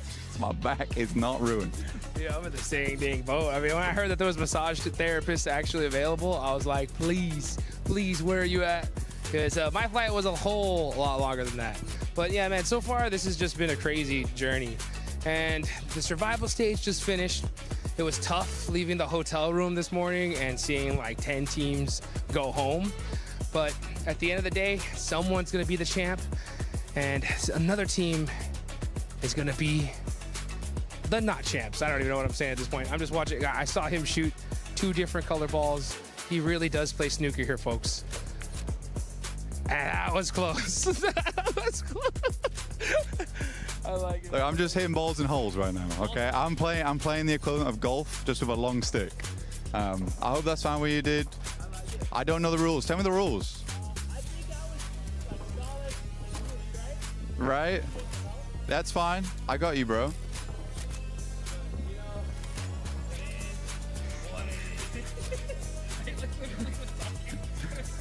Yeah, I heard you like stop. I heard you stop. You kind of confused what was going on. That's fine. Yeah. So you're solids, I'm stripes. Is that how that works? Or the numbers? I just know. I just go for colors. That's where I'm from. It's just colors. It's so much easier. Black goes in last. Boom. It's easy. That's all I need. So I'm stripes. Okay. Okay, he's locked in now, okay? But what's one thing that you really need to make sure whenever you're playing any game is understanding the rules, right? But even if you don't understand the rules, sometimes you just send it, baby, right? You just put in the work and you might come out on top. Like, that's what I'm talking about. You see what I'm saying? This guy is, I like it though. You know what I'm saying? That's how you make the plays, baby. Let's get it. Yeah, sometimes you help other teams. That's kind of rough. Okay, I respect it. Sometimes you gotta make some difficult shots in your life. I trust you. It's a long reach. It was close though. It was that. I thought you were gonna really ruin that. I thought you ruined that. Hey, like, tell me something. 4 Thrives, overrated or not? Hell no, dude. 4 Thrives is insane. I mean, they are coming in champions of PMGO Season 1. I didn't think we were going to see a Pakistani team be our champs, not this soon. And this guy's giving me a chance. I really, really appreciate it. And hopefully, we'll see 4 Thrives try to give some of these guys a chance because in Group A, these guys look like they were unstoppable. They look really good. I mean, they were beat out points-wise by Vitality. But Vitality. It was ridiculous. You're right. It was ridiculous. It was a good time, though, watching them play. Big return to form for Indonesia. It's not been like this in such a long time. Oh, almost. But yeah, big return for Indonesia. It like feels like the spiritual successors right now to BTR back in the day, but there's no BTR pranks happening. No jokes, just gameplay. Just gameplay indeed, dude. The whole Vitality Day was absolutely insane. I just kept on talking to some of these dudes backstage, and I was like, guys, what do you think about Vitality's performance? And all I heard was, what the, and it was like filled in by any word you could possibly imagine. That's what I'm talking about. That was good. That was good. I like it. Purposeful shots here. Let's see how this one goes for Blank. Side pocket. Oh, just barely off the edge. But you know what, dude? That's the one thing I love about PUBG Mobile. Sometimes you get put in some beautiful situations, but the best teams always find themselves a way out. I mean, AJL is a good example of that. They got themselves in a real good situation. I mean, top team TIANBA going for the crown, and honestly, they completely flubbed it. That was a lovely shot, by the way, dude. Well played. Winning up against TIANBA in that last game, survival stage. They're given all the chance in the world versus NONGSHIM REDFORCE, but NONGSHIM, I would say they're one of the teams looking to continue on. And I don't think AGL had it in them this year, but TIANBA just had a massive turnaround. But these things happen. Some mistakes happen. Oh, dude, I forgot that you're like right at the finish line. I've got like some more steps to go. You got it. But hey, you know what? That's what it's all about. You just take things one step at a time. No matter what kind of situation you put in, you got to just figure things out and make it happen. Yeah. Take another one. Sometimes you got to take a mulligan. Little combination shot. I tried. I like it. I like it. I've made it easy for you, though. I've lined you up. You're lined up. You're ready to go. Look, I've created a runway for you. Look. Say, you come down here and go in this back pocket. Yeah. I've got the lights. I'm guiding you home, dude. I'm guiding you home. Oh! Okay, that was a real. The lights, they guided him home. It was good to see. Let's hope that some of these teams can get themselves guided home to a victory at the end of PMWC here at EWC. Thanks for watching. My name's Blank, and this right here is Hot Jukes. Catch you guys later. This is probably my best acting performance ever. Man, it's gonna be a crazy finals. I mean, we got 4 Thrives who from Pakistan. They won PMGO season 1. They're a huge favorite. Team Vitality, dude, had like, they had the craziest group stage performance I've ever seen. Godlike. Yeah, we got OG. Yeah, they're insane. Dude, anybody could really do this, you know what I'm saying? Team FURIA is a huge favorite of mine. They qualified in through survival stage, but it's one of those things where like, I feel like this year we're gonna see a team nobody expected win the whole thing. Okay. Which should be fun to see. All right, $5. Who is it? Who could it be, dude? It's gonna be so wild of a pick. Honestly, if 4 Thrives wins this, it'll be like the nuttiest thing ever. Yeah. It would be crazy. What do they got to do to win? Get a little lucky, obviously. But what else? What can they do to set themselves up? That's the biggest thing, right? Like PUBG Mobile is a game. It's such a team game that even if you don't get those lucky circles, you got to put up consistent points no matter what. You know, I mean, and if you don't, it get a little, just even the slightest bit lazy, you're going home. You know, like one of my personal favorite teams, because their NA team was the Wolves. They made just the tiniest little car mistake. They end up losing and went home by 1 point. Wow. And the margin this year insane. And if you look back at the videos, like there was one play where one of the players accidentally just drove into a wall, and they ended up getting pretty much flushed because of it. And you just think like if just any little tiny mistake was avoided, they could have got that extra point and went to the finals. But don't you have to risk it to get the biscuit? You gotta risk it, dude. Sometimes the wall looks too juicy. There's those coin flip decisions, dude, right? And you can go left, and if it works out, you're a genius, you know? And if it doesn't, you're like an idiot. So like, I think it's just avoiding as many of those coin flips as possible. But if you do have to make those coin flips, you gotta have enough trust in your team to like, for them to just send it completely. Right. Yeah. Oh. They're doing great. Oh. I can hear it. The casting has been so tough. So hard. Okay, try that out. Oh, man. This is officially my favorite part of Paris. A little bit to the right. 7, we're live. That's the left. God damn it. Not again. Thanks, Max. That was actually a pretty good massage. That was nice. Hodrix enjoying massages out there, being able to play pool, being able to do a bunch of stuff as well. But for some of these other squads, I mean, Natura, I know you've been wanting to talk about S2G. Yeah.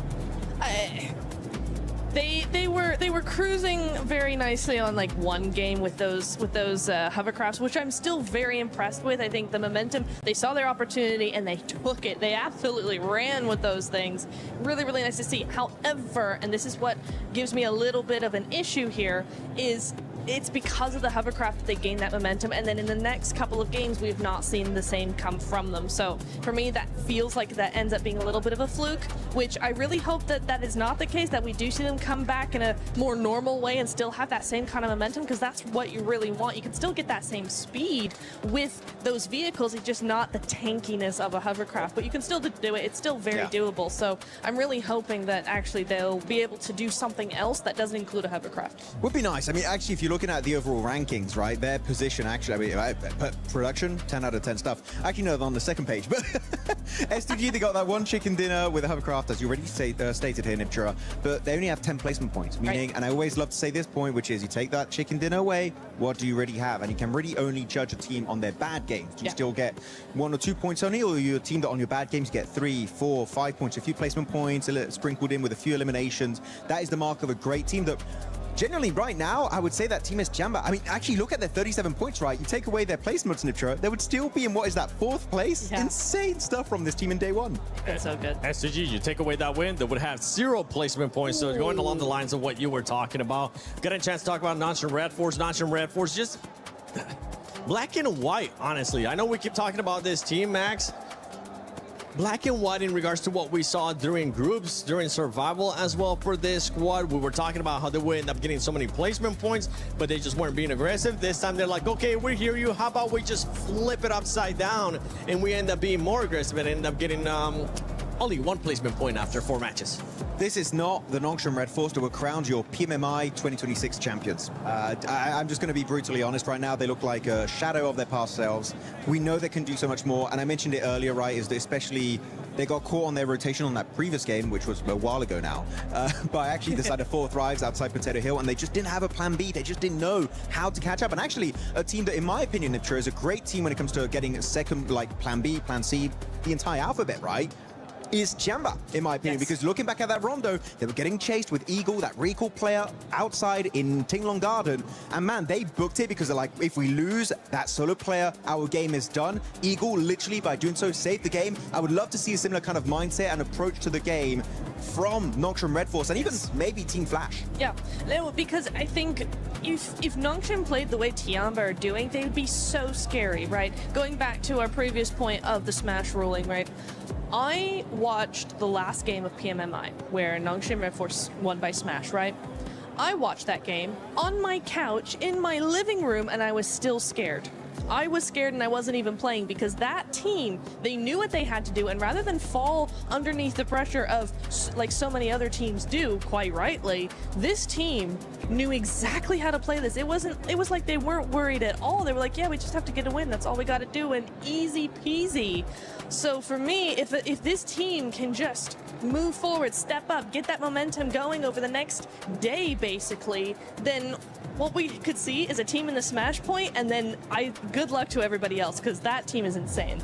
talking about other teams. Lays, you want to say something? I just want to say I agree because like the fact that they could have those placement points early on, and the fact that there was one scenario where they absolutely just steamrolled Furia. If they just can add that together, I just have to. Sorry, I just had to add on that that I agree that they would be scary as heck. A team that could be scary as heck as well are the reigning champions of PMGO, and it's none other than 4Thrives. 4Thrives, I mean, currently being able to outperform what NONGSHIM REDFORCE is doing. Average placement, the exact same. I would love to see 4Thrives player stats, though, because for this, I want to see who's currently performing, who's currently not performing. We saw who's Sci-Fi earlier on being able to clutch it up for the squad, and I feel like he's currently being the standout player when we usually end up seeing Falak. Yeah, I mean, there was even a scenario where they were sort of bunkering in a building and it just looks like their communication is not as tight as we're used to seeing. So yeah, if we bring up like player stats behind it, it looks like they're sort of just feeding and funneling into these, I guess, fights one by one, which is obviously catching them out. And generally, they will have sort of like a nice little split hold strategic way of actually pushing a team into the position that they want them to be able to take them out. So I think it was this spot actually here where, you know, they were sort of bursting and it just was a little bit miscalculated. Still a great sort of, I guess, push from them, but it just isn't as fast-paced as 4Thrives when we used to see. Yeah, I fully agree with that. And also, we kind of saw that when you were pointing it out. Max, the one we saw where 4Thrives just decided to coexist with HORAA Esports, it ended up hurting them in a big way because we saw, who was it? No Fear that ended up actually clutching up that 1 versus 2. For 4Thrives, I would have loved to see them being a little bit more aggressive, making them back off and not just waiting the longest time when they actually have to just fight. Usually we tend to see 4Thrives being a little bit more aggressive as we're looking at the player stats, and it's actually Falak that's still putting up the numbers. Yeah, I mean, he had some crazy good grenades, but actually, I wouldn't fully agree about them being more aggressive. I feel like they're aggressive enough, especially in the early game, right? They love to do it. They were going for it in Pochinki. They even were chasing down NONGSHIM REDFORCE at some point, clearing out the entirety of Team Flash. I feel like the issue is sometimes they linger too long on their splits, like that, a 2-2 split inside Fairy Pit, which I liked it. But then you saw Sleepy from HORAA, and Sleepy is a very sleepy, sneaky man, okay? He spots you with a mini 14 or even like ARs that pretty much are just, you know, long-range AR snipers. And he's just gonna tear you down. He did that on Falak. They were able to get the reset, but it really goes to show that a split like that, if you're holding on for too long, you are going to be showing a bit of a kink in your armor. I'm not really too scared for 4Thrives. I feel like they're a team that don't really have a big ego. They're willing to change and iterate when they need to do so. So I feel like it's fine, but it's definitely been a rougher opening day than maybe a lot of people were expecting. No, I do agree that they're not in the woods yet, right? No, it's fine. They're not in the woods. They're okay for now, but yeah, it's just that I know the other teams are going to start really playing a lot harder and a lot faster in the second day, and so for them in particular, they really need a good first day, and so far we just haven't had that from them. I kind of agree with both of you, right? Where you're like, they need to be more aggressive. Max says they don't. I think they need to be more aggressive in their momentum, right? Not in getting the elites, not in getting the fights, right? But they need to be snappy. We're not seeing this team be snappy in their rotations. They're not being snappy in their pushes. Their splits are very slow. Yes. They need to slay those rotations. No, I'm sorry. They do. I agree. They do. They actually do. They do. They really do. They need to be really like NIGMA Galaxy that we've seen. Like, who else have we seen? EA have been very quick. If a player gets knocked, they are all over it immediately. They're very, very good. ALULA as well, quick, being very speedy with those pushes out for info to make sure that nobody comes in behind them. Stuff like that I want to see from 4Thrives. We saw it in the group stage. It worked very well for them. And just now they're starting to be very indecisive, and I kind of feel like they don't know what's going wrong. Just their pacing's off. Their pacing is off. You're indecisive. Trust your gut. Go with it as a group, not one-on-one. Just go with it. Just do it. Just do it. Just survive once again. But for this team, it's spot on. You were talking about the 2-2 splits. I felt like that 2-2 split took a little bit too long. They should have bring it up together, and that's why I wasn't really happy with how long they decided to coexist with HORAA. And talking about that too, they've been aggressive when they need to, but I want to see the 4Thrives that we ended up seeing at PMGO. For everybody that's been watching EWC, you know that the club championship is currently at stake. So why not listen to our amazing reporter that's been keeping track of everything going on with the club championship, Glitter Explosion. SEC Arena to check in with Ginny about what's going on over here, what's going on with CC and the fans, really. It's a really good time right now. This is our second game where we have the French crowd absolutely cheering out of their minds. Starting off today, Gentlemates had their game, which was in that lower bracket, and they needed to win in order to be CC eligible, which now they are because they ended up in the top 8. Okay. Same thing for KC. They were second on the second game that we had here in the SEC Arena way back when EWC has just started. So they need another top 8 finish. If they win this game, they'll make it happen. But same old, Vitality Falcons already qualified. Of course. And Twisted Minds playing later today.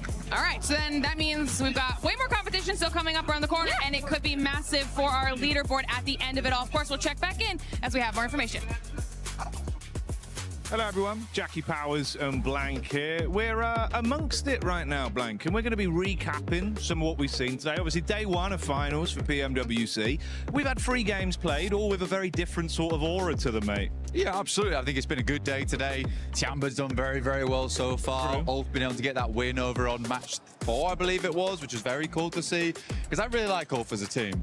Fortunately, it has been a bit of a rocky start for them. Their star player, Eren, hasn't really been stepping up to the plate as much as I might have liked him to. But Scarface, though, he was doing great.